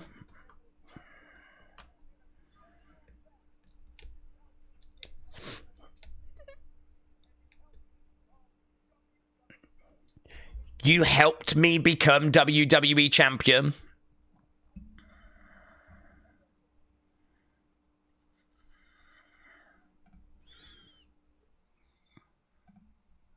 It's interesting.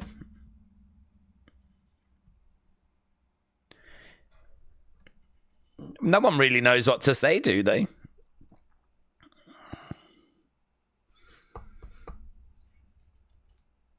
Keep your soul. Keep your soul. Keep your soul. Soul forever. Soul forever.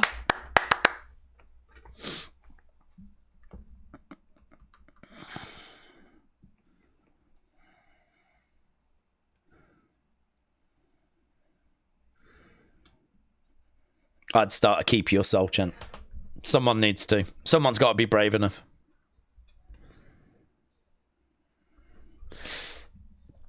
I've been filled with hate lately.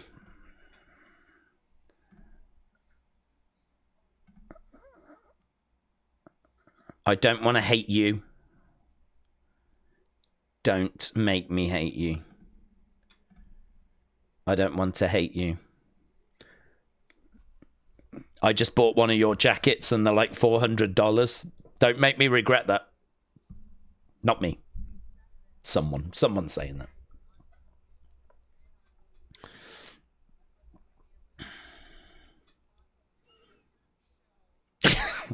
I don't want to face a soulless shell of Cody at WrestleMania. I want to face a champion that has got his soul.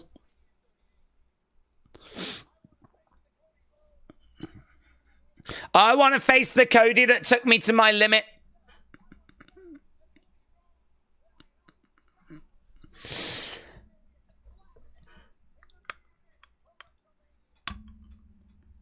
Seth getting fired up here. I'm going to win. I'm going to face you.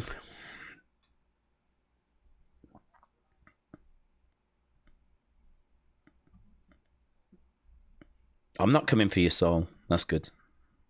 But I am coming for your title. Good. Dave, Seth is a hypocrite. He was a corporate champion, says Mitchell. Yep.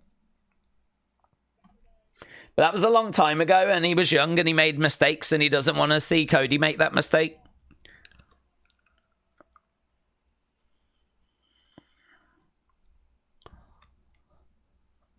Plus also, he got into the authority so that he could be champion. Cody's already champion. It is a bit strange, like, I can make your dreams come true when you're already champion. As I said earlier, it might make more sense if he'd have lost at 40 and now he was a desperate man, like he's tried everything, and this would be a lot more tempting. I don't think it's abs tempting when you've got what you've been working your whole life for on your shoulder and it's been achieved. I wonder if The Rock could not only take it from him, but erase the title reign from the history books, like not have it recognized. I wonder if there's like some sort of flipping loophole he could find. That would be sick.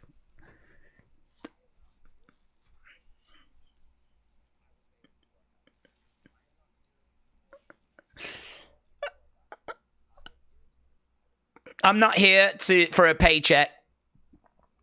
I'm here for the love of the game.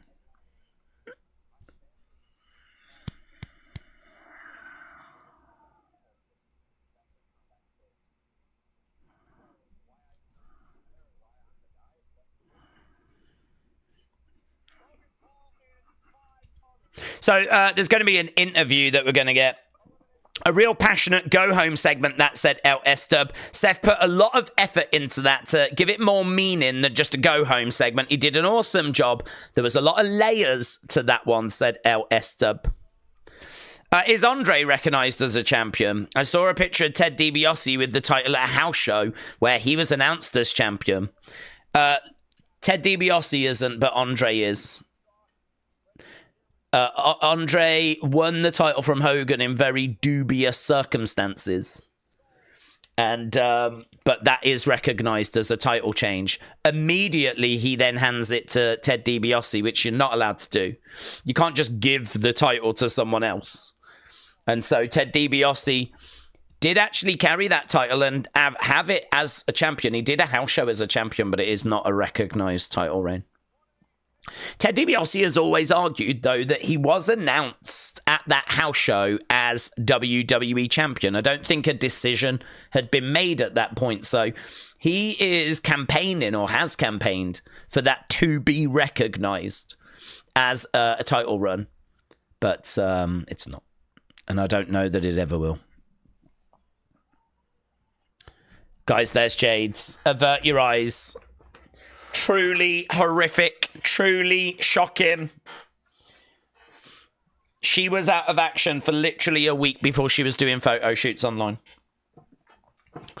Alexander the Great, shout out to you, my friends. Hope you're doing well. Brando said Cody needs a heel run. He needs a compelling story to boost his career, but he won't come close to heel Roman, says Brando. Yeah, I agree that he does need to be put through this type of creative. Whether this is going to ultimately be kind of what people are looking for, I think it's a bit too early to say.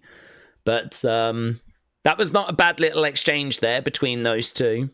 I do find all the mentions of soul to be not quite to my taste, but this is the road we've been dragged down by the final boss.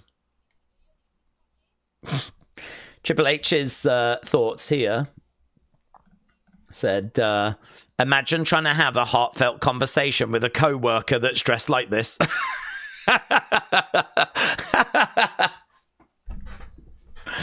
That is true. He does look like an umbrella. I said it last week on the stream. As soon as the match was booked, watch out for Jade Cargill. She is going to cost Naomi Bianca the titles, or we get Jade and some DQ finish as we build for heat for Elimination Chamber, says LS Dub. Well, I think the fact it's in the main event definitely increases the chances of something significant going down here. Alexander the Great, appreciate the support, my friends.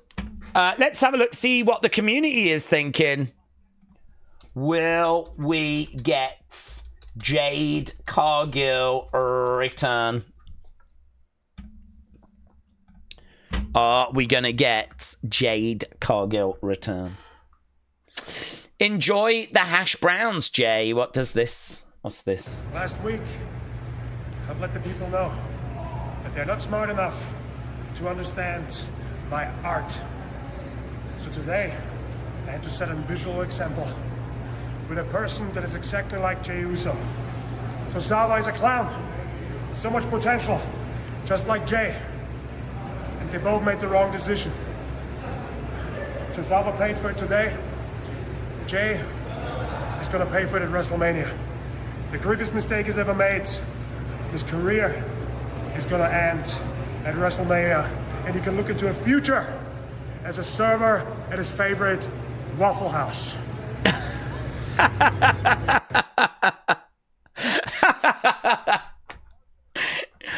He can look forward to his future as a server at his favorite Waffle House. Dude, if you really enjoy Waffle House, that might not be a bad job. Might not be that bad of a job. I'd imagine the tips aren't too bad.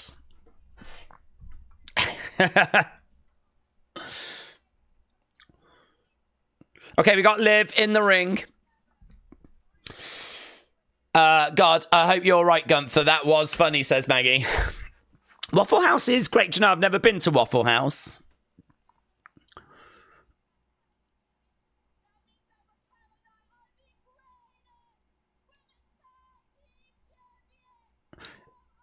Okay, so Liv's cutting a promo talking about how they're going to become 3-time champs. And that's going to make them the greatest women's tag champs of all time.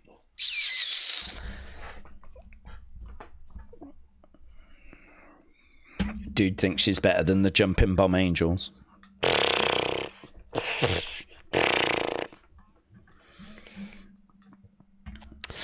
That's ironic, Days. You've never been to Waffle House.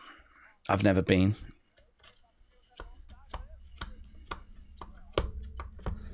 No, I have never been to a Waffle. I've seen them. Who was it? I'm trying to think who said. I think it was Omos, was it? Omos said that IHOP is better than Waffle House, and Waffle House is like rubbish. I'm a Denny's stan. We landed in Florida last year really late, and we were about to just grab some from like the gas station, and like it was just going to be like some chocolate bars and, you know, pop, drink, whatever, and it's like really not what we were looking for. But we decided to pass, and we drove down the road, and there was a Denny's that was open. Went in, and it's like flipping pancakes and omelettes and just, you know, all that kind of just good, hearty food. And it was good. Probably helped massively by the fact we were starving, but...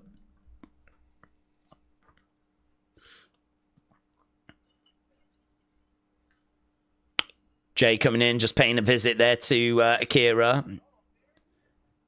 Oh, hello. A-Town Down Under are here.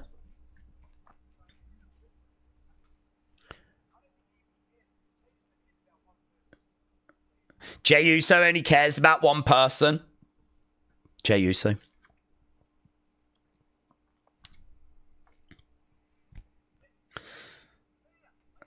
I ain't done with you.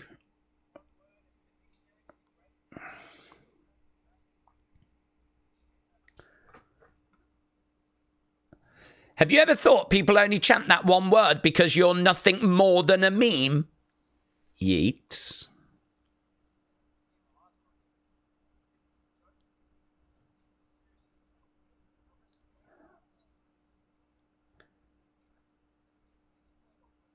You ain't on Gunther's level. The smart people online. The smart people online.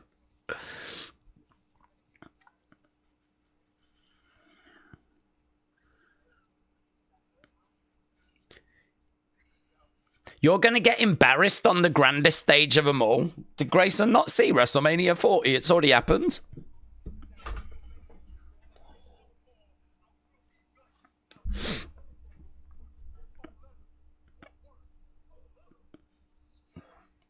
Four letters, one word. Is that the words?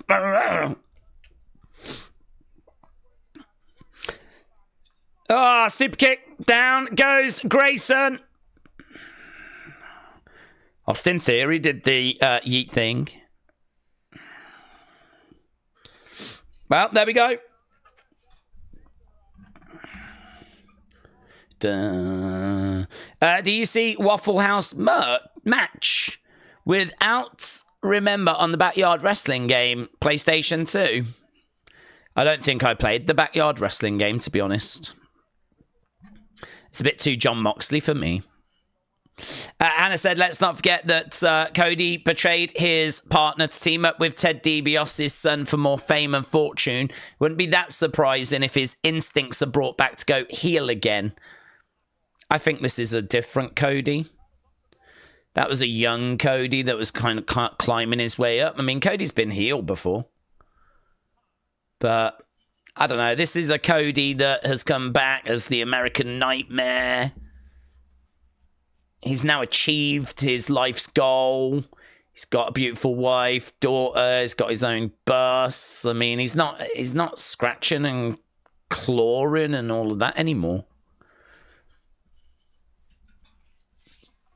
And the timing of this one just doesn't feel quite right for me for him to say yes. That's why I was saying, I think if he's going to say yes, he really needs to go with the angle of he's not doing it for him. There's always more you can achieve in life. I just think I would find it a bit of a difficult one to kind of follow and go with. Here's Bianca. That's why I'm leaning towards he'll say no at Chamber. They're really not leaving much time for this, are they? They're really not leaving much time. Watch me shine now. Watch me shine now. I never needed you at all. I never needed you at all. Bum. Everyone's having to get out of the way of that hair as it's being chucked around. I don't know what this ring gear is based on. It doesn't look as adventurous as the ring gear we saw last time. It's black with lots of stars all over it. Still good. Looks good. Not as good as the cheerleader stuff. I don't think they wrestled in the cheerleader stuff, did they? What's that about? Team Cake, said Wesley. Team Cake. Who said it has to end at 10:30? No one. It's just that's what time it's been ending.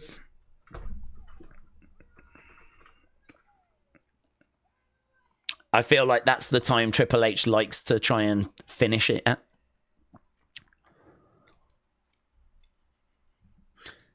Okay, so Liv Morgan getting her intro. So it is Bianca and Naomi versus Liv and Raquel. Raquel. We might get a bit of extra time for once, says James.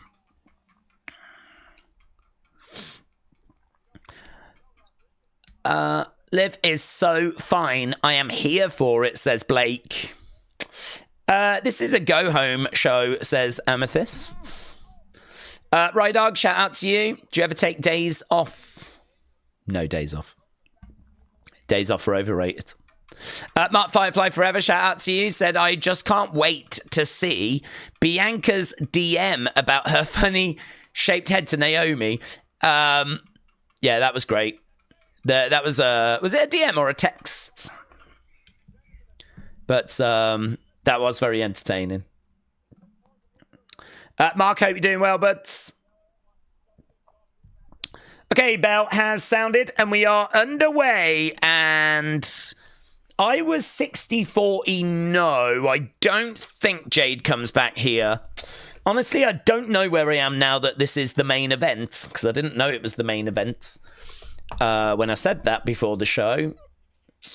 I might have moved to 50-50 now. I think I've fallen into that uncertain category. You lot are very uncertain, 59-41, but you think, yes, Jade is going to come out at the end of this. Nice moonsault leg drop there by Team Cake. Let's go with that.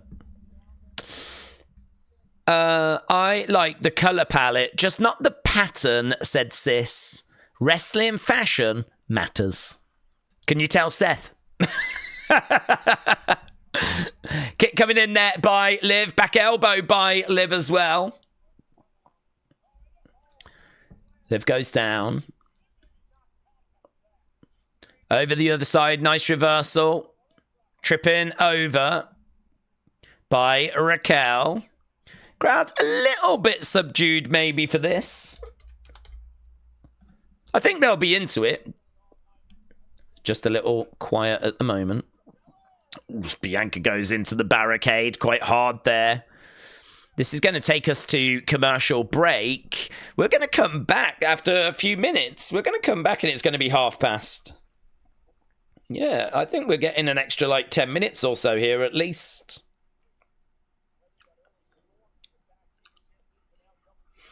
Right now, we've got Bianca being slammed on the edge of the ring. I could see us getting some finish that involves Bianca and Naomi not being on the same page, which will tease tension. Better sets the table for a Jade return. Maybe an Elimination Chamber or another Raw. Pete Ivy said, we just want Jade with something smaller. Dude, Ivy will be livid with you saying that. They're giving each other receipts, said Mitchell. They did say they've got that luxury now. Yeah, it's good to see it being used. Bianca is working very heelish, says AB. Perhaps she sold her soul to The Rock.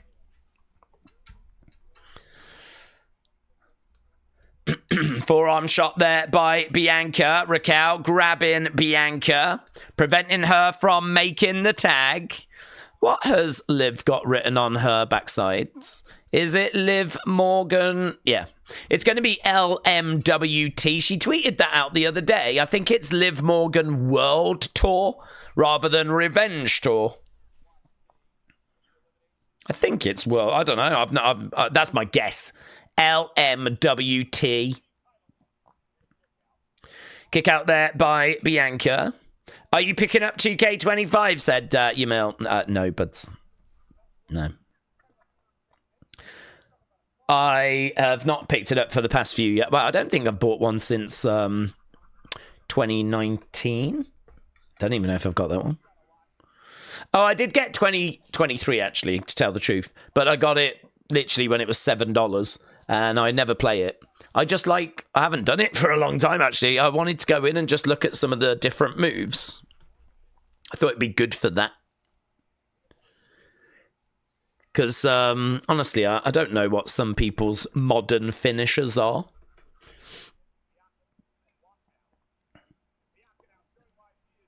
Going up. Looking for a suplex. Liv holding on to her back there as she is suplexed.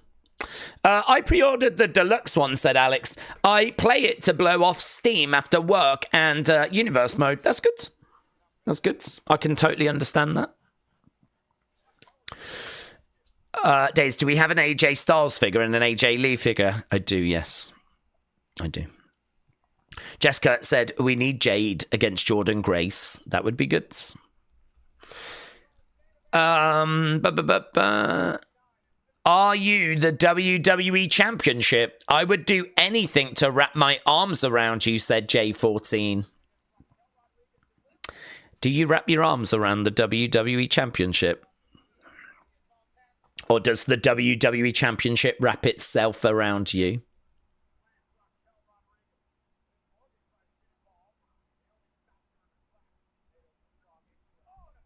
I'm trying to think if there's a way you can reword that. Are you the WWE Championship? Because I'd love to polish you. Because I'd love to give you that hooked. Shoulder up. In Soviet Russia, what's happening in Soviet Russia, MP? Have we got some Soviet Russia news? Have we got some USSR breaking news? That was gross, says Rare Breeds. Well, I don't know. I was just playing around. Do you know what I mean? I want to spit on that tang, said Alex. Yeah.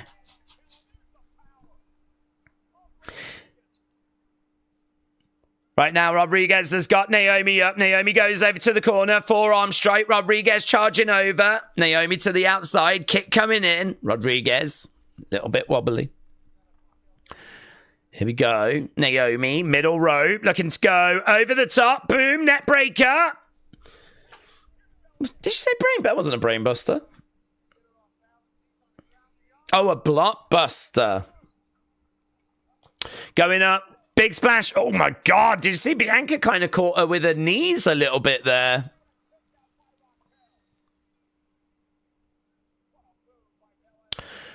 This match continuing. Are we still at commercial break or are we back now? Oh, we're back now. Here we go. Business end. Been really quiet for this, you know. It's been... Come on. If I was there, I'd be like, Jade Cargill. Jade Cargill. Jade Cargill. Jade Cargill. Justice for Jade. Justice for Jade. Cargill. Cargill. Cargill. She's got Raquel up for a KOD. No joy. Raquel gets out of it. Tag being made. Liv climbing up. Boom. Double knees there by Liv. 1, 2. Oh. What if Liv and Raquel win and then, like, Naomi turns on Bianca? Imagine that. Like, just starts murking her. Bah, bah, bah. You've ruined this for me. Like that. I hate you. I hate the Street Profits. They're rubbish compared to the Usos. Oh, looking for a double KOD. Got Liv up. Here's Dirty Dom. Here's Dirty Dom. Dirty Dom trying to get in there. Clothesline by Raquel. Dirty Dom on the outside. Tahana bomb. Boom. Big. Big. Here we go. Oblivion. Oblivion. Oblivion. Connects. 1, 2. Oh, that was close, mate. That was close. Legit, I thought new championes. Raquel coming over, chucking Bianca against the ropes. Big boot. Bianca again. Oh. Raquel goes down. All 4 women are down right now. Gotta think the fact that Bianca made that save probably means it's gonna stay with the champs. I don't know that the challengers are going to find a way of getting that close again, but it was a really good moment. Crowd are chanting, "This is awesome." Yeah, the crowd woke up, man. They've been quiet for quite a lot of this. Now we've got a drone, because that's the future. Just getting some drone shots there. Just like out of something like RoboCop. Down goes Liv. Tag being made. Bianca making her way into the ring. Bianca going over. Grabbing Liv Morgan to pick her up. Up in the air. No. Inside. 1, 2. Liv with a pin. No joy. Liv trying to get over by the ropes. Duck underneath. Oh, roll up. 1, 2. Kick out again. I feel like Liv's going to make a mistake here, and she's going to get KO'd. She's going to get KO'd.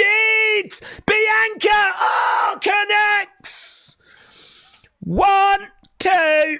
Oh, Raquel saves. Raquel saves. This is fun, man. This is fun. Boom. Raquel on the edge of the ring.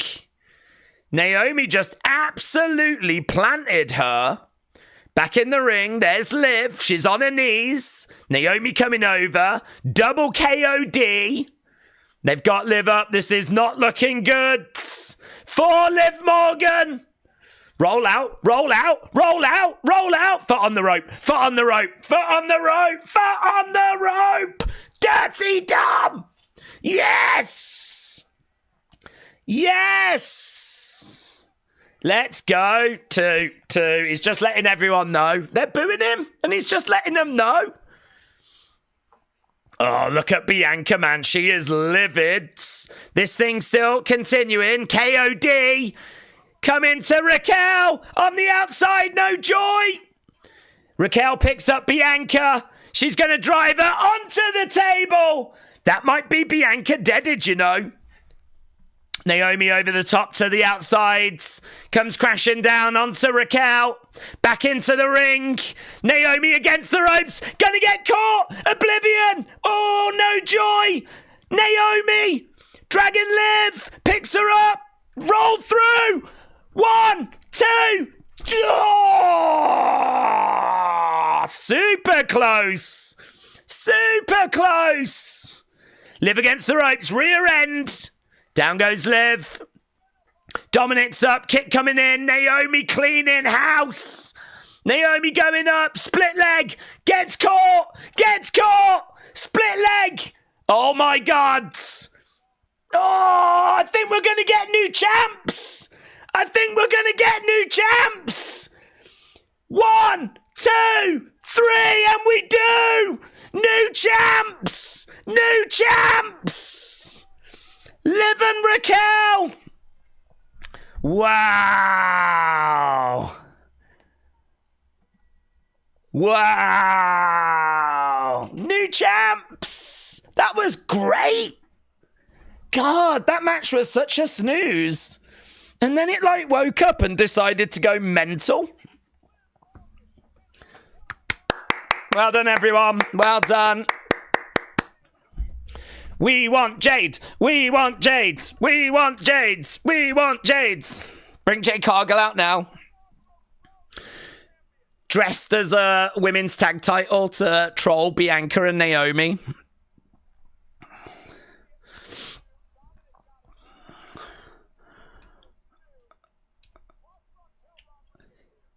Oh, look at that. She just prevented the split. What a freaking match, said WrestleBants. So good.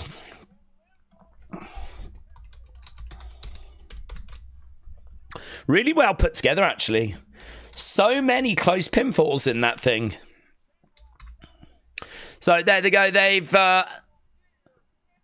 new champs. We've got Pyro firing up into the sky.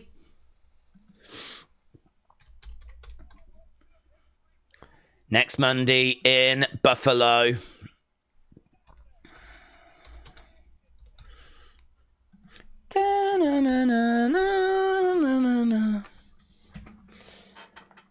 No, Jade Cargill. Guys, that was so much fun. I had such a lovely time at the end of that episode.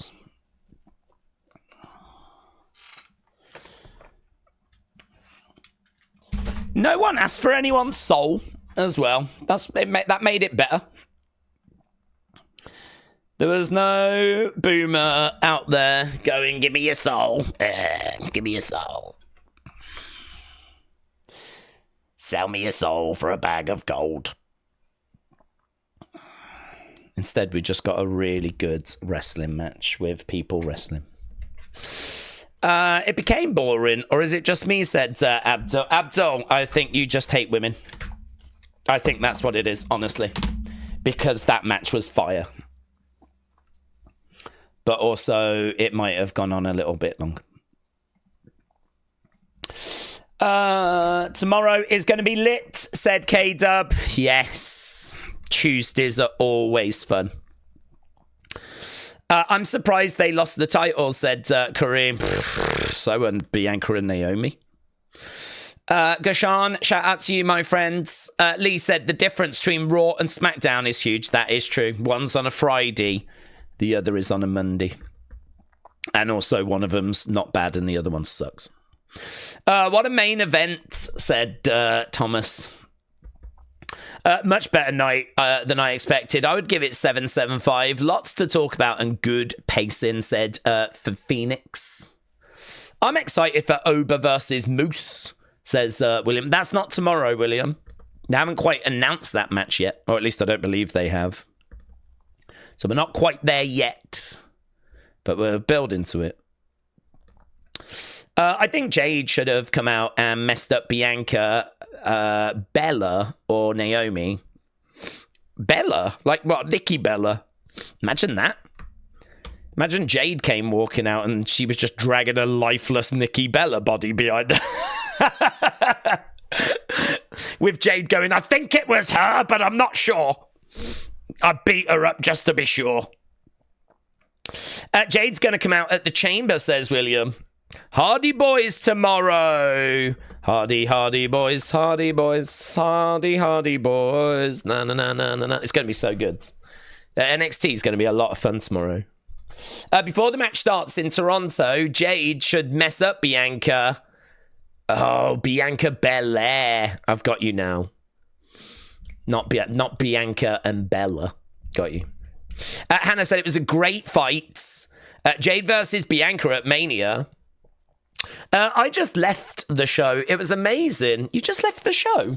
I mean, it only literally just ended. Did you even catch what happened at the end, bud? How did you get out that quick? Tyler, did you really leave the show, or are you sat at home saying that you left the show? Because that's quick. I can never get reception in those places. But I'm going to believe you. Do you know there's new champions? Or was it one of those where you wanted to beat the traffic? If Bianca doesn't win the Chamber, who else do we see winning the Chamber? Because I can't see anyone else but Bianca. Well, there was reports of it being Becky originally, but obviously she's not in there, is she? So it does make it a little bit challenging. I believe, if my brain serves correct, that Bianca was favourite, Naomi was second favourite according to the bookies odds. I certainly don't think it's going to be Liv. And Roxanne's going to go into a program with Bailey. And I can't even remember who the other woman is that's in it. But I know that Naomi was second favourite behind Bianca. I mean, I agree. I think Bianca wins it. But originally it was Becky. I mean, I don't think we get anything weird. You could always have someone attacked backstage at the Chamber that then we need a replacement and we bring out big time Bex. Not impossible. If it is Naomi that attacked Jade, what if Bianca is attacked backstage and she's out and all of a sudden they're scrambling to find a replacement and then out comes Big Time and then Big Time wins it? That would be bonkers, and I don't think that's happening, but if it does happen, then I totally predicted it, and I never lost confidence in it either.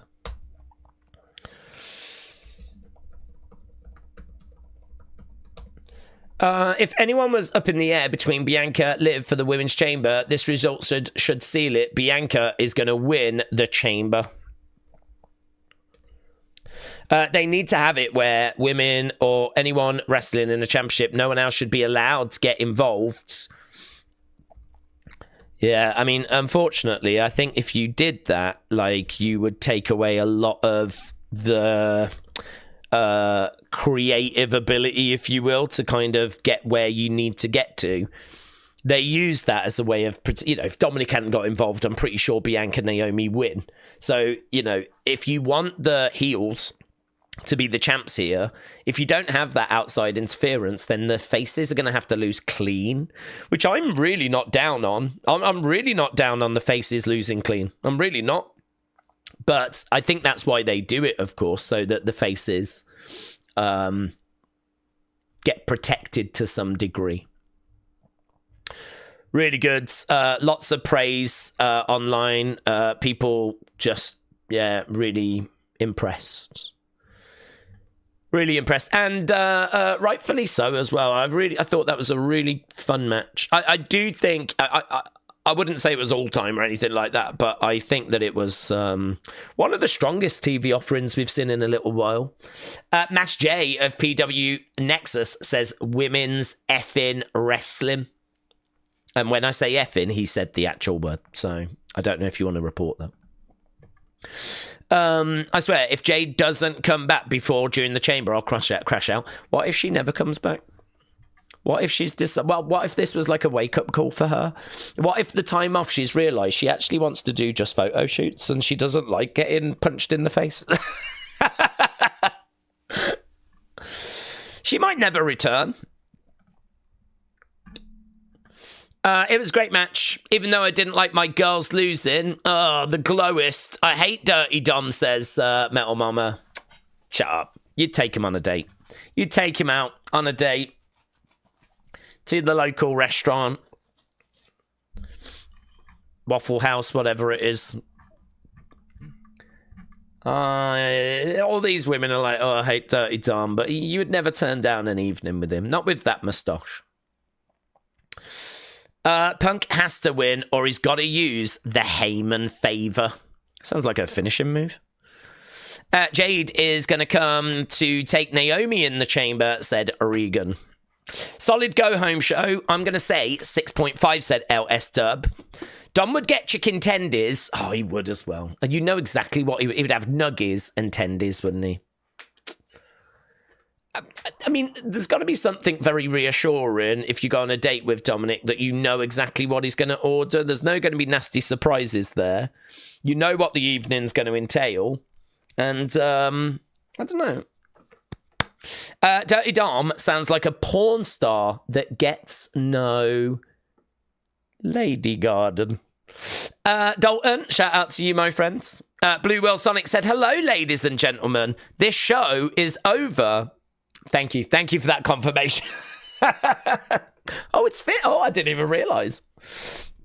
No, breaking news coming through. The show has concluded. Let's jot down these scores, shall we? So, Bianca and Naomi, the glowist, against Liv and Raquel. What are these scores coming in as? 22% thought it was all-time, which is quite high. 58% thought it was great. Only 4% thought it was bad. Good, okay, coming in at just 13%. So, wow. I mean, that is going to be great. 80%. That's going to put it right up near the top end, high end of great, actually. And I'm really not down on that score. I think that's... I don't think that's unfair. Does this mean that Bianca will win the Chamber now that Naomi and Bianca are no longer tag champs? She was the favourite anyway, but... this surely increases the likelihood. Yes, Tribal 6. Days, you need to be a colour commentator, says Ryan. Well, thank you, Ryan, but I enjoy doing this, to be honest, but... Poll Days, did Naomi take Jade out? We could do that for a couple of minutes. Did Naomi take Jade out? Let's see what people think. Is it Naomi? Is she the guilty one? So a few tears online.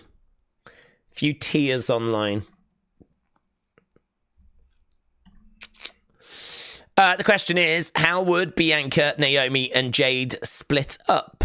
Well, I think Jade would come back and make it known who it was that attacked her. And really, until we've got that information, it's hard to say, because was it just one of them, or were they both in on it?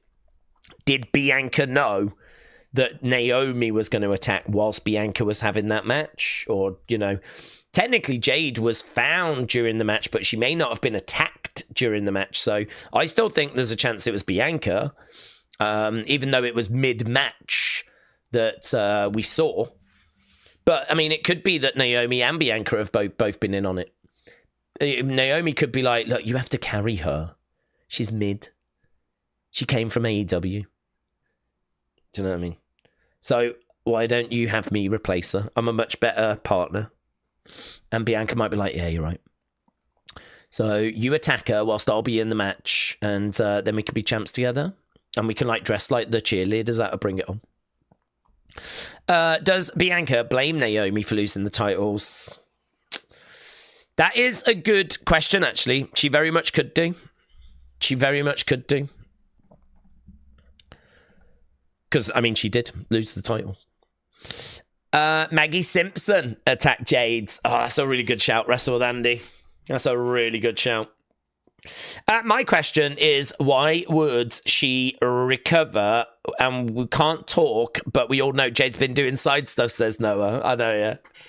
Although it is interesting. She can talk, but it's very interesting. She has not texted Bianca back. I think the reason why is because she can, but she doesn't want to reveal what she knows in a text. If she says it was Naomi, then, Bianca's going to deal with it. I think Jade might want to deal with it. So, and she might know that it's actually Naomi and Bianca, and she doesn't want to let them know, so she's not texted them back, but it's not that she's, dead or anything like that. I think she's just waiting for that moment, which could be the Chamber. Brony said, does it get you annoyed how Dom is booked? His match with Braun was a complete joke, and all he does is try and help female stars win matches. Without Liv and JD, he would just be a jobber. To be honest with you, I think the only thing that frustrates me about Dirty Dom is the fact that, you're right, I see him as Ray's son. I see him as someone that gets big reactions. I think you have to sort of do the things that he does to keep getting the reactions that he gets. Him interfering in that match is why he gets booed, or it adds to the reasons why next time you see him, he's going to get booed, right? And, they're obviously gloating about it. I mean, I think they do a good job in that regard, but I do wish he was a bit more credible. There's obviously plenty of time for us to do that. There's obviously, he's very early in his career. But, I mean, that is Rey Mysterio's kid. And he does feel like an enhancement talent, doesn't he? So, but yeah, let's see where it leads. But that's kind of where he is at the moment. Obviously, he could turn face. He could leave the Judgment Day. He could start standing up for himself. As soon as he turns face, I think you'll start to see him getting booked better. I don't think he'll be quite that kind of jobber enhancement talent then. So, Wes said, James Days is waffling on about it. It means he's definitely in on it with Naomi and oh my God, yeah, what if it was me? Wes, that's amazing. What if it was me and I didn't even know that I'd done it? I think Naomi attacked Jade's, but it was on Bianca's orders, says James. Bum, bum, bum. Jade takes out Naomi at Elimination Chamber and takes her spot, then targets Bianca to cost her the Elimination Chamber match. At Mania, Jade versus Bianca and Naomi 2-on-1, says Taker 1990. Hannah said, Days, how surprising would it be if Tommy Toy Troubles was behind it? That would surprise me. If it was his partner, I think we're all sort of expecting that to be the reveal. I think it probably was his girlfriend. Austin said they should have made him more credible after his incredible entrance at 39. Yes! Yes! That was so good. Him arriving in the back of a police van and like coming out still handcuffed. Look, he looked so good. He looked so good with that entrance. Yes. I agree. I agree so much I didn't even read the rest of the comment. He should have beaten Ray, and he would have had a good push instead of getting beaten up by Priest all the time. Days, I think Raquel needs to go back to NXT and polish up her in-ring skills, says Lisa. Beast Mode said Days is the mastermind. Just as long as the demon does his heartbeat flops. Old Dad Gamer 78, shout out to you, yeah. Those convulsions. Don't let Days fool you. He's the mastermind behind it all, says Jojo. Guys, oh my god, that would be the best reaction clip ever if it turns out it was me. If there is some footage and it was me and I don't even remember doing it, honestly, I don't even know how I'd react. I'd probably faint. Brody said it was a very fun main event. Had me on the edge of my seat for the last 5 minutes. The close pinfalls were great. AB said the show feels like it's pushing storylines forwards. Jessica said Carrion needs to take the Rock's soul. Imagine Carrion as being the one that Rock turns to. That could be fun. I didn't really think of Carrion in that role. That could be kind of fun. What's going on with Raw lately? It's always finishing early, no 3 hours. No, you got a bit extra today, though. You did get a bit extra. Pete Ivy said, I'm off to bed. Good night. Good night, Pete. Good night, Ivy. But is Cody turning heel? And is CM Punk going to win the Chamber? These are the questions that we need answering this weekend. And we will be here this weekend. I didn't update that because I'm rubbish at YouTube, but I will get that updated. And we will be here on Saturday. The stream is already set up. Elimination Chamber. We'll be starting hours before. Getting people's thoughts, feelings, emotions. It's good to get it out of your system. It's not very good to bottle it up. So we'll go through all of that, and it's going to be good. Obviously, we'll be back tomorrow. I'm going to run away and do Unseen. But we'll be back tomorrow with NXT. Hardy Boys on that show. Other boomers on that show that I can't remember, but it looked a pretty stacked card.